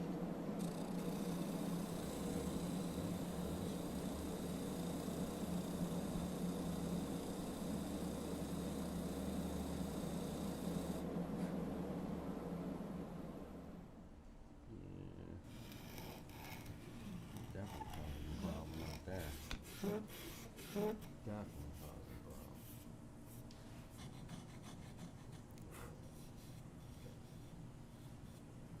Cool. Alright, let those dry.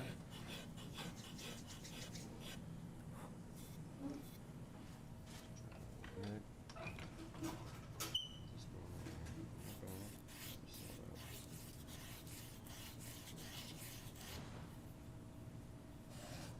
Good. Right. I like it. Better piece. Alright. Give it a few more minutes here.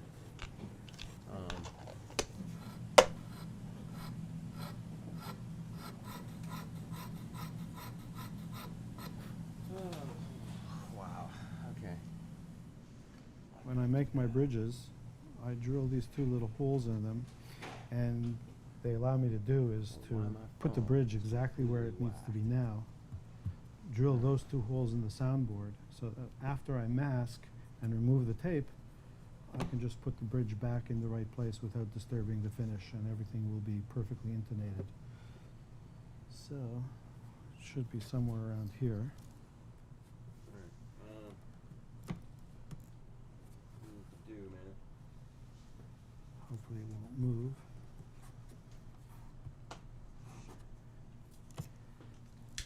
So now that this is in the right place, I'm still going to check it one more time because it's that important.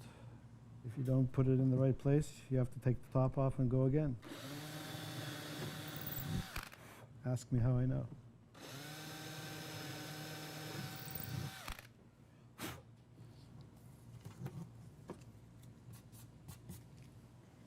we're basically at finish sanding now. The guitar has been rough sanded to a high grit. Everything has been flattened. Everything is smooth, round. There are no little wavy sections. So now I'm going to bring it up to the final coarseness or fineness of sandpaper before it goes into the finish room. All of my final sanding I do by hand, in line with the grain.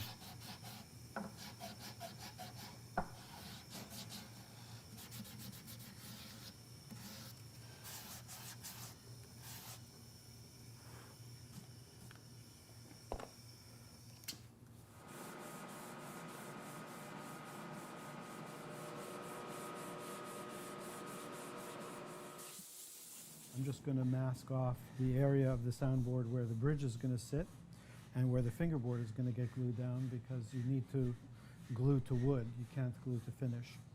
And with clean hands, I put down this piece of tape, which is really, really thin.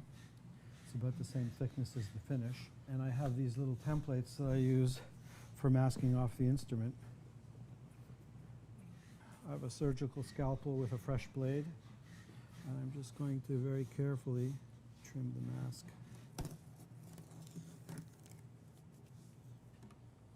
Okay, so this guitar has had its first session of finish applied to it. It's what we refer to as the base coat. So most of this finish is going to get sanded off. And right now everything is shiny, and you'll see as we sand it, the shiny goes away. But sometimes you'll see little shiny spots. And the shiny spot represents a low area in the finish. So I have to bring all of this surface down to a point where there are no more shiny spots, and that means everything's flat and level. It's a sanding world, people. See, I don't know if you can see, Remember that. there's like still a little shiny spot. Oh yeah. So that's a low spot. So you gotta keep going, fill it in.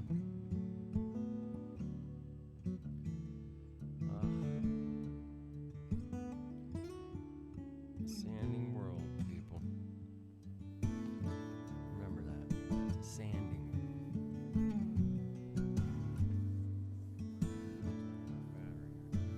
Know the weather lie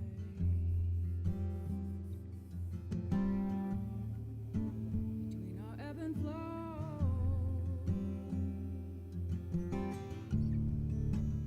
Know my shoulders shift to find a groove inside slower tempo. We had to get it wrong. Oh, it's so gorgeous. Wow, nice. Welcome to a shitload of work. Welcome to a shitload of work. Acting on our best behavior. Our colors change in a different Gorgeous, huh?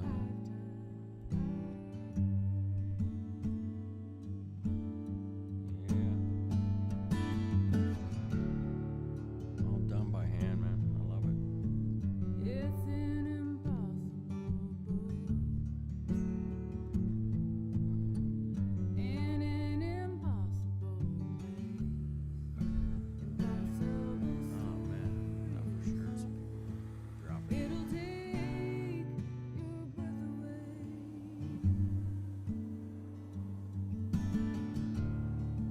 The moment Trying, you man. look I don't know. everything is overhead. Little hopes can be a bastard. Oh, short fingernails down the back of your neck.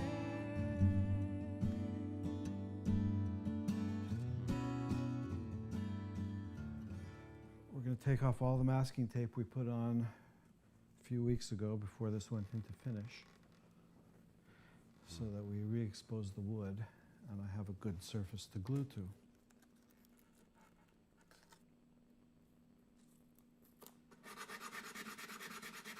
We're going to attach the neck. It doesn't have to be hot. You just want to take the chill off of it so that the glue doesn't gel before I'm ready. Is it all hide glue.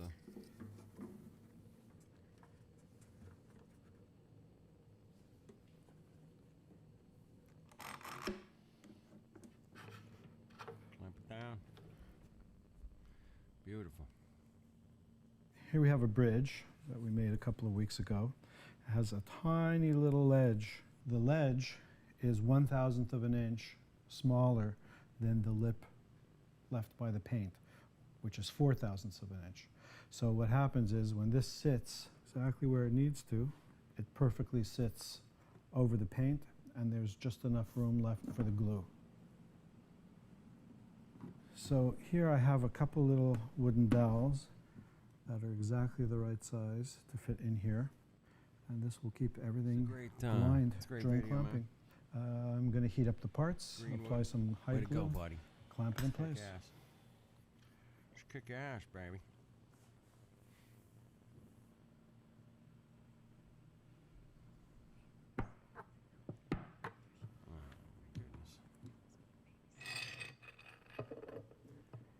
Pampers for a guitar builder. I think you So now that this has been done, these guitars will sit like this overnight, preferably for about 24 hours before I move on to the next step, when we'll install the tuners and put strings on.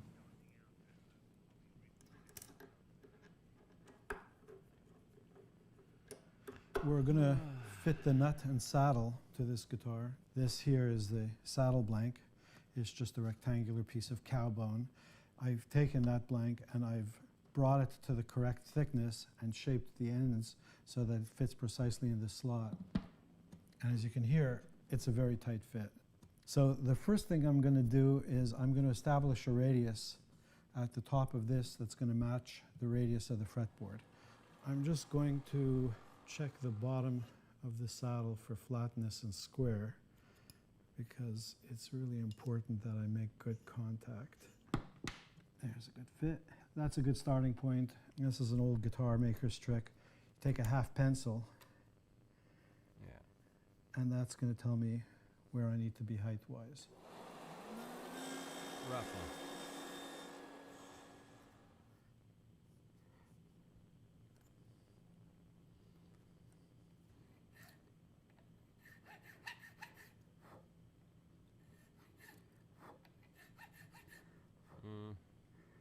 This one I'm going to actually file off square a little bit, because it goes to the two outside tuners and they actually splay a little bit more.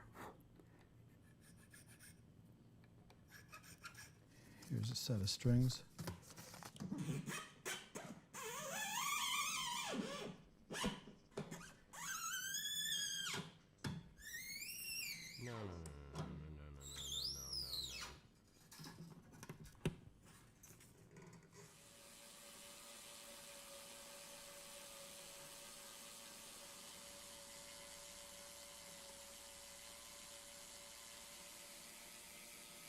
Because everything I do is custom, the string spacings change from guitar to guitar. So unfortunately, there's no quick way to do this. So what I'm about to do now is set some basic intonation points and make any fine adjustment in a couple of weeks after the guitar has had some time to settle. Just like the nut has an angle to it so the strings don't buzz, I need the same angle on the back so the strings don't buzz. Unless, of course, I was making a sitar.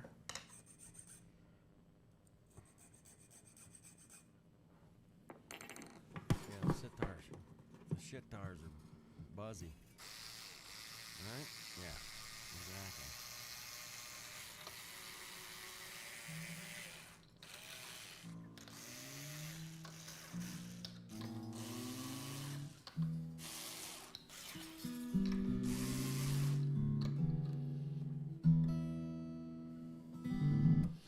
Okay, so at this stage, everything is very oversized.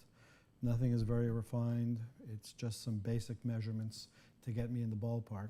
2 weeks from now, I'm going to dress the frets, leveling of the frets, recrowning them and shaping them if it needs to be.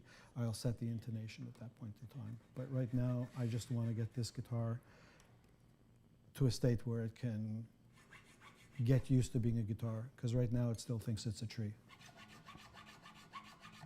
Still thinks it's a tree. I don't think it does. When I string up a guitar for the first time, I'm always in awe. It's just a few bits of wood and some glue, and now it's making music. It never gets old, and it never loses its magic.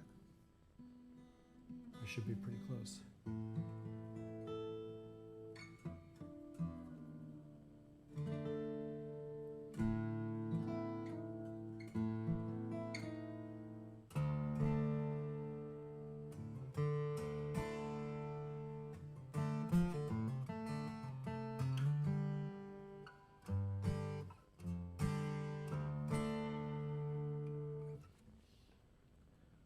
Okay, so it's been a couple of weeks since you were here last. These guitars have been strung to pitch and they're ready to be adjusted, their final adjustment and final setup.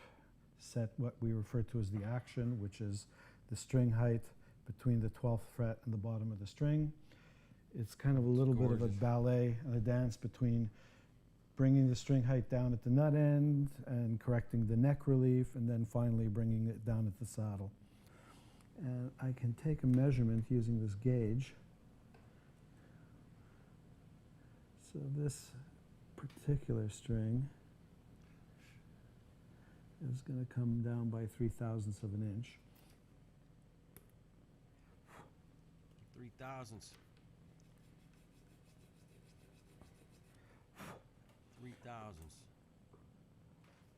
You gotta get me one of those damn things, man. Or make me one. I'm chasing a little bit less at this point than the thickness of a piece of paper. Okay, the next step in the process is to check the intonation of the guitar. I have this strobe tuner that I've had for 20-something years, a long Decades. time, but it's super accurate. Super accurate. This one is right on. No. No. This one's right on.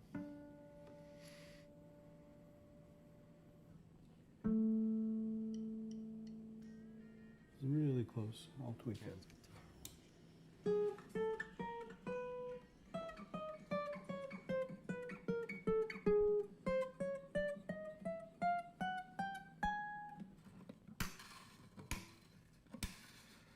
These strings have been on and off several times. This guitar is now ready to have the frets dressed. This is a single cut metal file with the same radius to it as the top of the fret. Perfect intonation happens when the string touches the top dead center. That's as much as we've removed. Like sparks, like teeny tiny little molecules. I'm going to repolish these so that they're like little bits of jewelry sitting on top of the guitar. I learned this technique over 20 years ago from a legendary guitar maker and guitar repairer by the name of Roger Sadowski. He's the guy who taught me how to do this. So thank you, Roger. Somebody always teaches somebody, man. That's what I'm trying to start here. A little hangout where we can all teach each other some shit, man. I'm going to be adding a little bit of a treatment and protector to the fingerboard now that the frets have been polished. This will help seal and nourish the ebony without making it gummy or sticky. I fabricate these little mahogany plates. They fit over the bolts that hold the neck on. It's just a little aesthetic touch rather than leaving exposed bolts. And we can take out the little label protector that we put on, 3 months ago. and trace this to the curvature of the fingerboard. Oh man, that's Flip gorgeous. over to a finer grit. Right now, I'm just shaping the edges of the nut for two reasons. One is aesthetic, but more important, it gets rid of the sharp edge so the player won't feel it. It's more comfortable. And I'm going to relieve the back edge.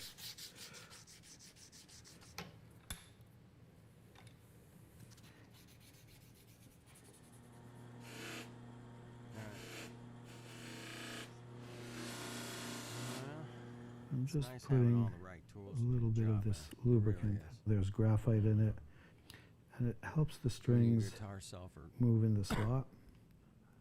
The 10, glue isn't here so $12,000, much whatever as these to are. hold I the mean, it ain't cheap. nut in. There are a couple hundred pounds of string pull holding it down, so it's not going anywhere.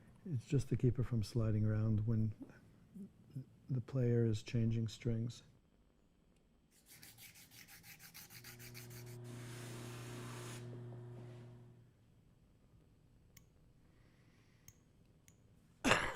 Well, oh damn it! Don't do that. Don't do that. Just put the truss rod cover on.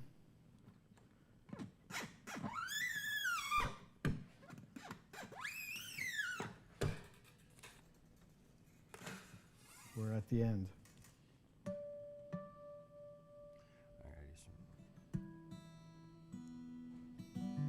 At this stage, there's no more playing, there's no more touching.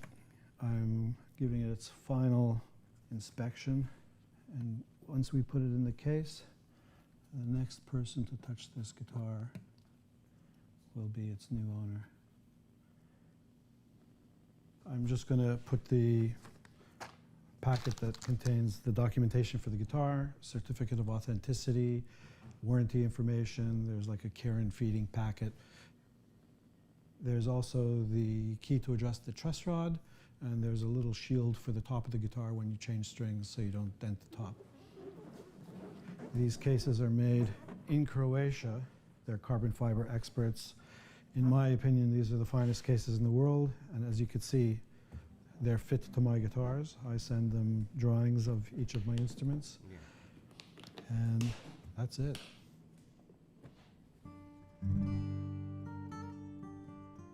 I hope this afforded you some insight into my craft, as well as the precision and meticulous attention to detail that goes into the fashioning of each one of my guitars. This is really well no done. guitar will ever leave my workbench unless I feel it is the Greenfield. best work I am capable of.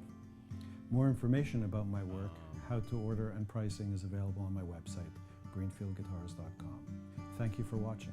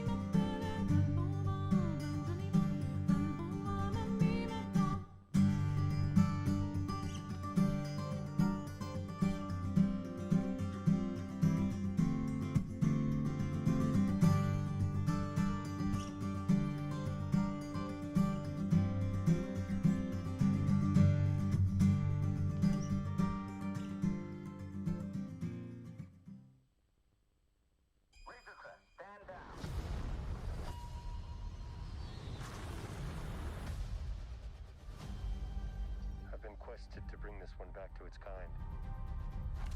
This is no place for a child. Wherever I go, he goes. The Mandalorian, new season now streaming only on Disney+. Get the Disney Bundle for just $12.99 a month.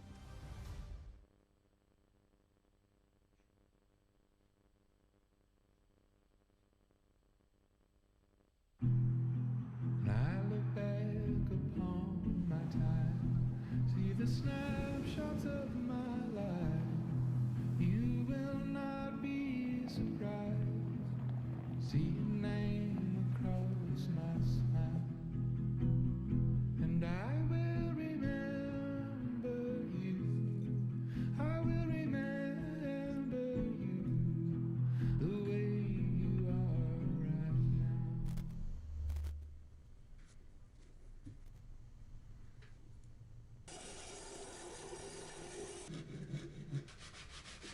So I chose the Telecaster template, and then I made some changes to it. So now it looks like a completely new guitar. I've seen some other custom Telecasters kind of like this one, but regardless, I think it'll make a good looking guitar. This is the piece of wood I'm going to be working with. It's a 2-inch thick piece of quilted maple. It has some really cool figure on the top and bottom of it, but more importantly, it has this awesome live edge on both sides. So what I'm going to do is cut this thing in half, and then I'm going to turn the sides 180 degrees so that the live edges are facing each other, which will then create a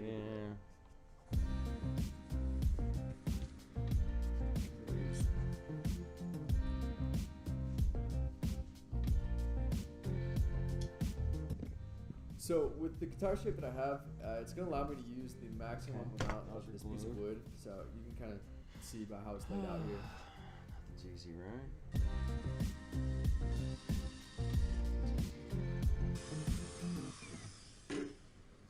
I've just been testing on this piece of scrap. On the left, I shaved off the bark, and I kind of like the way that bark looks on it, but I think it's probably in my best interest to get most of it removed to improve the strength of the bond once the epoxy goes in there.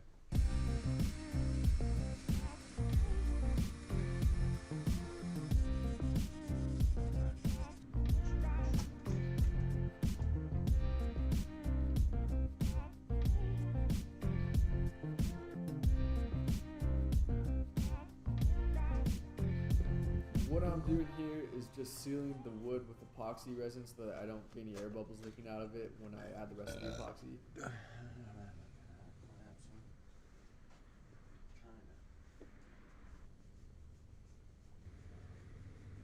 Little tip here, if you're working with epoxy resin and you don't have a pressure chamber to get the air bubbles out of your resin, use a little tub of hot water and let both parts of your resin sit in it for like 5 minutes before you mix it. It'll make it a whole lot easier to mix and less air will get trapped in it. Okay. I'm just going to add a little bit of blue mica powder. And a little bit more.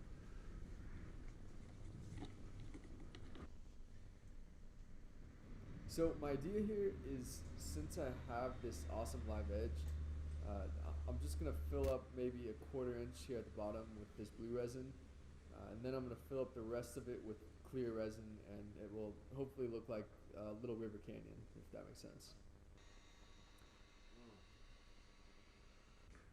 Alright, so this is kind of special epoxy resin that I'm going to use, and I've done a lot of testing with it before this point, but it has a low viscosity and an extended gel time so that it minimizes exotherm, which is really important when pouring this much epoxy at once, and I'll try to show what I mean by that after I pour it. Yeah. Same thing here, gonna drop this in hot water for a few minutes before I mix it. Warm it up, huh? Ugh, ads. Ugh. Oh man, I gotta get the premium, man. I'm just gonna have to fork the money out, damn it. Google has enough money already. Alright, it's all in. It was a little bit nerve-wracking, but everything seems to be holding up okay. And I don't see any leaks, so it looks Everything's like that nerve-wracking, dude. that plumber's You buddy know was doing that. a pretty good job sealing the edges up. Oh, and I did this inside the house just because it's warmer in here. The resin should cure faster. So if you see here, we're looking at around 105 degrees Fahrenheit. So the reason I'm able to pour 2 inches of this resin all at once is because of the extended gel time. If I were to just use normal epoxy resin in this case, it would probably be somewhere in the 250 plus degrees temperature range. With epoxy resin, the more mass you pour, the more exotherms or heats up. So it's pretty critical to know the features of your epoxy resin and use it for the right applications. I'm learning, man. That's crazy, man. That's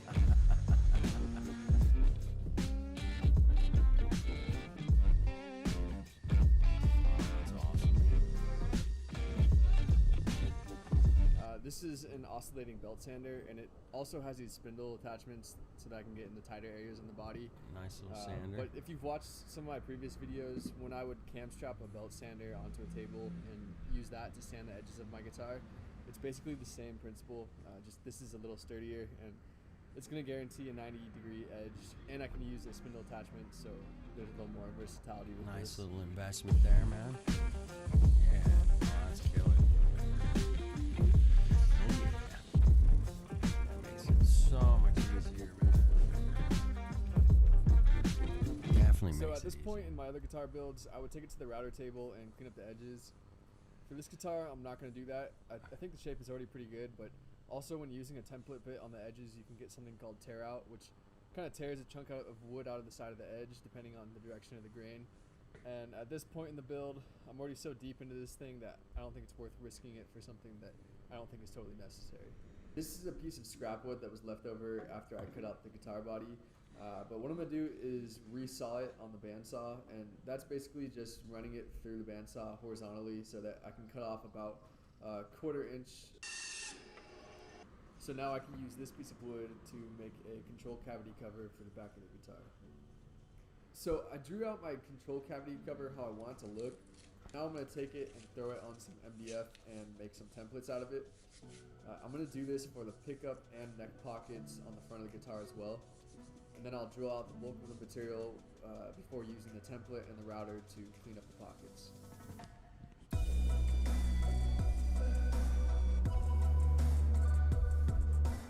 Oh yeah. That's the fun part. That's all fun. Right? It's all work, I know that. Speaking of work, let me get back to it. I'm hanging. I want to give this guitar some curves and make it really stand out. The first one I'm going to do is this belly cutout on the back, and then I'll flip it over and I'm going to do some kind of bevel around the edges on the top. Alright.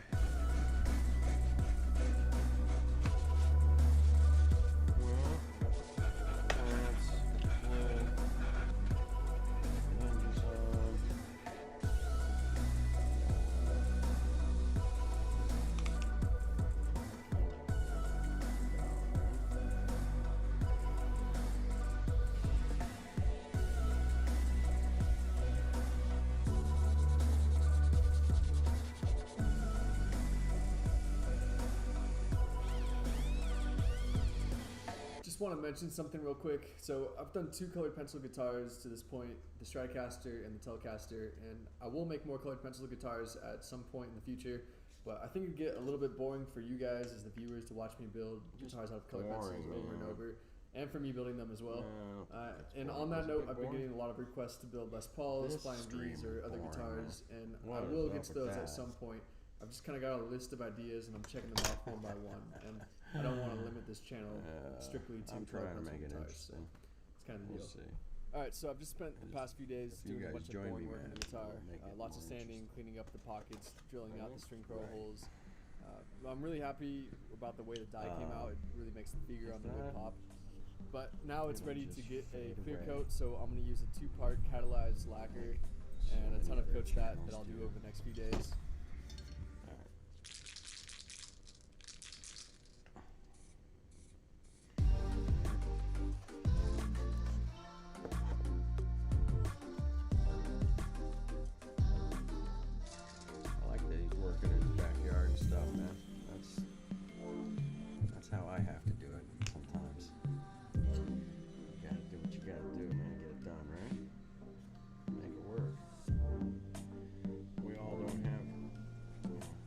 kick-ass workshops. And,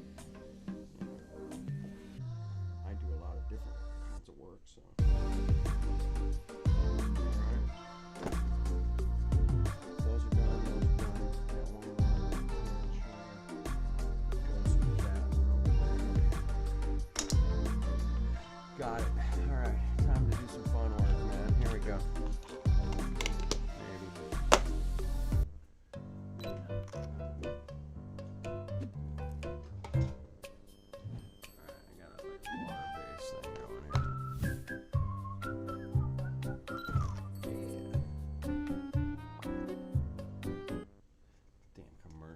Sorry. I don't control. I got fucking. Ugh. I'm here to skip them. Are you looking for a new fence for your home or property? Then now is the time to get a full quote for your new fence completely online. Rather than have a pushy salesperson having to visit your home, you can now obtain a firm quotation instantly from the company. I really am happy with how this guitar turned out. I wasn't sure how it was going to look when I poured the epoxy in, but after shaping it and sanding it and dyeing the wood, it looks a lot better than I thought it would. The quilted maple that I use is awesome. It was my first time working with figured maple or figured wood in general, so it was a learning experience for me in terms of dyeing the wood and sanding it back to get it where I wanted. Gorgeous. But after putting the clear coat on and polishing it, it has an awesome 3D-like effect to it, and I'll try to show it here. But the grain looks totally different from one angle to the next, which is really cool. I'm gonna let them dry. The river turned out really well too. I like the blue resin on the bottom and the clear resin the rest of the way. It kind of resembles a little river canyon like I mentioned earlier in the video. There's a few tiny little air bubbles along the wood, but nothing really noticeable unless you're really searching for them. The neck is a warmer custom Telecaster style neck that I bought used, but it's more or less. When I planned this guitar out, I only wanted one pickup because I wanted to show as much of the river as I could. I knew that would come out at a cost in terms of the sound of the guitar because only having one pickup to bridge I was expecting it to have sort of a twangy sound to it. But I gotta say, I'm really impressed by how it sounds. It's a Duncan Stag Mag pickup on the bridge. But the guitar has way more range than I thought it would, and I'll try to show that here in the demo in a second. So I usually get asked this in the comment section, but here it is. Looks like just under 10 pounds, so still heavy, but considerably less than stuff in the color pencil comment guitars. section. Real quick, if you want to stay up to date with what I'm working on, give me a follow on Instagram at Burls Art. I'll also post other videos there of me playing the guitars that I make. Oh, a little too much bass there, dude.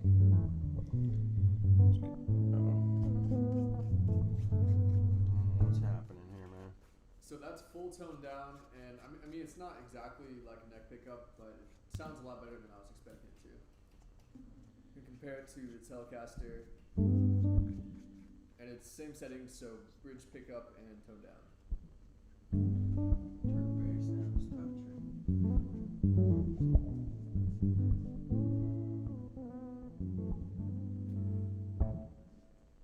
Definitely more range on the Telecaster, but I'm happy with how this guitar sounds, being that it only has a bridge humbucker.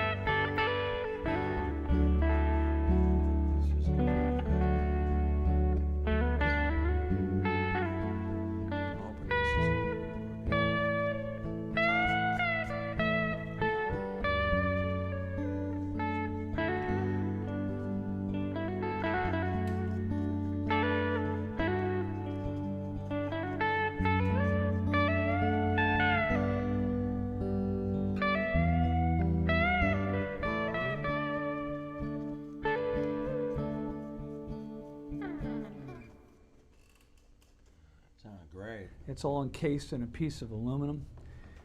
Now this is a PRS rod.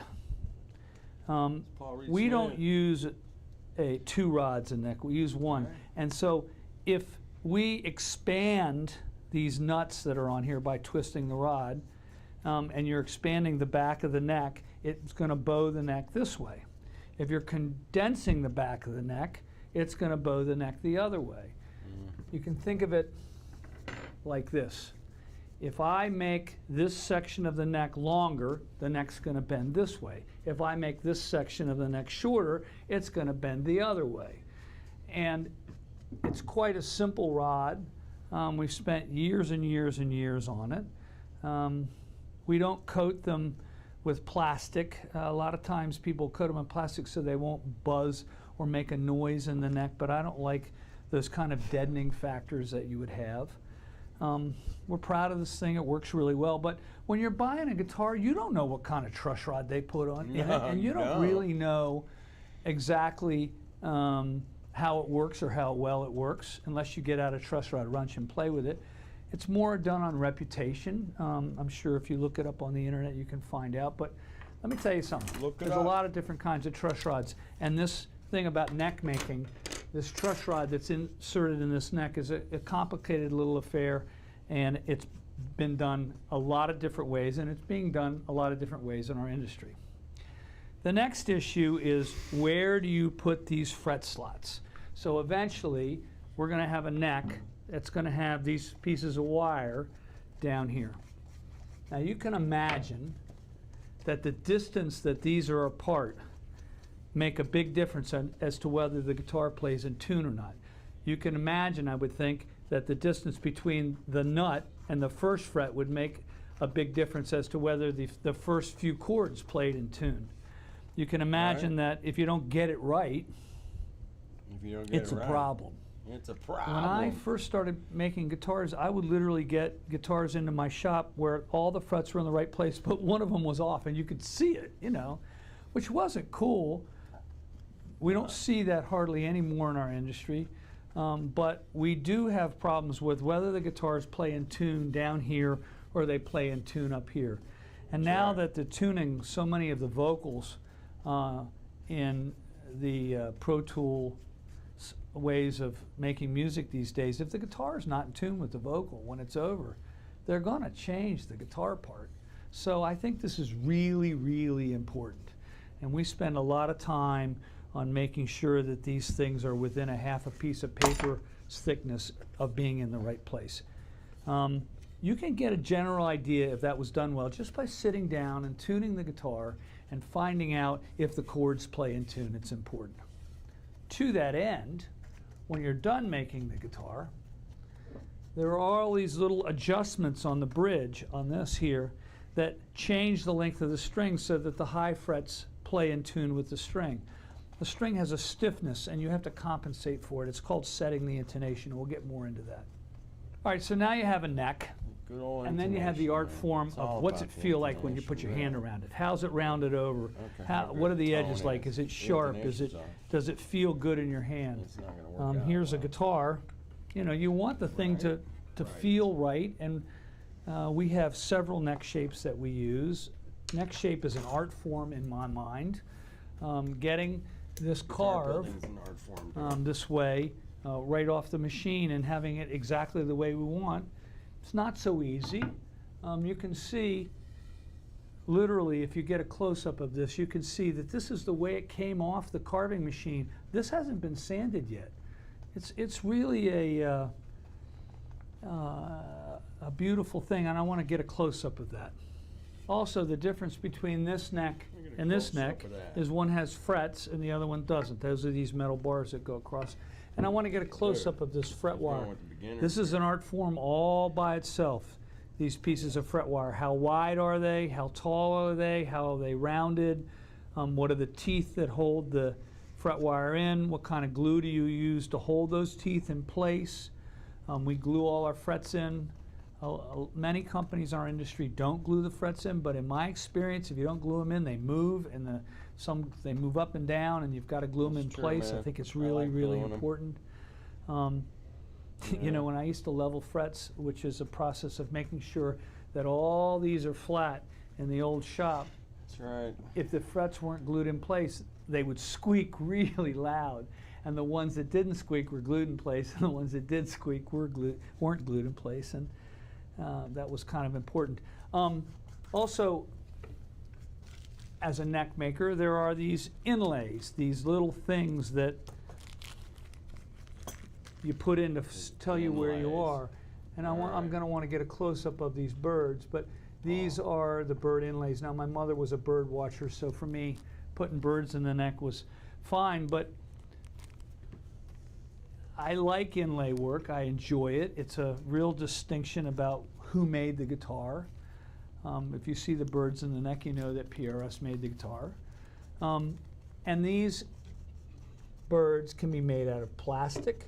They can be made out of shell. They can be made out of mother of pearl. But here would be a piece of shell that would make these birds. And you know, we're cutting these things out with machines, with lasers. The holes are beginning cutting out with CNC machinery. It's in the old days I would be, you know, by hand, cutting these little holes out in the neck.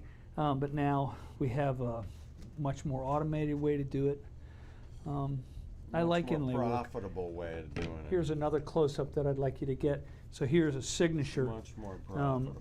trademark that's in the headstock of the guitar. That would be this part right here. All right. And appreciate you, Paul. this would be glued on top of the headstock right here. Beginners So know what's does the up. guitar have a headstock veneer? You know, does it need one? Is it important? Those are all interesting questions. Like I said, guitar making is neck making. And I think there are a lot of things inside the neck that aren't clear. You don't know what kind of glue they glued the fretboard on with. You don't know if it's going to come off. You don't know what kind of glue they glued the truss rod in with. You don't know what's going to come off. There's a lot of things that are unseen. But your instincts, my experience of people's instincts is if they sit down and play 5 guitars and one of them is really making them smile and be happy, you can trust that a lot of the things I'm talking about were done right. Yep. Here's another neck blank that's made out of curly maple. And we cut all the wood away to make sure that the wood is dried really well. We have like 13 stages of drying that we do to make sure that the neck doesn't warp over time. It's important that the frets don't stick out the side of the neck. In the wintertime, the reason that happens is because the fingerboard shrinks because it lost water and the frets don't. And so then they stick out, so that's not acceptable. There's a lot of things there. You're going to get one of these in your case. This is a truss rod wrench. This is for adjusting this truss rod and changing the tension to whether the neck is bent this way or that way. Also on the top of the neck, you're going to have a nut. So this nut sits here, up on the top. And you can have them made out of many different kinds of material. This material is a plastic that's full of bronze powder and glass. This is a bone from a cow. And how well the nut is cut changes how high the strings are off the first fret. If you've got a string laying down on the fret because this slot in here, let's get a close-up of this, you'll have to take the instrument to a repairman or send it to our repair shop, PTC, to get it adjusted. It's not uncommon that an old guitar needs these metal things replaced. That's called a refret, or you want to get a new nut put on it, or they call it nut work that gets done with the instrument, or you want to get the instrument intonated, which is how long the string is. There's a lot of little repair things, and I'm trying to go over these terms so that when you're talking to the guitar repairman, who is kind of like your guitar doctor, you can use the correct terms. All right, so now we've made a neck, and we've got to put it into a body. So you can make the body out of one piece of wood. That's 3 pieces of wood glued together into one piece of wood. This would be swamp ash. Swamp ash. If it's going to get a curly maple top, like this guitar, there's a sandwich between 2 pieces of curly maple and a mahogany back. And the reason the sandwich happens is the trees don't grow that big. And so the tree would have to be actually pretty big for you to get a one-piece top that's 13 inches wide out of it. So very often what they'll do is they'll take a top like this and a piece of wood about this size, and they'll slice it down the middle and open it like a book. It's called a book match top. And you can imagine that the tree doesn't have to be as big to get this piece of wood out of it than to get a piece that's already this big out of it, right? And that will get glued to a back. Now this is a one-piece back. This is a mahogany back. If you look at the rings, this was a big tree. I mean, you can see the rings on the end of it. And it rings like a bell. It's got a nice sound to it. Nice tone. You can glue it to a curly maple top like this. And cut a bunch of holes in it. Cut a hole in it to get the neck, cut holes in it for the pickups, cut holes in it for your electronics, for the tremolo, for the piezo system, or whatever it is. It's a pretty sophisticated thing that you attach to the neck. It's called the body. And when it's done, you cover the electronics up with a cover, you put all the parts in it, and you have yourself a guitar. Now, I know that's simplistic, but important. So, once again, with the body, you can have one-piece body, you can have a three-piece body, you can have two pieces of curly maple, or one piece of curly maple glued to a piece of mahogany. You could glue it to swamp ash. There's piles of ways to make a body. But then what happens is this neck goes into this body. And what the neck angle is decides how high the bridge is. There's a lot of art forms in here. But that said, now you're starting to have a guitar. There are a couple of different ways to do the attachment of the neck. One's to bolt it on with 4 really big-teethed sheet metal screws. And the other one, in the Romo household, we take things to the max. Oh, you has to make some money. Honey, you still in bed? Yep. Bye. That's why we love Skechers Max Cushioning That's footwear. why, They've maxed out you the know, cushion for extreme put comfort. together like these walking on videos clouds. to make Big comfy money, ones. apparently. Oh yeah. Right? is to glue the neck in like this. Can't just And do it people for always free. ask me, what's the difference between a Gotta bolt-on neck monetize and a every glue-in neck? I said, freaking one's thing in bolted the on, one's world. glued in. But if you imagine hate that. this guitar and you plug it into the amp and then you flood the entire cavity right here where the neck is bolted on with super glue, and you take the 4 bolts out, it's not going to sound that much different.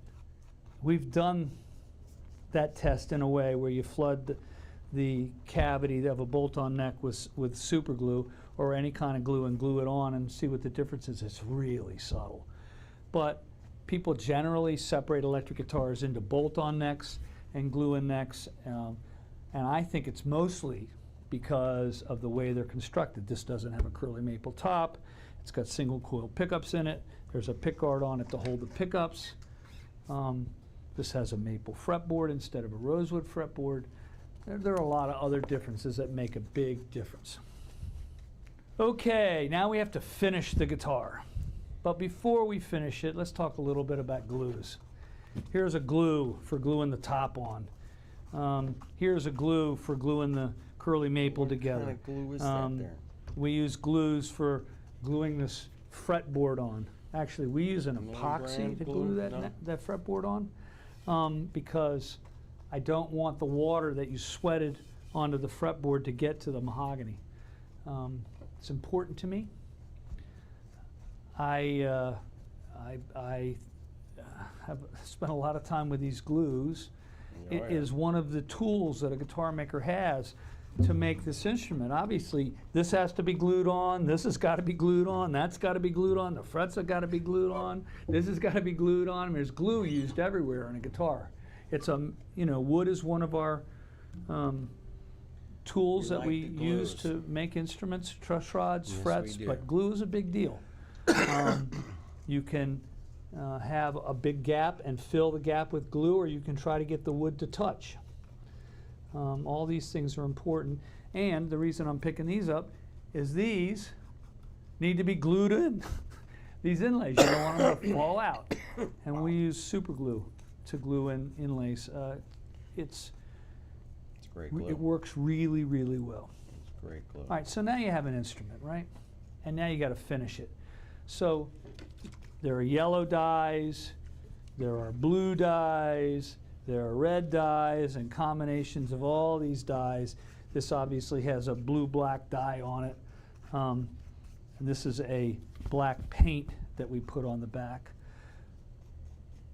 How thick the paint is, how hard it is, and how crystalline it is has a big influence on how the guitar sounds. If this paint is really soft and it's really thick, it's going to deaden the guitar. Right. If the instrument has a very, very thin finish on it and it's crystalline, it's going to let the guitar have a sound. The finish wasn't invented on a guitar to make it sound better. The finish was invented to keep, when you sweat it on the instrument, to keep it from turning, brown or black. It was invented to protect the instrument. And then it became an art form. I mean, this is a complete art form, finishing an instrument like this. No doubt And about it. you want the thing to ring like crazy, you know?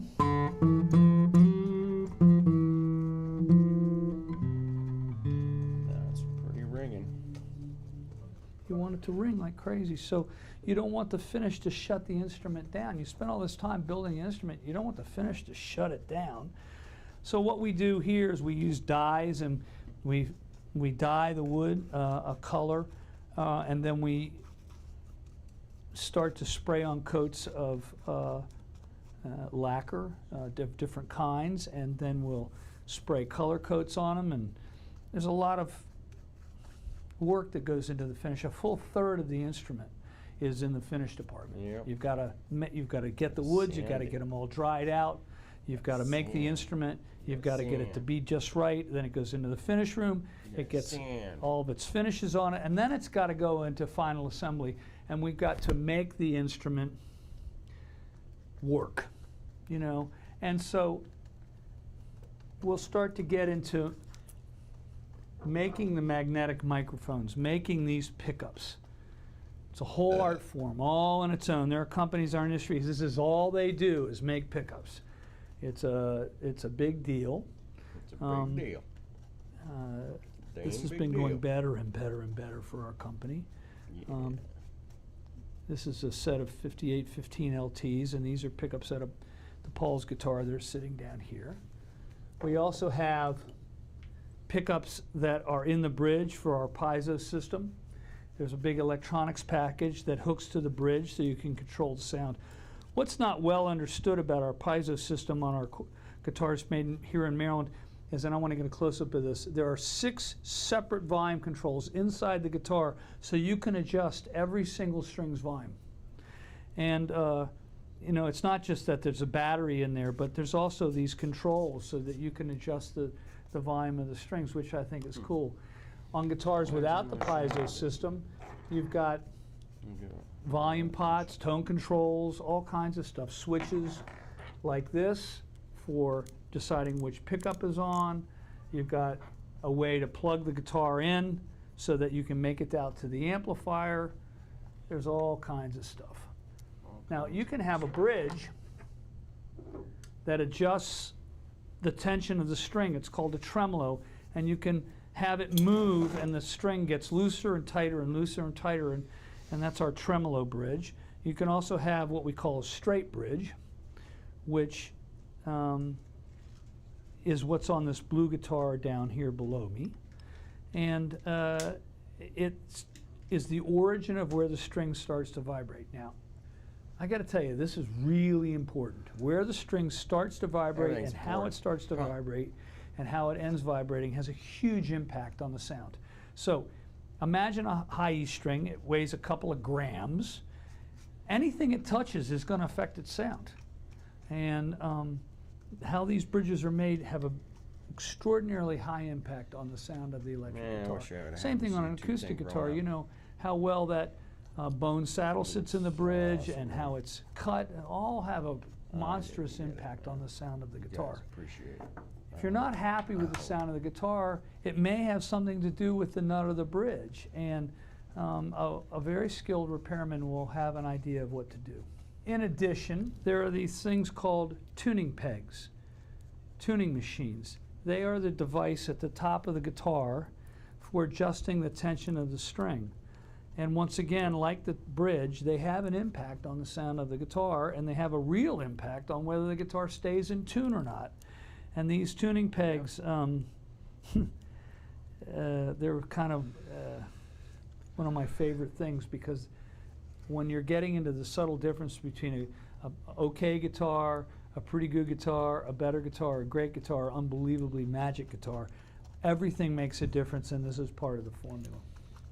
Unbelievably magic. Also, there are some ancillary things like the screws that hold the tremolo bridge on, or the screws that hold the straight bridge on, or the knobs that go onto the pots. You've got back plates that cover up the tremolo springs, or back plates that cover up the electronics parts.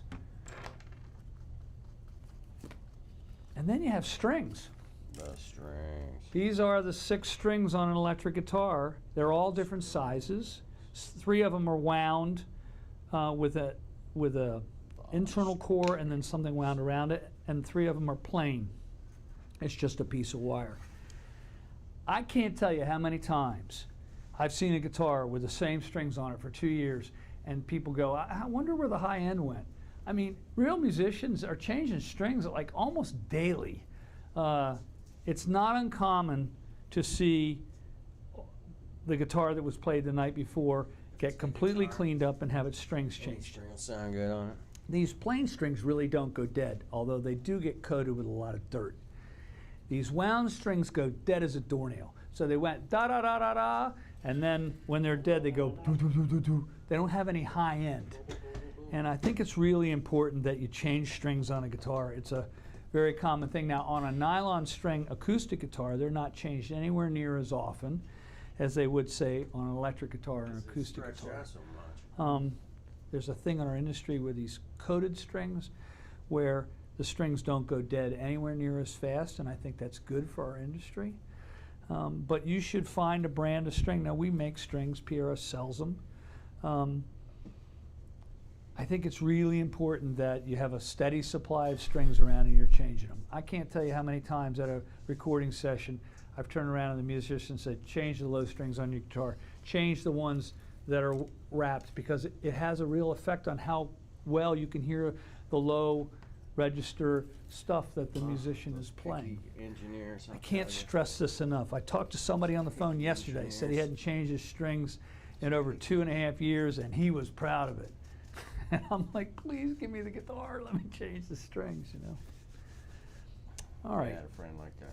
He Then you always got little washed his teeny hands before he things, played, though. like truss rod covers, That's a secret. for covering the truss rod up so that you don't see it. There are little teeny things having to do with what kind of screws we use, you know. But for the most part, that's the guitar. That's the master class. That is the instrument. Look, it used to be that guitars were brought into the repair shops all the time and worked on.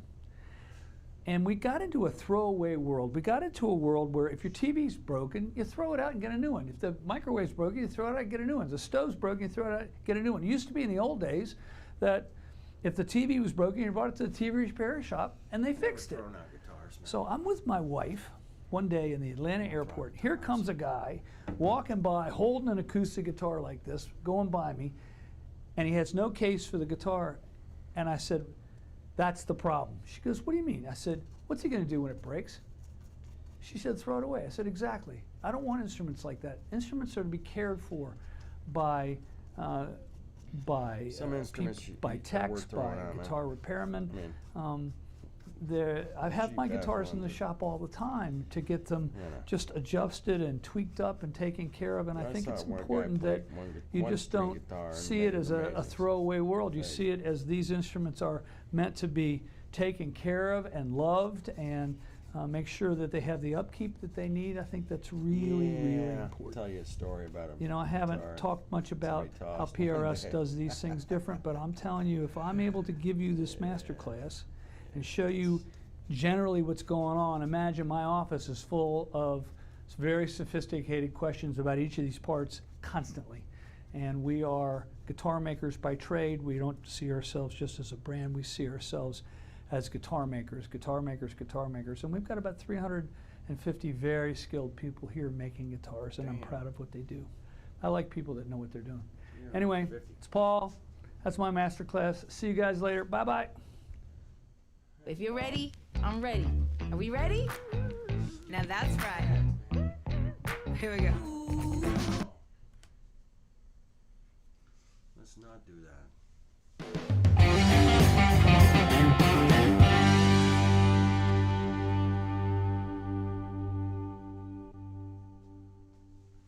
What the heck was that, man?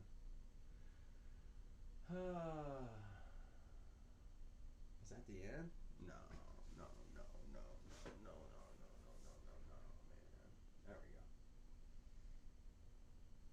Alright. Keep them coming, man. Keep them coming. Alright. It'll work out. Hi, I'm Steve Sugarroot, and I'm here with two of my heroes, really. This is Mike Dawes, who won the Best Acoustic Guitar Player of the last 2 years, according to, actually, I don't even know. My mum. Your mom, yes.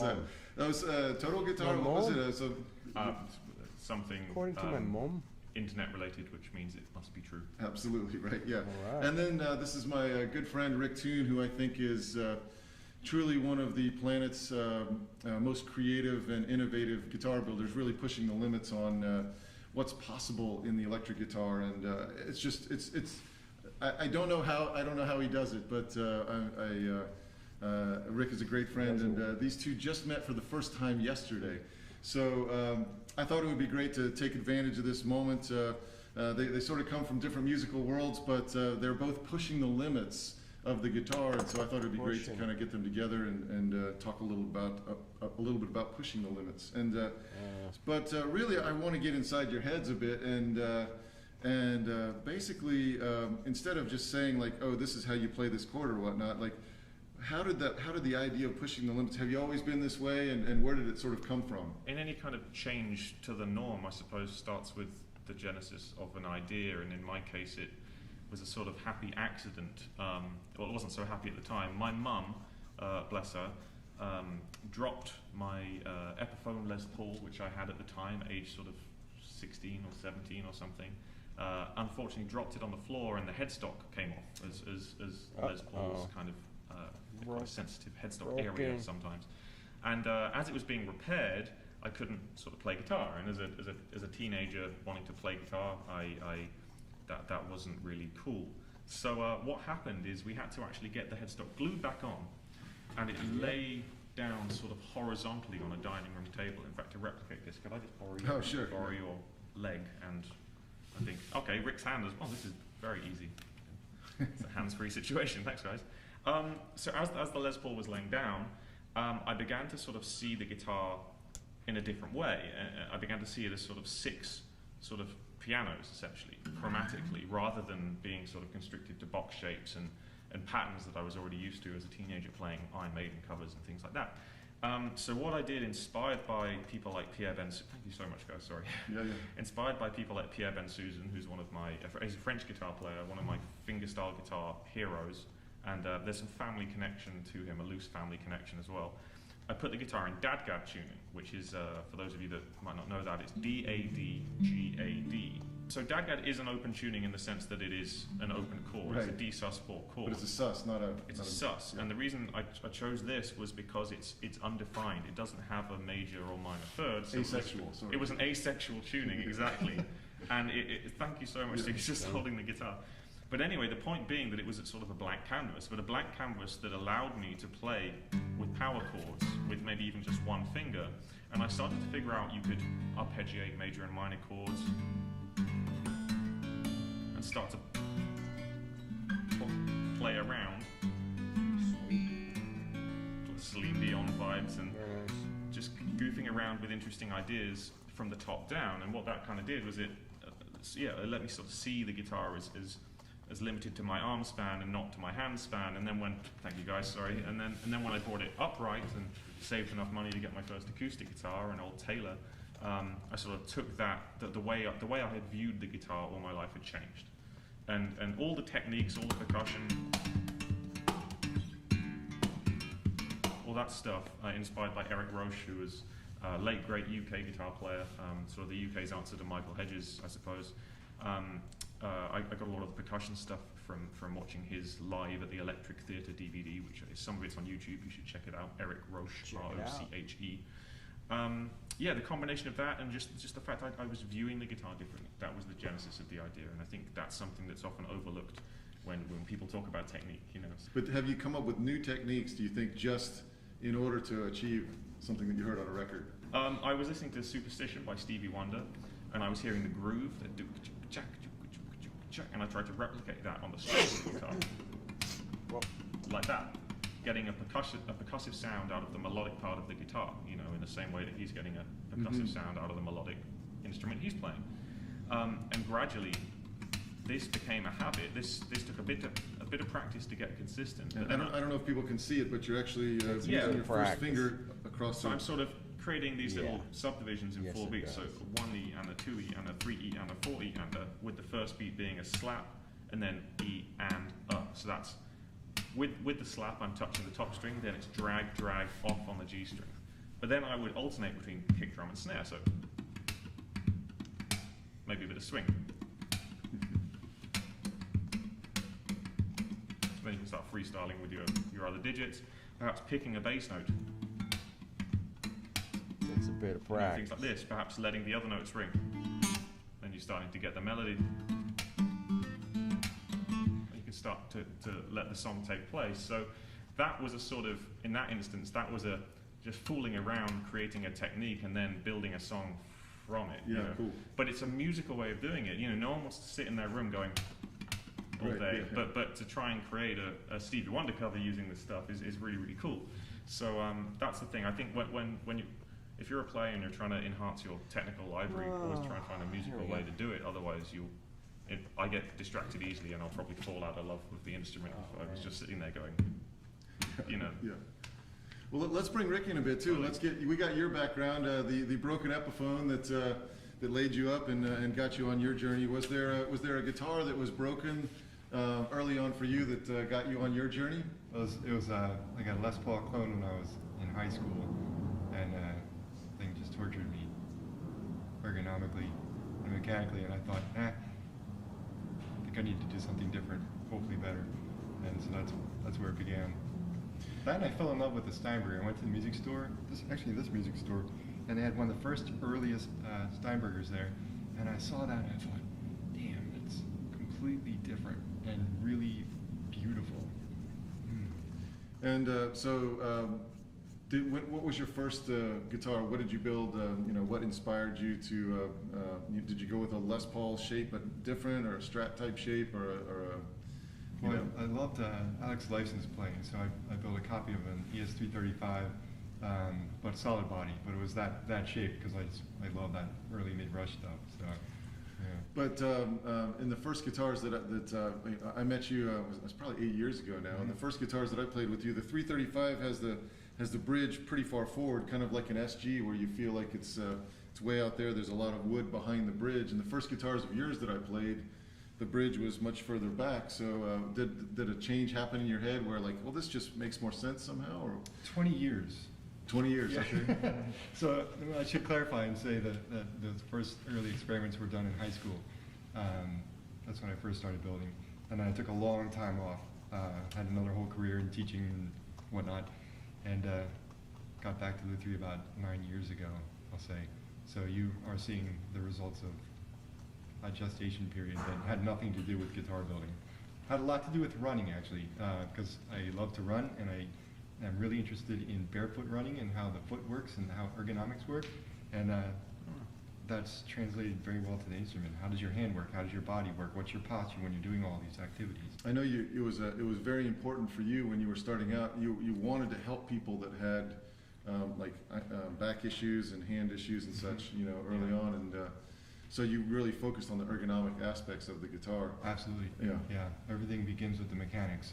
Once we have ergonomics and mechanics, then we can extend from there into electronics and style and visual and all that. But if it's not mechanically comfortable for you to play, then you're not going to get a good performance. So can you tell us some of the things that, like, this is a familiar shape in a way, it's a double cutaway shape, but you've got some unique things going on here. So can you tell us a little about some of those? Well, first I'd like to say thank you, because this is a collaboration between Steve and myself, and thank you, Rick.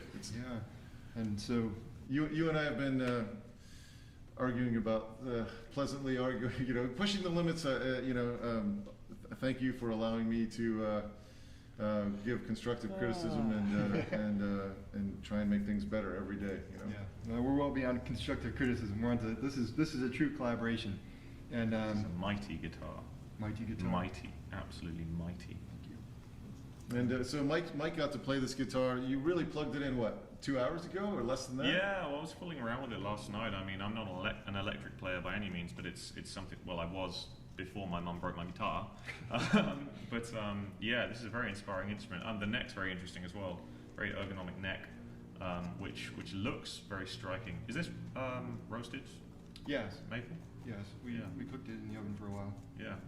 And but it's got a very interesting shape. Kind of fits around the hand nicely. It's a very sort of angular thing going on, but it feels very natural. Very natural. You really lock in when playing it, and it's very striking. And the pickup select is very cool. Mm-hmm. This is something I hadn't seen before. The 10-way switch. Oh yeah, 10-way. Yeah. So this neck segues into a neck joint that's actually quite strong, and I don't know if you can see it, but it's a big stainless steel plate there that bolts on. All the fasteners are stainless because it stands up to corrosion and sweat better. But it's recessed so it doesn't rub up against you.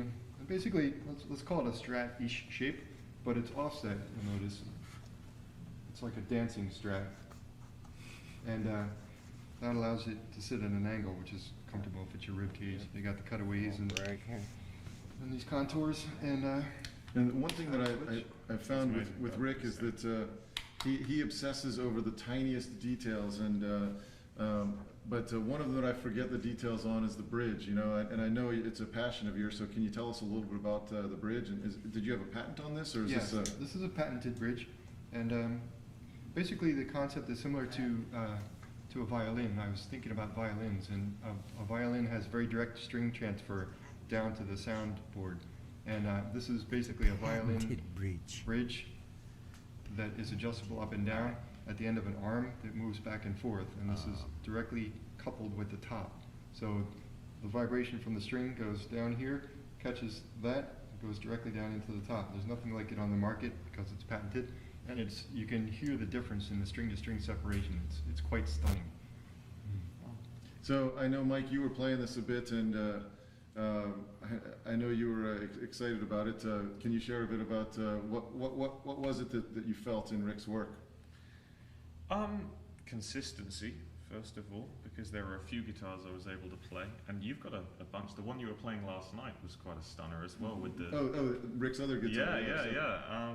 Absolutely, and just the devil's in the detail with this stuff. And you know, I play a lot of Luthier built guitars. You know, I'm playing a Luthier built guitar right now by my friend Andreas Kuntz over in Germany. This is my sort of signature acoustic guitar, and the details really do matter, and you really can tell instantly, I mean, just visually, without even playing, the difference between a kind of factory produced kind of thing and a Luthier built guitar in the details. But not all Luthier built guitars are cut from the same cloth, and this consistency and quality, this is very striking as well, the carbon fiber situation. But this pickup selector is something I hadn't seen before. So it's a standard some kind of 5-way blade, but when you push it down, it accesses a whole different splits, I presume. So you have single coil and humbucker, is that how it works? Essentially, yeah.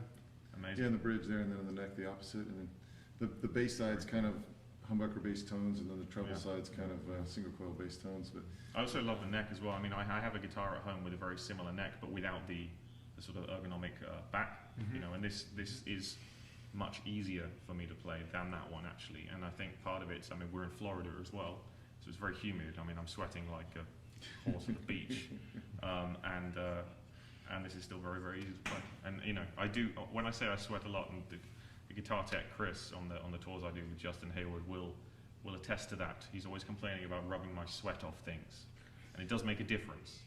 And this is very, very easy to play down here by the swamps. Yeah. Well, and I think another idea that was behind that guitar was the ability to travel, like the ability to have every sound that a traveling guitar player would need, electric guitar player, in one instrument. Yeah, just plugging it in this morning. I mean, last night I fooled around with it a bit, but plugging it in this morning and really hearing how accurate this thing is and how you can dial in the sounds of your favorite classic guitars with this 10-way selector is really, really very impressive. What did you see in Mike's performance? I know you guys literally just met yesterday, but is there anything that anything about Mike that inspired you? Yes. You mentioned detail. Speaking about my work, I would say the same thing. Tremendous craftsmanship applied to every note. It's really it's quite amazing. You can tell that Mike really listens, and there are not many people, not many musicians that really listen. There are a lot of musicians that play, but a musician that listens is extraordinarily rare, and Mike does that. And you can hear it in his playing. And you know, Rick, we were talking to some people last night though, and they were really asking, like, you know, they saw these incredible instruments that you have, the crazy one that I was playing last night, and this one, and they were wondering what is kind of your creative process to come up with these crazy but functional works of art. I would say overall it's a beginner's mindset. Okay. Yeah, I come to each instrument as if I'd never built one before. In fact, when I take some time off from the shop to travel and come back to the shop, there's a day or two of adjustment where I have to remember how I do what I do. Because this is all built by hand. But anyway, I think having the beginner's mindset allows me to look fresh at each one. And that keeps it exciting, and it keeps opening possibilities. So there's never a path. It's more of an awareness, and the awareness is the key. Something unique that I found in both of you actually was when I went to Rick's shop for the first time in New Jersey.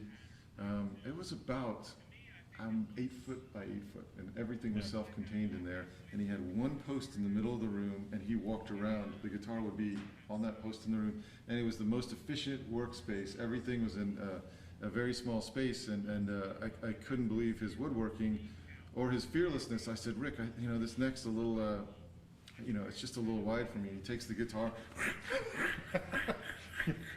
How's that? You know, I was oh, well, yeah, we're getting closer. He's like, okay, well, we'll clean that. But I mean, it was it's a man who's comfortable with his tools to take a completed instrument and just.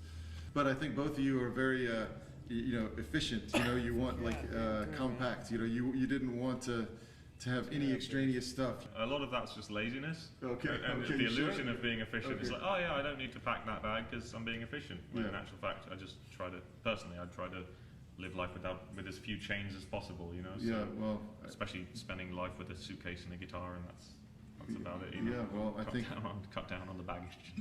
I think Rick does the same. Well, I want to thank you too, just for taking a couple minutes. We didn't have a plan today. We just wanted to talk a little about Thanks. So thanks thank you guys. Thank you. Yeah.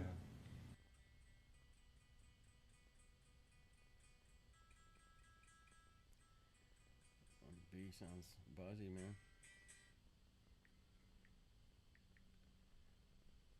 Buzzy? Buzzy B? Buzzy B? Question mark? Buzzy B?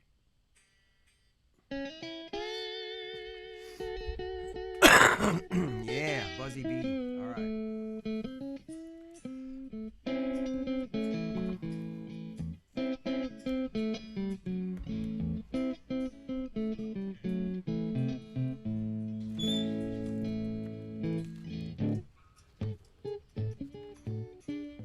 Hi, I'm Martin Modal, and I build guitars by hand.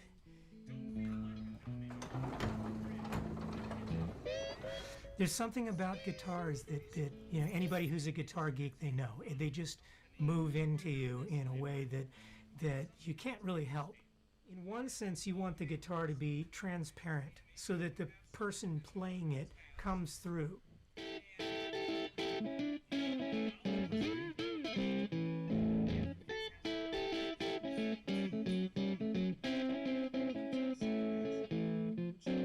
You know, I have kind of a Buddhist idea of what work is for.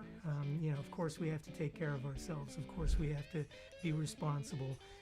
We have to make sure that we're not a burden on others. We have to make sure that we, you know, are able to take care of others and share and do all the things that good people do.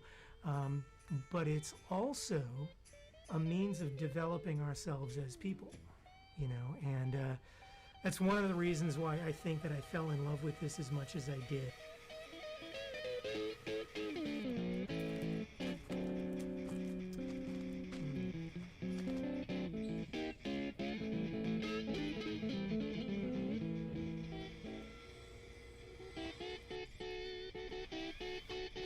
Yeah, I think these all look interesting. I just started getting more and more fascinated with guitars. I actually started with drums, and that's what I played professionally for most of the time, but you know, much as I tried, I couldn't get that one that I wanted. It was just pretty expensive, and it was electric resonator. And it turns out that, you know, I stumbled into making something that was very different than was out there.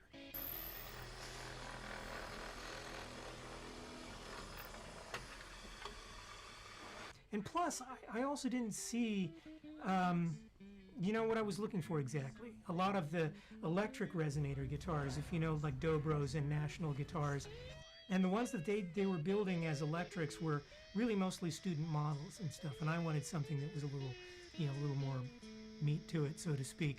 And so I just started drawing pictures, and I mean, really what it comes down to is I started because I wanted one, and that's how the whole thing began.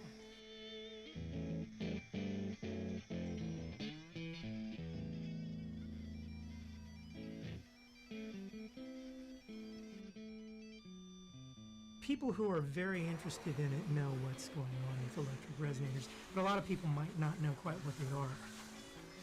We now have basically the rim that the plate will be sitting on. One of the things I started doing to keep the Cheerios on the table, so to speak, was working with an old friend of mine, Chris Tuvey, who had been, you know, an arborist and a tree pruner around this area, and he's been doing the work for 30 plus years. Knows everything there is to know about everything that grows in this whole area. There are a number of woods that can be used in guitar building that work wonderfully. Cherry and pear, there's flowering pear all around this area. I think maybe one of the reasons why people are liking these designs as much as they are is because these are very handmade, very unique, very American kinds of thing. I have these sound holes, and there's a reason for that.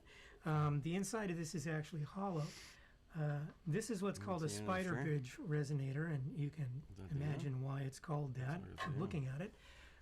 The bridge actually sits on this interesting little device, and that's attached to what amounts to a speaker.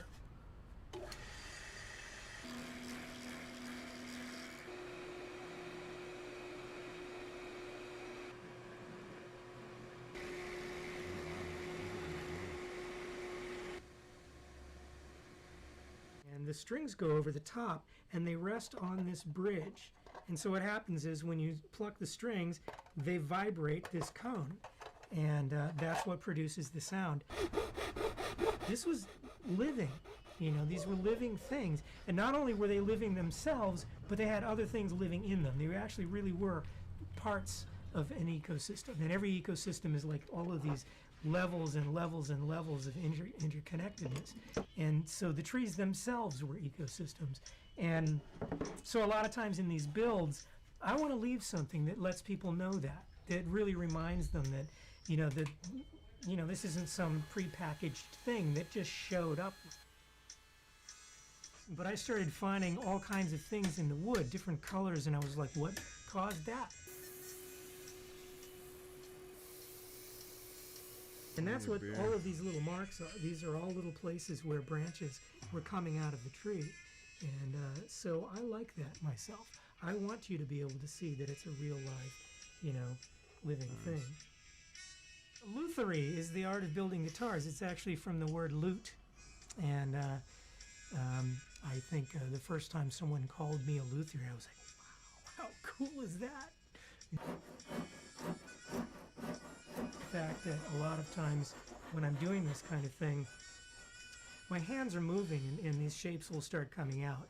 And I didn't necessarily plan what it was going to be at the beginning. But the whole idea is, to me, just the process of using hand tools like this to do this is very meditative. And so if there's an inspiration to what you end up seeing, it really is wordless, and I don't even know if I could describe it other than it's there.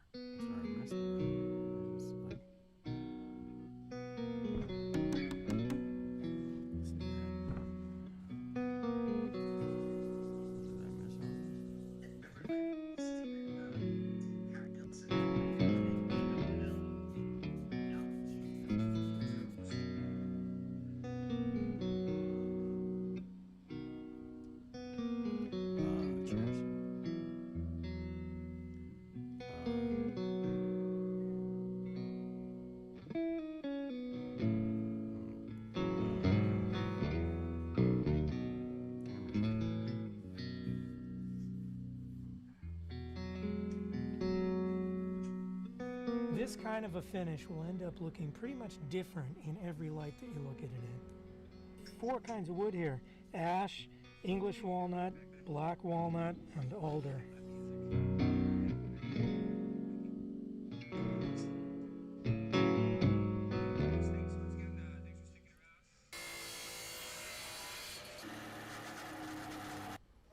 In a sense, you know, a guitar is meant to be a means for that person to express themselves in their art.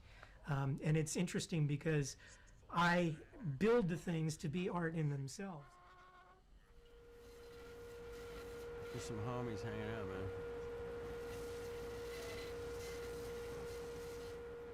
You know, each one of these notches is one of the frets.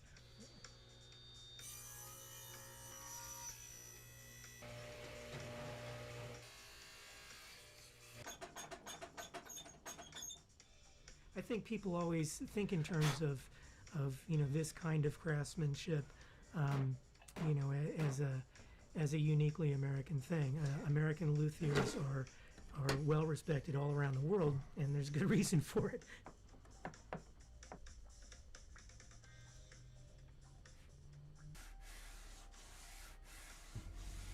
This is a radius and block. It's cut to the 12-inch radius that I want the fingerboard to end up at. And I'm going to start with a very rough thing just to get rid of some wood relatively quickly. And then we'll go through progressively finer and finer and finer all the way to 600 grit. These little pyramids are what hold it in place.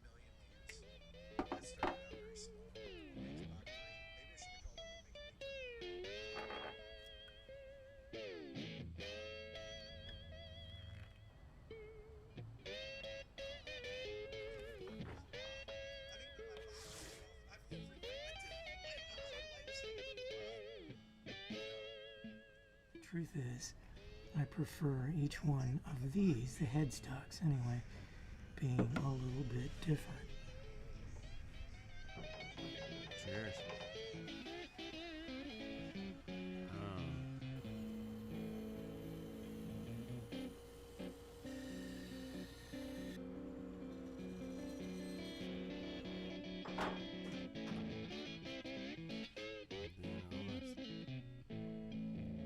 I think maybe it's why a lot of people, you know, there's such, seems to be such a movement of people who make things now. You know, more and more people want to create things with their own hands. This can. Yes, it is.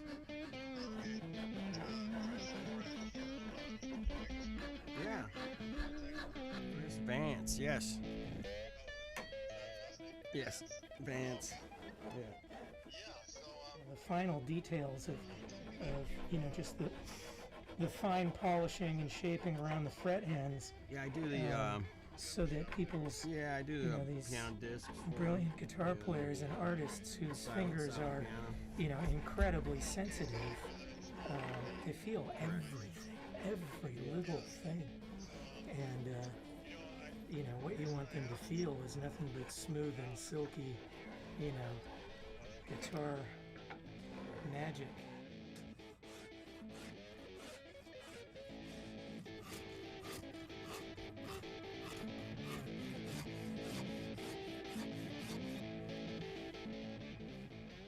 This is the thing that actually intimidates a lot of people who think about building guitars. Thinking about, oh my God, you carved the neck yourself. But yeah, and it actually, if you just, you know, and I think basically if you've played guitar, you know what it should feel like. And if you basically use these long sort of strokes that I'm doing and basically do it to feel.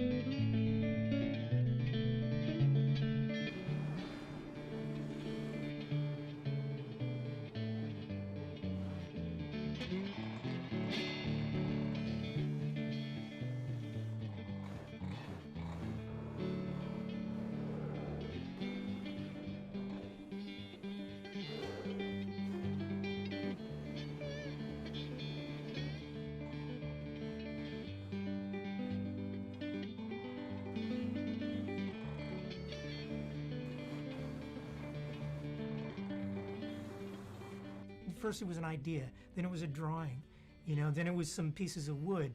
Then all of a sudden it transformed into this thing that it had never been before, you know, a musical instrument.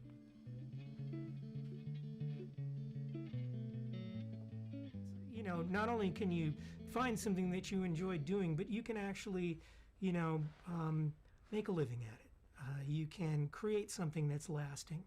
You know, you can, you know, do it to a level where you're able to basically fulfill all the same things that you do from, you know, the standard idea of what a job is.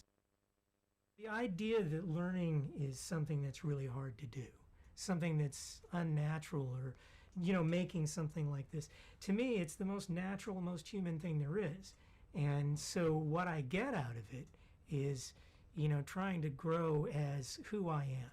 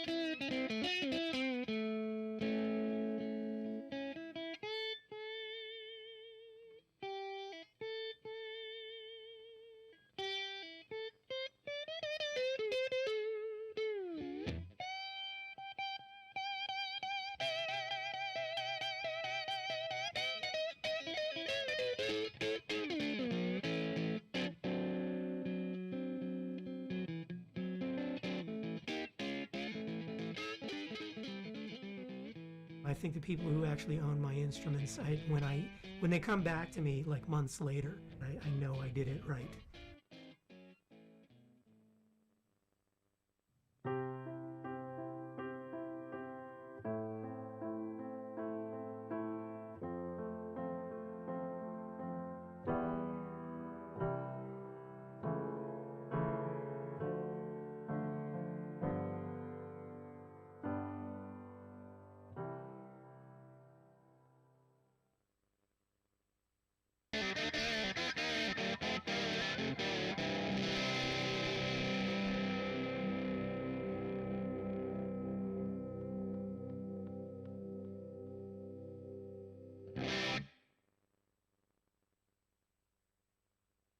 A couple weeks ago, I got intrigued about a guitar accessory, okay? And it came into the mailbag, and I held up this tube, and I said I'd be featuring it on a future episode of Acoustic Tuesday.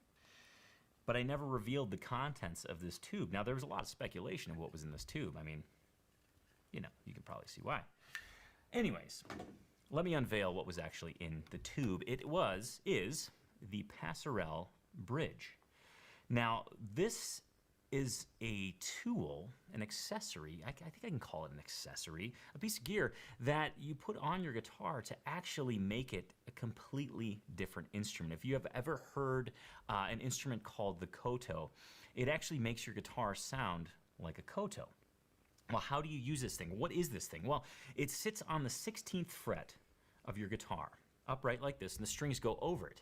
And it allows you to play your guitar lap style and get notes on either side of this bridge. Now, it's very difficult for me to describe this. In fact, I just got it. I've been working with it. I haven't been able to master it yet. I'm not even close to mastering it, but I can tell you what, I'm having a hell of a lot of fun with it because it produces some amazing sounds. And as somebody that is pretty darn good at using this particular piece of gear is Khaki King. So I've got a quick demo of the Passerelle bridge that she did, which is absolutely mesmerizing. So let's have a look.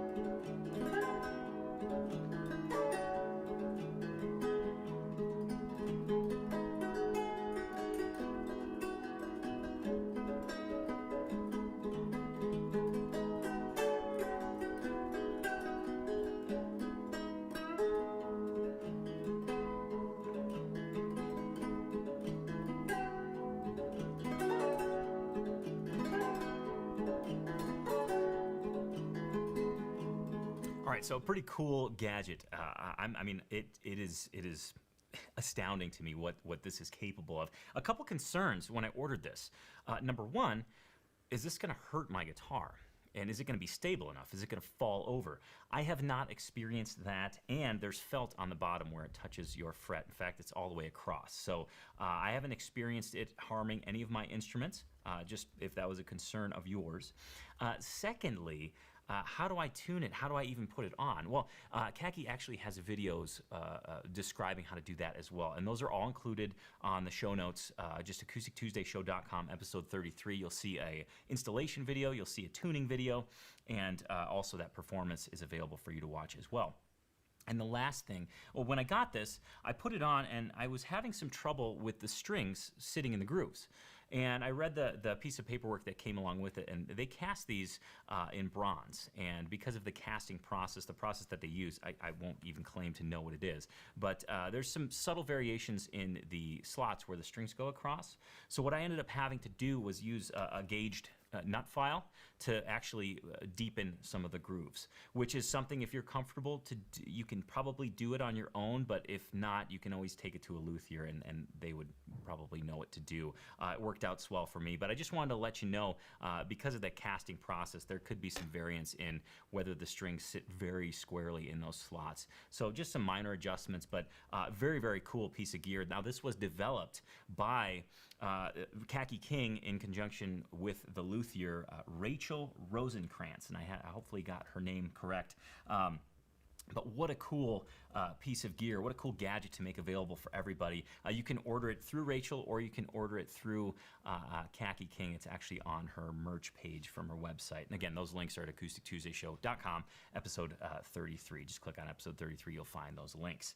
So that's pretty darn neat. If you want a new sound out of your guitar and you kind of mess with alternate tunings and you just need something more, this is definitely something to consider.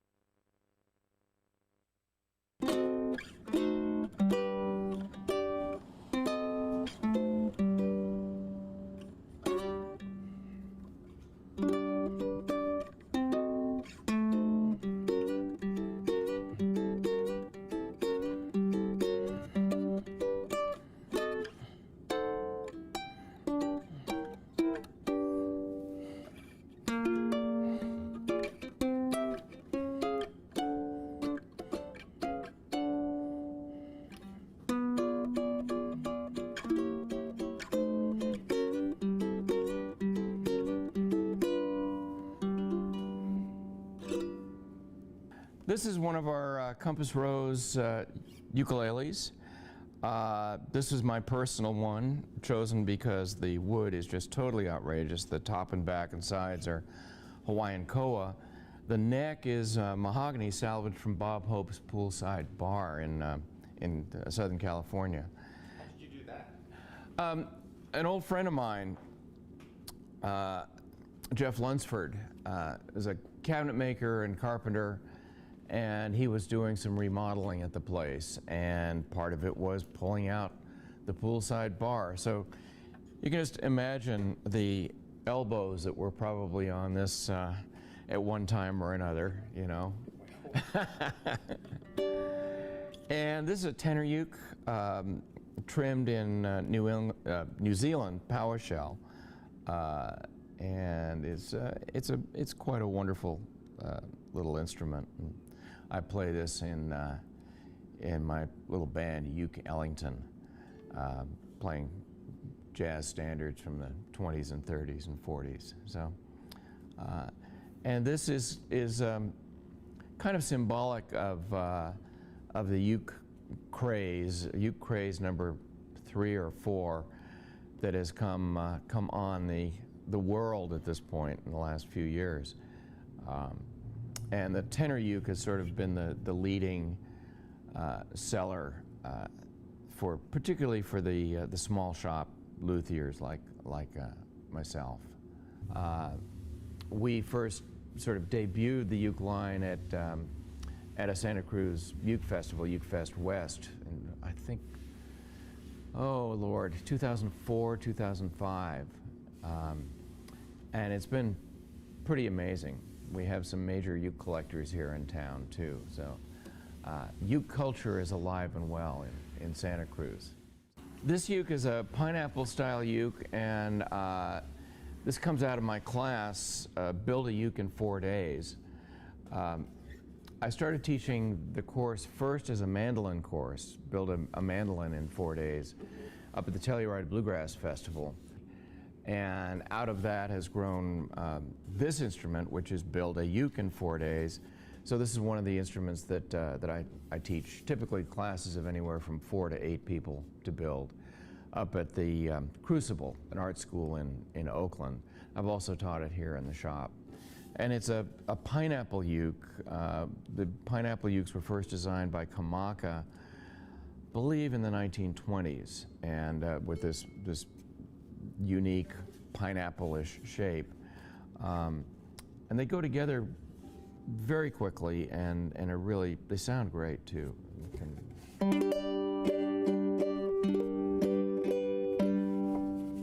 The Portuguese brought a little instrument, the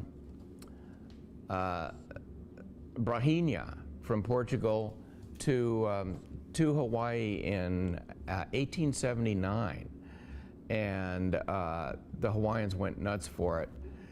And 3 Portuguese guys started building them in Hawaii with native woods, mostly koa, and thus began the first craze for ukulele in Hawaii.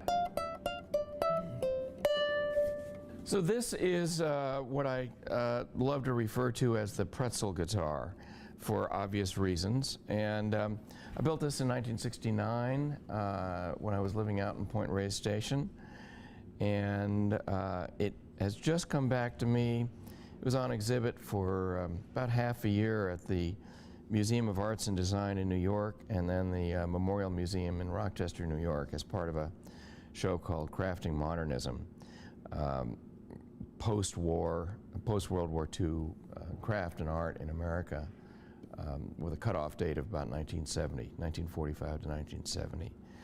So this was the first instrument that I built where the neck ran all the way through the body, and I did a laminated neck out of mahogany and walnut, and I guess it's a very thin stripe of mahogany veneer there, mahogany body. And then very early electronics. It has a couple of preamps in it and an external power supply, and pickups that I made as well, hand wound, and then cast into polyester resin. And I was working for a silversmith at the time, and so I did all the metal work here, the bridge and the tailpiece, out of brass and bronze. It's welded and soldered. Wow. These are all, this is a brass bar, and then these are 2 other brass bars that are soldered to it, cross-drilled, and then brass screws and little brass saddles that I hand-shaped.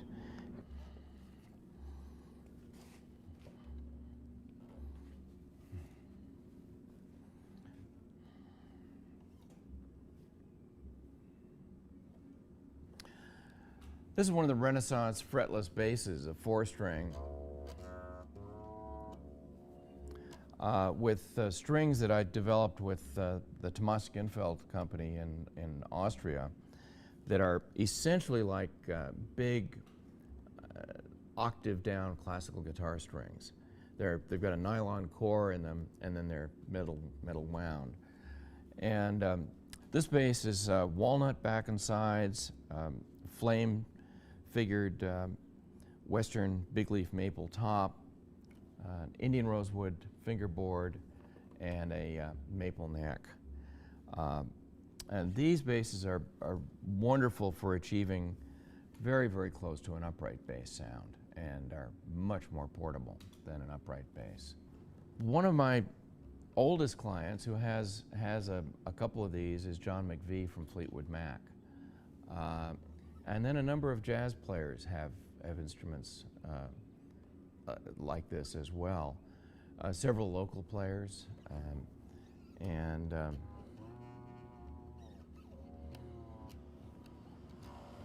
the instruments go very, very well in a folk setting as well, because you've got that kind of more acoustic kind of sound from the instrument that blends well with acoustic guitars.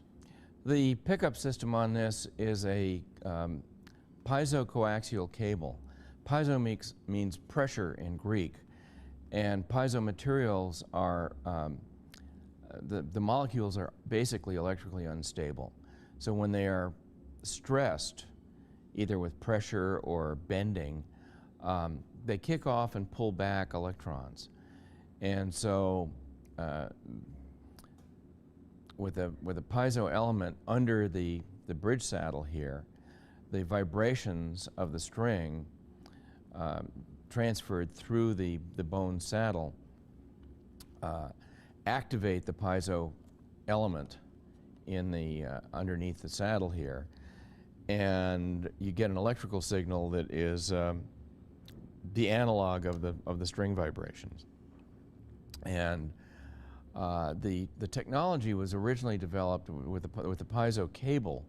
It was originally developed as a passive sonar system, and you'd have in Hunt for Red October, you'd have a nuclear submarine go silent with 100 meters of this cable behind them, or 200 meters, and just sit and silently listen to the sound of the ocean. And of course, they were listening for other submarines.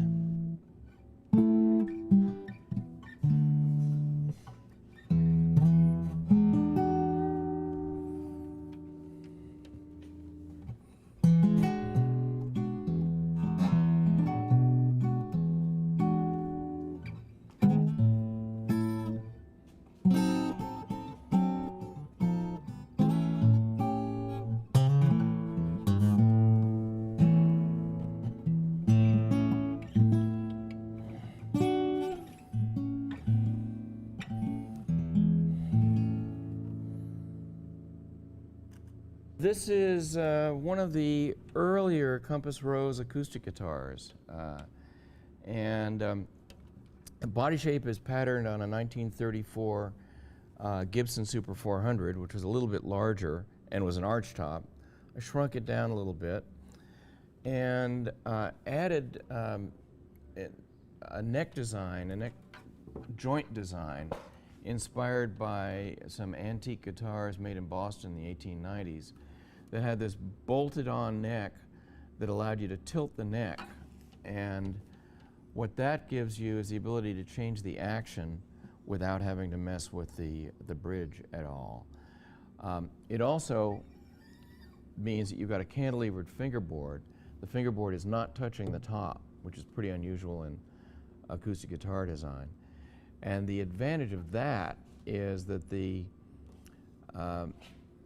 fingerboard is not affected by any weather changes that cause the top to rise or fall slightly, which happens on all guitars. If the humidity changes, you wind up with the top bellying up a little bit, and this area lifts up, and very often you'll have essentially almost like a hinge here at the neck joint, where the fingerboard will rise up or drop down.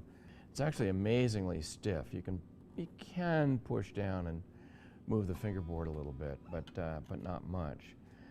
And then what is difficult to see is that the interior of the guitar is also got some unusual engineering features. The back braces are capped with carbon fiber. The reinforcement strip that runs down the center seam of the back is also capped with carbon fiber. And then this one has 4 flying buttress carbon fiber tube braces that run from the sides here up to the neck block. And what they do is counter the compression from the tension of the strings, which is about 160 pounds. And so it enables me to make a guitar top with very, very little bracing in the upper bout, because this portion of the guitar is no longer responsible for supporting the neck itself. And you can actually move the entire neck in and out about 1/8 of an inch, and thus adjust overall intonation. And then you can also affect the yaw of the neck to adjust how much space you have between the strings and the edge of the neck. And then of course you can adjust the tilt, which affects the action. The first one of these that I did like this, I made for Henry Kaiser to take to Antarctica. He got an artist in residence grant to go down and compose music. And he wanted me to build him a quote unquote real wood guitar that would hold up on the extreme incredibly low humidity there, which is typically below 5%. And so I built the guitar for him. He took it down there, and it survived very, very nicely. I've got some great pictures of him playing to an audience of penguins too, which is kind of cute. This one has this is a Russian spruce top, carbon fiber binding, which stiffens the rim incredibly.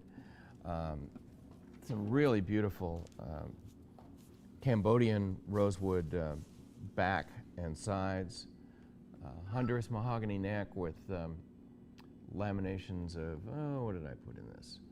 Looks like I put rosewood and maple, and then the kind of one of my signatures, which is the backstrap overlay on the back of the peg head, which is I derived it from early 20th century banjos, particularly the Paramount banjos. I always thought were really beautiful with these overlays on the back of the peg head. Don't build very many of these. Build about 2 or 3 of these acoustic guitars a year. I'd love to build more. We'll see. We'll go into the hand room, handwork room.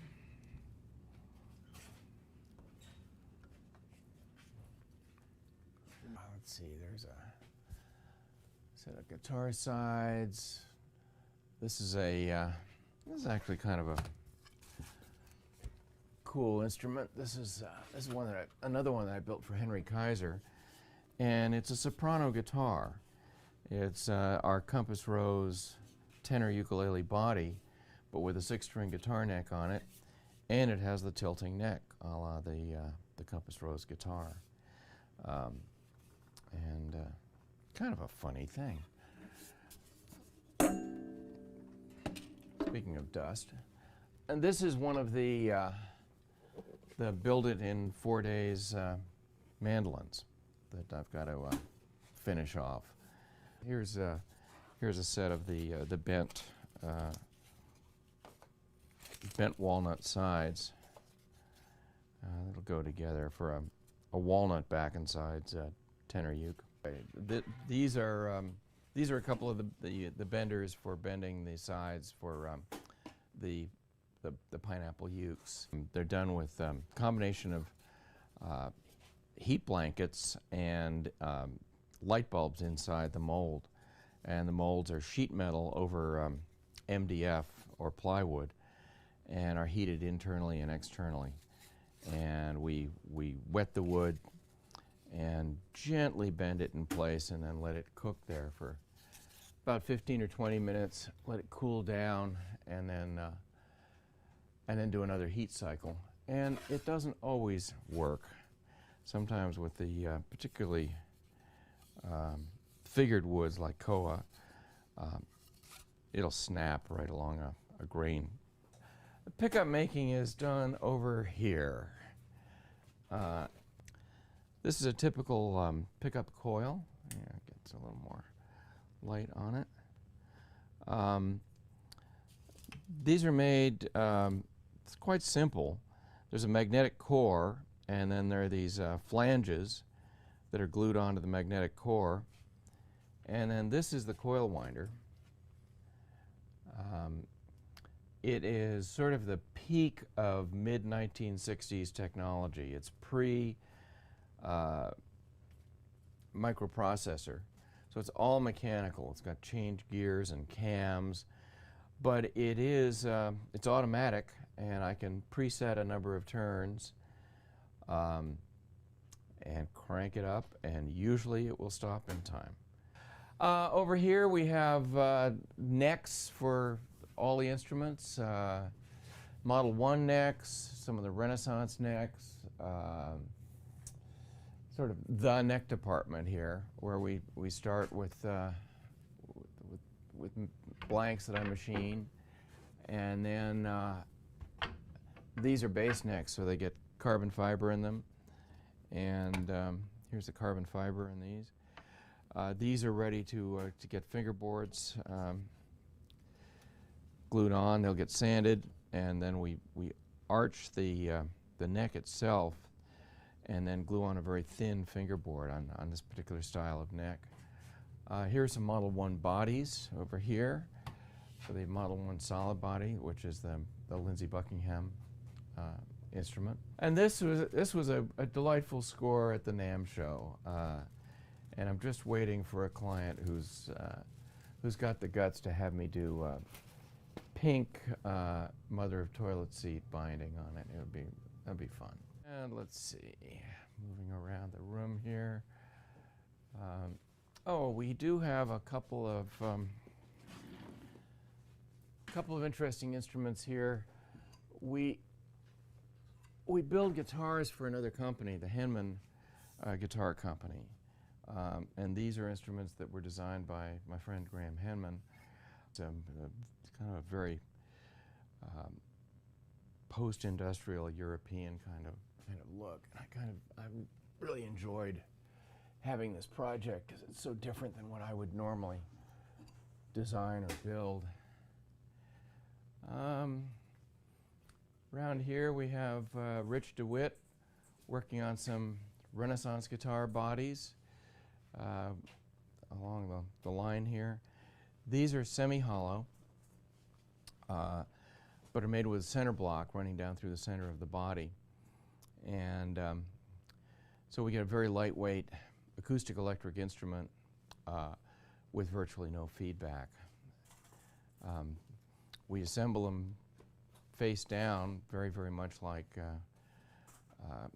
the classic Spanish method for building guitars. This is a local wood. This is, let's get the match here. There we go. This is some black acacia melanoxylon, which originally came to California from Australia and from Tasmania.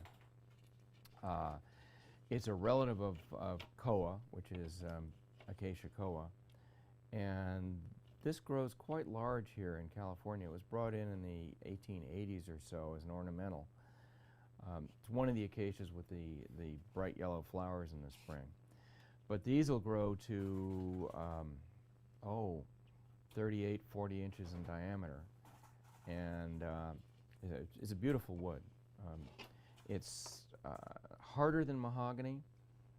I sort of characterize it as being somewhere between mahogany and rosewood. Here we have the resaw, which is for sawing tops and backs.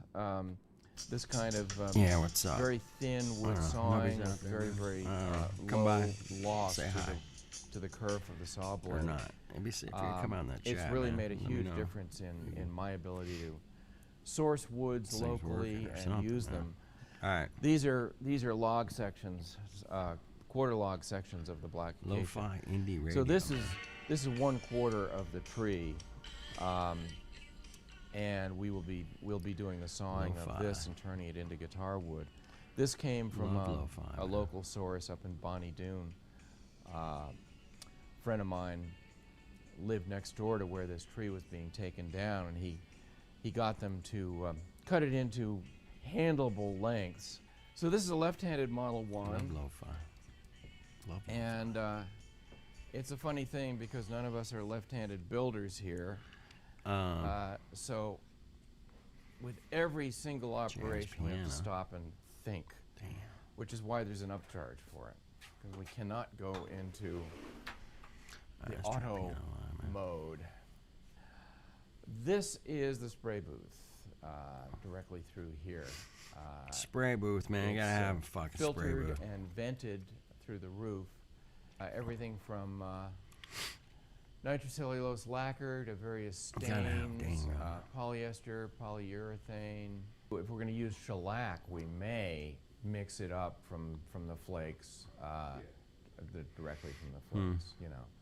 But most of the finishes we're using are the Don't want modern, radio, relatively man. modern finishes.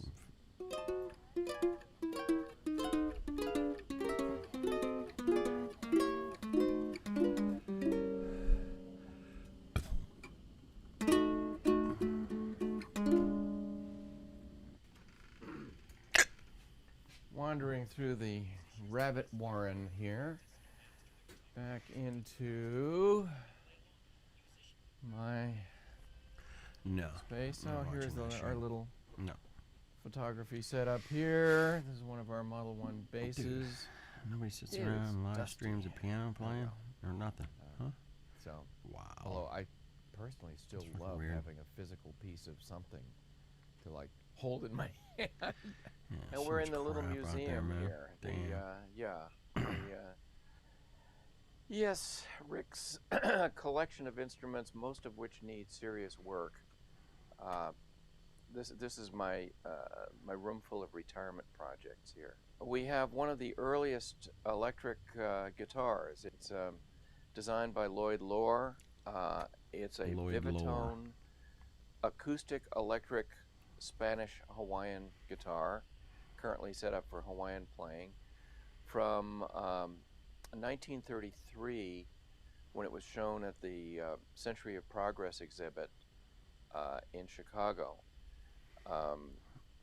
And it appeared 5 years after the first commercial electric guitars, which were made by Stromberg Voisinet /K in Chicago in 1928. 28. And this one is interesting because Lloyd Lohr was the acoustical engineer who really brought the modern archtop guitar into being, and the modern mandolin as used in bluegrass, the F5. And he worked for Gibson from 1919 to 1924. And there's some controversy. Some believe that he started working on amplifying instruments, amplifying guitars in 1924 and left Gibson because Gibson management didn't think there was any future in electric guitars. That's Les Paul said that too. No one's quite sure on that. Next to that is about the same era, maybe a little bit earlier, Martin soprano uke. It was actually ukuleles and inexpensive mahogany guitars that saved Martin in the Great Depression. Next to that is a kind of a really beat up Chicago-built 1890s, could call it a parlor guitar. It's interesting because it's got white oak back and sides, kind of like Mission furniture, and then a spruce top. It needs a lot of work. And the next one over is an Indian Dilruba, and it is fretted like a sitar. It has sympathetic strings like a sitar, but it's played with a bow and has a skin head. So it's an interesting amalgam of features. That was given to me by Jackson Brown, who thought it was very amusing that the peg head on that has the Gibson dove wing design. And a number of years back, when Gibson was getting very active about protecting trademarks, a number of guitar makers in the United States got the letter from the attorneys, the cease and desist letter to stop using the dove wing peghead top. Well, I just kind of think it would be amusing to send the builder of that in Calcutta the letter. Next to that is a modern Chinese copy of a Selmer Macaferi guitar, and I have it for doing experiments with pickup design. I've got a couple of piezo polymer elements under the bridge that I'm playing around with. Next up is a Howe Orm, made by the Elias Howe Company. I think that's the octave mandola. They made 4 different sizes of those, and I've always loved them, and I've collected them for as long as I could find them. Next to that is a kind of crude but interesting, what would be called a banjo lute, in that it's got a banjo neck, but it's got a wooden body, wooden top. All right. Back to work. And it's kind Now of listen to this crap. Back to work. interesting instrument in that it's very light, actually. Yeah. Yeah, it. Yeah. It might even be what the antique dealers would call a married piece. It could have been a commercially made banjo neck that was then adapted to this body. I don't know. It's a Alright, tough back to call. gluing, man. Let's go. But it's I kind gotta of cool. finish this right now. I gotta The finish guy gluing. that I bought it from thought it was a Howl arm. It's a fascinating video right there, man. It's clearly not. I might have Although to they did make these. check and, that one out again. So I wasn't catching everything. I there. could have I was returned it, but it's kind of nice trying on to- the wall. Anyway. It takes up a blank spot. Thank you guys for dropping yeah, in, man, the occasionally. Turkish You know, oud. or not. Or Another restoration project. I got You know, the peg head was everybody's broken off. I glued it back busy on. doing their own Restring it thing. now. And then the little brother, just cool. the Italian Pull it style together. bullback mandolin, at some point. which is descended from the oud. And what do we have next to that? Oh, we have one of the Howarm guitar, which is one of my major influences for building the Compass Rose guitars. And it's a guitar. I don't do much in the way of reproductions, but I would like to reproduce those at some point. They have some very unusual features, and they sound great.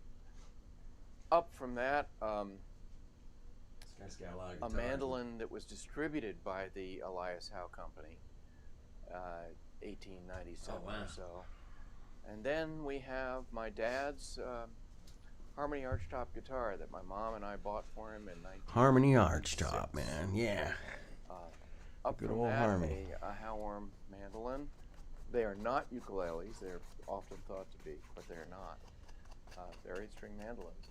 The one at the top was in the Music Emporium in Cambridge, and the pipes froze one winter above the store and burst, and soaking a number of instruments that were on the walls, and that's one of them.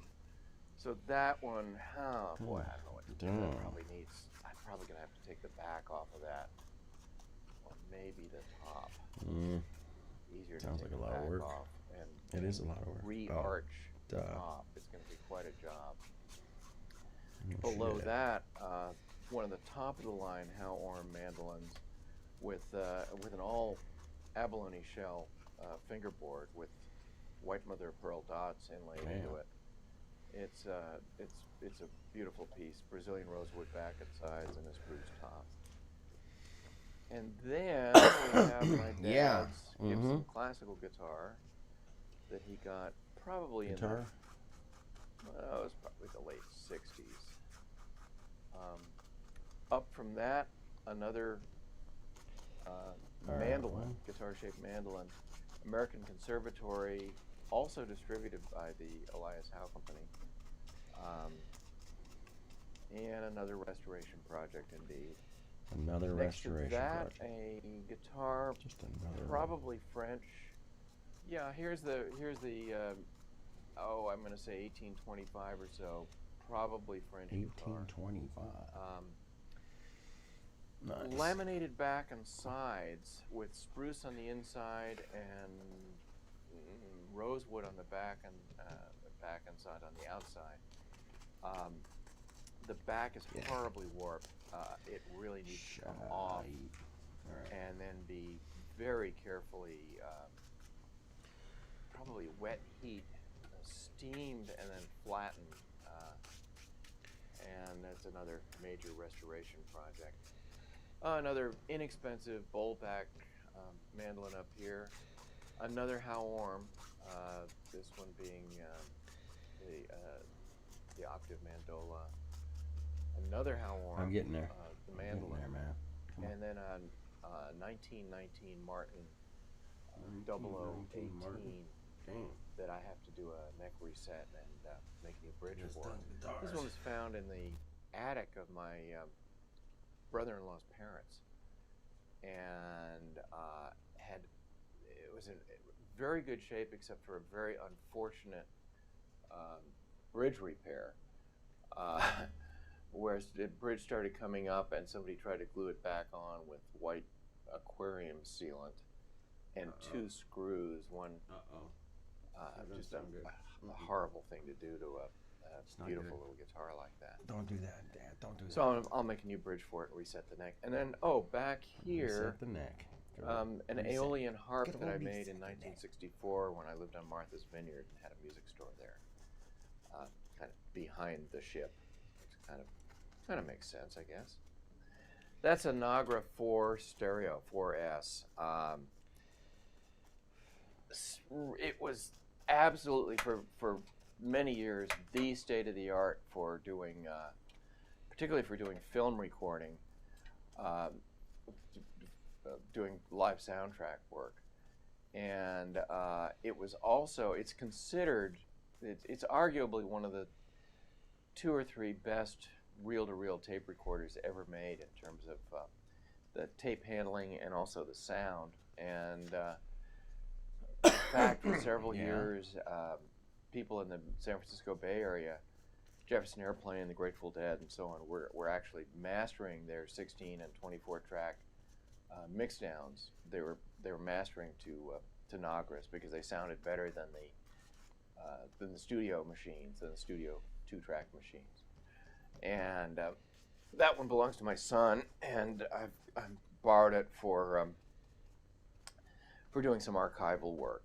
Try to archive reel-to-reel tapes that I have, and there's a project that I would love to get going back on Martha's Vineyard Just with another a project, man, bunch to of get going. tapes there that were done by a guy named John Rogers, Another who recorded virtually all of the folk acts that came through a wonderful club there. He also did the first recordings of James Taylor and Carly Simon and Wow.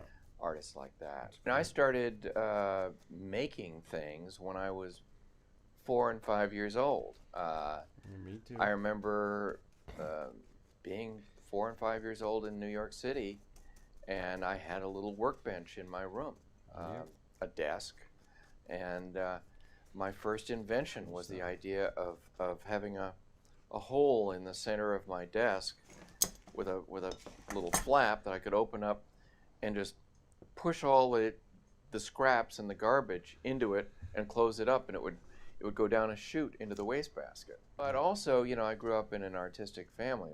My mom remarried when I was 7 to an artist, a painter. She had been a professional writer in magazines in New York and was a poet, quite published in the Saturday Evening Post and New Yorker and New York Times Big time. magazine and all that. Big time. And so when I was almost 8, we moved to Marblehead, Massachusetts, to an old family home of my stepfather's, and I set up a workshop in the basement. And I was in a town with lots of woodworking, boat building, and so making things was just a kind of normal thing to me. Make things out of metal or wood. Build a boat. A number of my dad's friends were craftspeople, boat builders, and one guy was a machinist who built beautiful replicas of miniature versions of the cannons that were on old Ironsides and so on. And I got into boats. It was a boating town, and you didn't get into boats without working on them. Boats were wood in those days. Fiberglass was really just coming in. You got to work. And so, so that whole thing of working with my hands was quite normal. And then, meanwhile, my dad, the painter, loved music, and he loved guitar music, and they loved folk music. My parents loved folk music. My mom had seen Leadbelly play, and they'd seen Woody Guthrie, and so we had Pete Seeger and the Weavers records, and we had Burl Ives and Josh White, and these were 78s that I grew up with before the Kingston Trio hit. And I showed you the 2 guitars that were my dad's, and so when I was probably a sophomore in high school. The town that I lived in, Marblehead, had a ton of really old-style antique stores. Just stuff crammed just literally to the rafters with stuff. Yep. And I started seeking out old instruments. A zither here and a banjo there. And the banjo, Fairbanks and Cole banjo, was the first restoration project that I tackled. Having no background, no resources whatsoever, but banjos are very mechanical. Just take them apart, and I refinished it. Take it apart, spar varnish. Put it back together again. Figured out how to stretch a head on it, calfskin head. Got the Pete Seeger Learn to Play 5-String Banjo book and 10-inch LP record, and went off to my first year at boarding school as a sophomore with this little banjo, beautiful little banjo, which I wish I still had. And so that got me into it, and I got into guitar. My grandmother had bought me an inexpensive Stella, typical everybody's first guitar of that era. Yep. And then eventually I bought a Stella 12-string, one of the ones made by Harmony, not an Oscar Schmidt, which would be lovely. And so by the time I was a senior in high school, I was playing guitar and banjo. Went off to Boston University in 1962, and of course immediately fell into the whole Boston, Cambridge folk music scene, and met a couple of guys, a couple of other freshmen who hated the freshman beanie thing, and one was a banjo player and also keyboard and guitar by the name of Lowell Levenger. The other guy was a guy named Michael Kane, who was at BU on a French horn scholarship, and he wound up playing upright bass, and we formed a little band called Banana and the Bunch, old-time music with appeal. The coffee houses of Boston and Cambridge were much more enticing than the lecture halls of Boston University. So it took me about 2 years to drop out, but I wound up dropping into a guitar repair shop in Boston, in downtown, it's kind of called the Combat Zone now. Maybe it's been cleaned up by now. But at any rate, I wound up as an apprentice guitar repairman at the String Instrument Workshop. Wow. And Nice. Lowell, a.k.a. Banana, and Michael and I had a music store on Martha's Vineyard, and for the summer, which was a ton of fun. We made no money, but we did have a lot of fun. And then I went back to, we got another place in Cambridge. I wound up working in retail in Harvard Square, Briggs & Briggs. And wow. From there, I've been playing a lot of guitar, and I'd gotten pretty good with a flat pick and a D28. And I wound up sort of leaping from there to getting a gig as a guitar accompanist for the Canadian folk singers Ian and Sylvia. They were very popular particularly on the college circuit, the college folk circuit, and a couple of hits that came out of them, "Someday Soon" and "You Were on My Mind." Both Ian and Sylvia were excellent songwriters, and so I got to tour with them for close to 9 months, all over the U.S., all over Canada. Played Symphony Hall in Boston, played the Hollywood Bowl in Hollywood, Orchestra Hall in Chicago. Seemed like every hockey rink in Canada, from Moncton to Vancouver. That's it. And had my first taste of professional recording studios, doing an album for Vanguard called Play One More with them. And in the last 4.5 months of my tenure with them, they brought along a bass player, Felix Papalardi, who then went on to produce the Youngbloods and then Cream, and then of course was the bass player in Mountain. And So Felix and I were road roommates and bandmates for a while. So up to this point, I'd sort of bounced back and forth between retail, repair, and playing guitar. When Sylvia became pregnant, got to a point where she didn't want to tour anymore, and so Ian and Sylvia went on an extended hiatus, and I wound up moving to New York and joining a rock and roll band, and went to the dark side of electricity. And my band Auto Salvage did an album for RCA, and I got to start working on electric guitars, wiring and putting together a guitar that out of smashed, a Gibson SG that had been smashed. And I had a local cabinet shop rough cut out a mahogany body, and I finished it off, veneered the back and sides, and that became my electric guitar of choice. My wife Amber and I moved out to California in June of 1968. Wow. To West Marin, and she promptly gave birth Summer to of love, our baby. oldest son, Summer of love. Ethan, who to this day is a musician and has a recording studio out in West Marin and a very successful metal contracting business. So it's kind of funny how he has not followed in my footsteps so much as found a parallel path to my own. When we moved out to West Marin, some of our very good friends were a band called the Youngbloods, Jesse Colin Young and the Youngbloods. And their office was in Point Reyes, and the secretary was a woman named Florence Nathan, also known as Rosie McGee, who was at the time the girlfriend of Phil Lesh, the Grateful Dead's bass player.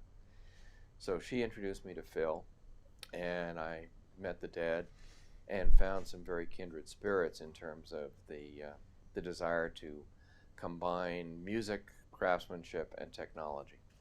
Sounds fun. And out of that That's kind of what I'm into. came a company called Alembic, which was officially formed in 1970 with a fellow named Ron Wickersham, who was a wonderful electronics engineer who'd come from Ampex, and Bob Matthews, a very, very good recording engineer, and myself. And the company had sort of been godfathered by Owsley Stanley, who had helped finance the Dead and was keenly interested in advancing the state of the art of gear that would make the making of music easier and better for the audience and the musicians. And so we wound up being the people who were behind the Grateful Dead PA system and also did all their live recordings. And I brought in the Luthiery component. I had started working on designing pickups, magnetic pickups, and building instruments. And between the Dead, the Jefferson Airplane, Crosby, Stills and Nash and Young, Santana, and some of the other bands who were happening in the Bay Area at that time, there was a huge interest in seeing this blossoming of craft and technology on the instrument side and the amplification side. So I was exactly in the right place at the right time for all of that. I guess, right? Right place. Years go by. Alembic goes in and out of financial stress. We sell the PA system to the Grateful Dead, who thought it would be cheaper to own their own PA system. That was a joke, because no sooner had we done that, and they realized that they needed to enlarge the PA system and enlarge it and enlarge it, and finally that turned into the so-called wall of sound that we engineered for them, which became this huge juggernaut. It was a fantastic sounding PA system, But at its peak, it probably took 2 days to set up for a one-day gig, and it just became impractical. It could have been, if it weren't a prototype, if it had been taken out of prototype stage and turned into something that instead of being handled by humans was designed to be handled by forklifts, it could have been a lot easier to put together. But anyway, we had a great time with that. I'm listening right now to a classic Brazilian album, Elise e Tom, Elis Regina and Antonio Carlos Jobim. And this is a perfect example of how what was state-of-the-art 20 years ago, 30 years ago, is still state-of-the-art today. Musically, sonically, just fantastic. And that kind of ties into what I'm trying to do with building instruments, is build state-of-the-art instruments that remain at the top for another 20, 30, 50, 100, 200 years. Build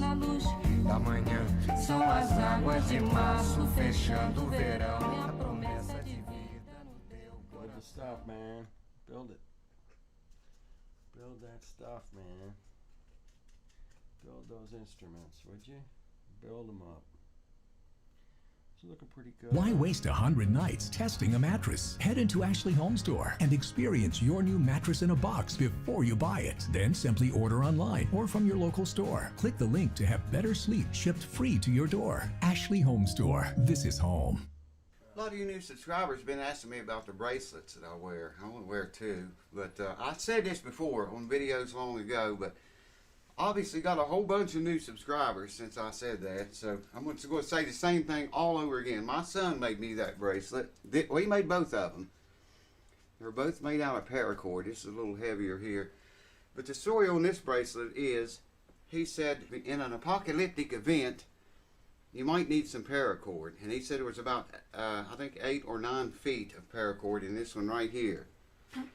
And you know, apocalyptic event, man, that might come in really handy. And it come in handy for a bunch of other stuff, as I said before. And as we all know, every now and then, you got to tie a bitch up.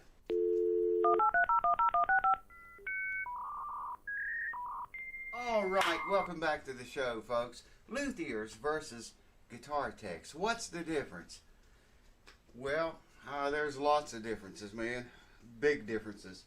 I am not a luthier. I'm a guitar tech. There's a big difference in that. I've never, in any of my videos, ever claimed to be a luthier. A luthier, I am not. Jerry Rosa is a luthier.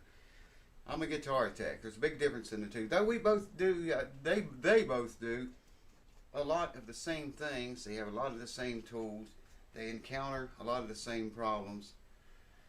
One big difference is a luthier builds instruments. Guitar techs, not so much. Guitar techs have been known to go on the road with bands a lot and travel with them, you know, to be able to fix their shit on the road, on the fly. You know, you go to a big venue and your guitar, oh, what the hell, the string's laying on the neck, man, what happened? And, you know, it's not likely they're going to have a luthier on board with them, but probably a guitar tech that travels with that band, signs on with them, travels with them, tours with them all over the world, wherever they go. If he's a good guitar tech. There are bad guitar techs and there are bad luthiers. And there are good guitar techs and good luthiers too. And there again, Jerry Rosa is one of the best that I have seen on YouTube. I don't know, man. There's just different stuff about them. You know, luthiers, like I say, they build instruments. They know all the measurements. And I've heard Jerry talk about building the Lloyd Loar mandolin. He worked on one. And he took down a lot of measurements and recorded them, obviously. And I don't know, I think he builds his mandolins to those specs, or as close as he can get to them, which is very good. You know, I don't know anybody else that does that. You know, I don't know any guitar techs that actually build guitars. We get into things like technical shit, you know, as the title says. The height of the frets, you know, can you take the frets out, put in higher frets and compensate for the neck angle? guitar techs might figure the triangle here from the bridge up to the body fret, be it a 14 or 12 fret, back to the heel, and calculate the angle that the neck should set from those 3 dimensions. I don't know if luthiers get into that or not, or if they just, I don't know how luthiers measure it, but I measure it by that. I've got videos of it, how to figure, I forget what the videos are called right now, but it tells you the formula to calculate to get the right neck angle as opposed to the plane of the bridge, okay, and the top of the guitar. I think maybe I have 2 videos on that. I can't remember too good. But, you know, and I don't know how luthiers do it. I don't know. I have no clue how luthiers do it. Luthiers probably... Luthiers apparently make money selling their advertising. Dear Maisie, it's your last day of 2nd grade.